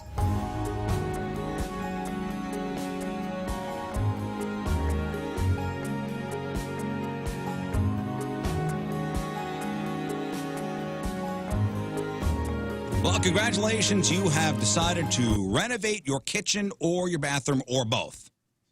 Step one, we need new cabinets. We need new flooring. We need all that stuff. So we go to the big box store and we find what we like. And we say, I want those.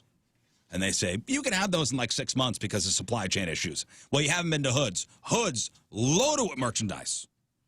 High quality, huge selection, save money on your project, and they have the largest selection of in-stock cabinets in Missouri. Hood's, a local company with 6 area locations.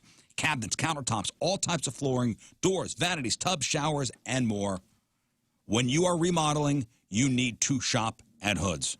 Kitchen designers on staff to design your kitchen. Custom door shop, custom countertop shop. If you're looking for flooring, all types of flooring, tile, laminate, vinyl plank, carpet, hardwood, all that stuff is in stock. It's there for you, waiting. Go today, go this weekend. Hood's, 6 locations, hoodshomecenters.com.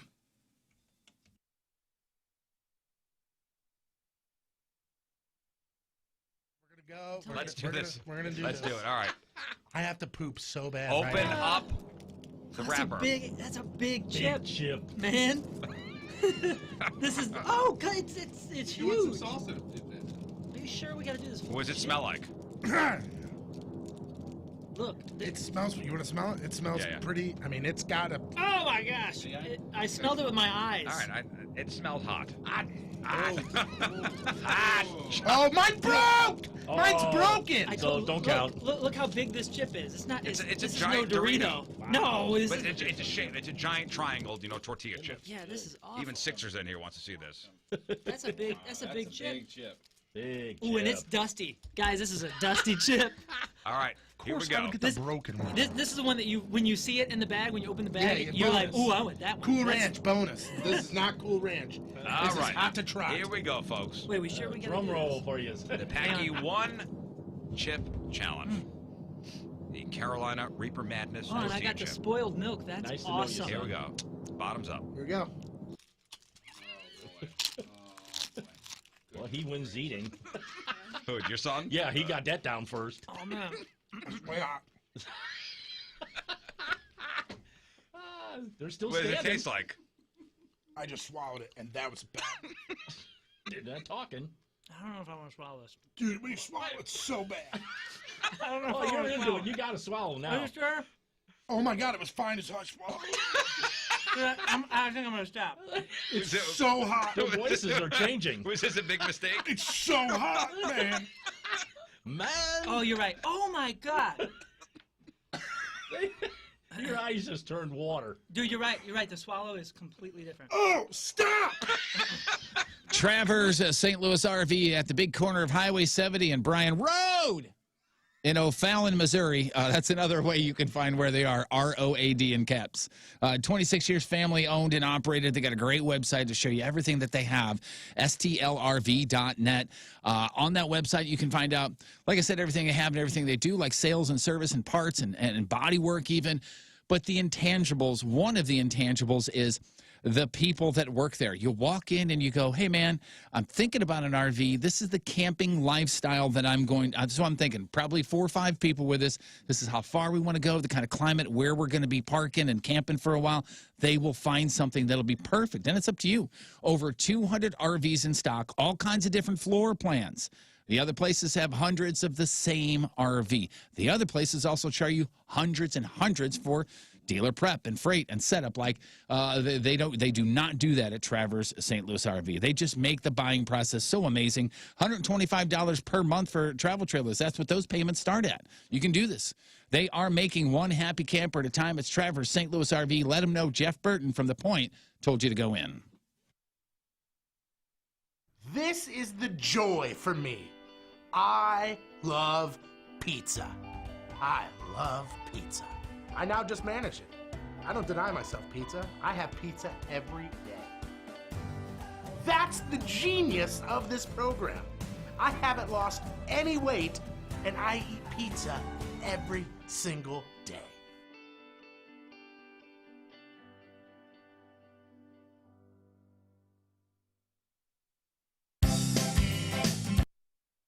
Hey, what's up? It's Patrico and my dad, John Patrico, and we are here to teach you how to listen to 105.7 The Point using the Alexa skill. It's really actually quite easy. So easy, in fact, that I'm going to have my dad do it. Hey, Echo. No. That's no. Yours is the Echo. Oh. This is Alexa, so you got to say. She doesn't like me. Just say it. We even wrote it down for you. Just look Okay. at that and say it and make it do it. Okay, say download. No, do the second thing, not the first thing. Alexa, open 105.7 The Point. 105.7. Hey! Whoa! If I can do it.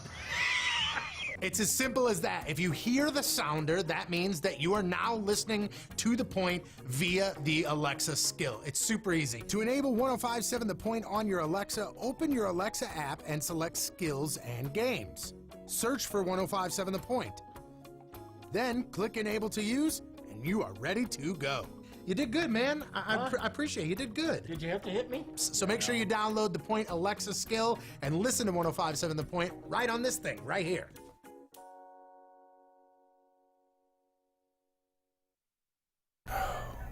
So sleepy. I could just close my eyes and take a nap.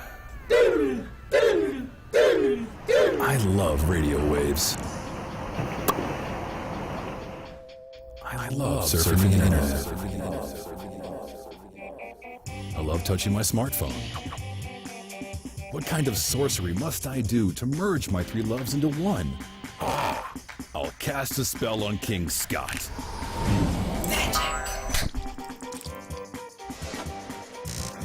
It's the new and improved Point mobile app. Get the Point app on your phone, the best place to listen to The Point besides, an actual radio.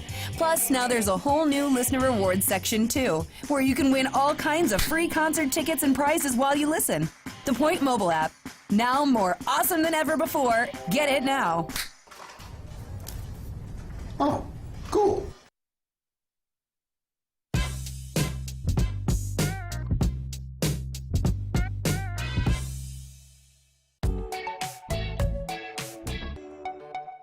So here I am. I've won real or fake more than anybody, and I got to come up with a Devastatingly. difficult punishment.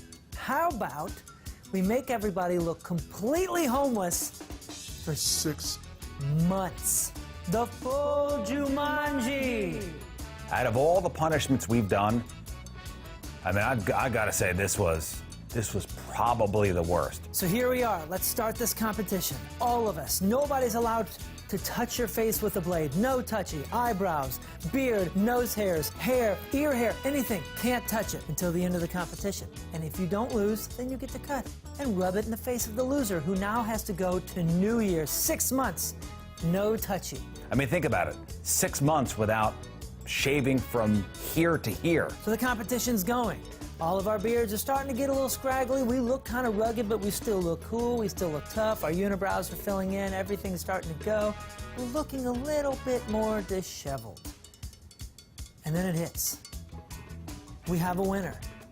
And we have a loser. And God, mother effing jeez, fart balls, I lost. I know of everything we've ever done, my wife would have been more upset with me losing this punishment than any other punishment.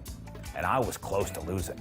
It was between Moon and I, neck and neck, just up until the end. And by the glory of God, Moon lost. And then you really start to get into the psychology of it. And when you don't have control over how you look, how you're presented to the world, to strangers, to thousands of people a night when you're on a stage playing rock and roll and you're playing a certain style but looking a completely other style, when all of a sudden your hats don't fit because your hair's so big. I will say he was a trooper. That was a tough punishment.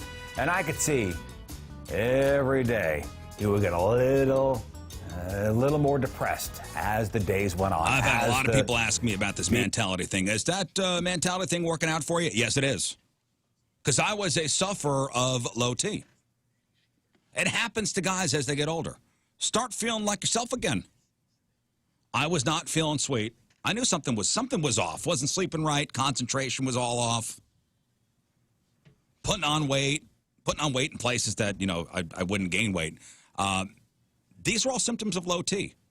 Poor concentration, weakness, poor sleep, fatigue, decreased strength, loss of muscle mass, decreased libido. See, at Mentality, they confirm those symptoms through complex blood tests. And once the labs are completed, you know, they go over your levels, and then they treat your symptoms with testosterone replacement therapy. And that's what I'm going through every Friday. I go for the testosterone. And by the way, insurance covers it. Feel like yourself again. Mentality all starts by going to lowtusa.com, lowtusa.com.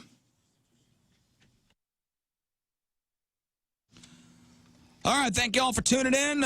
We are done. Donnie Fandango is next. If you missed anything of the program, blog and podcast, all there for you, 1057thepoint.com/Rizz. King Scott, what do we got? Well, we covered a lot today, including great news regarding a company that sales increased for the first time in 20 years, but terrible news for a lot of lungs out there. And Bezos released huge plans for space travel, and soon we'll get to stay in a hotel amongst the stars, so that'll be pretty cool. And Keanu Reeves continues to make his mark as a legend since he gave some really nice gifts to his stuntmen. And I'm sure Rizz will feel the same way because we're kind of his stuntmen, so maybe he'll follow the line there. And but you can find out a whole bunch of sports as well, including the recipient of the Commissioner's Historic Achievement Award and Pizza Party. Find out who that was.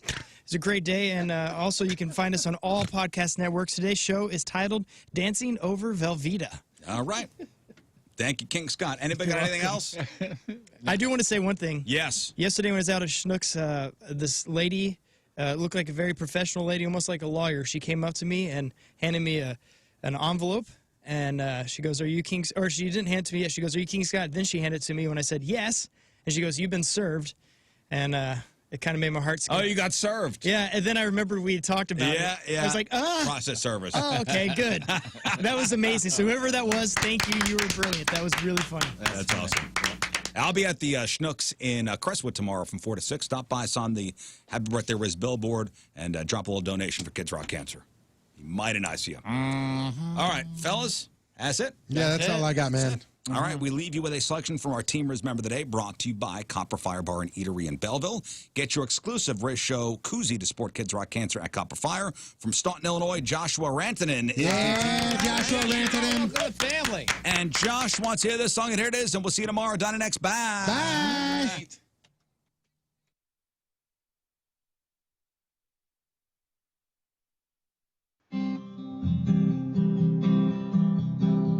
Ooh, listen to that. Ooh, God.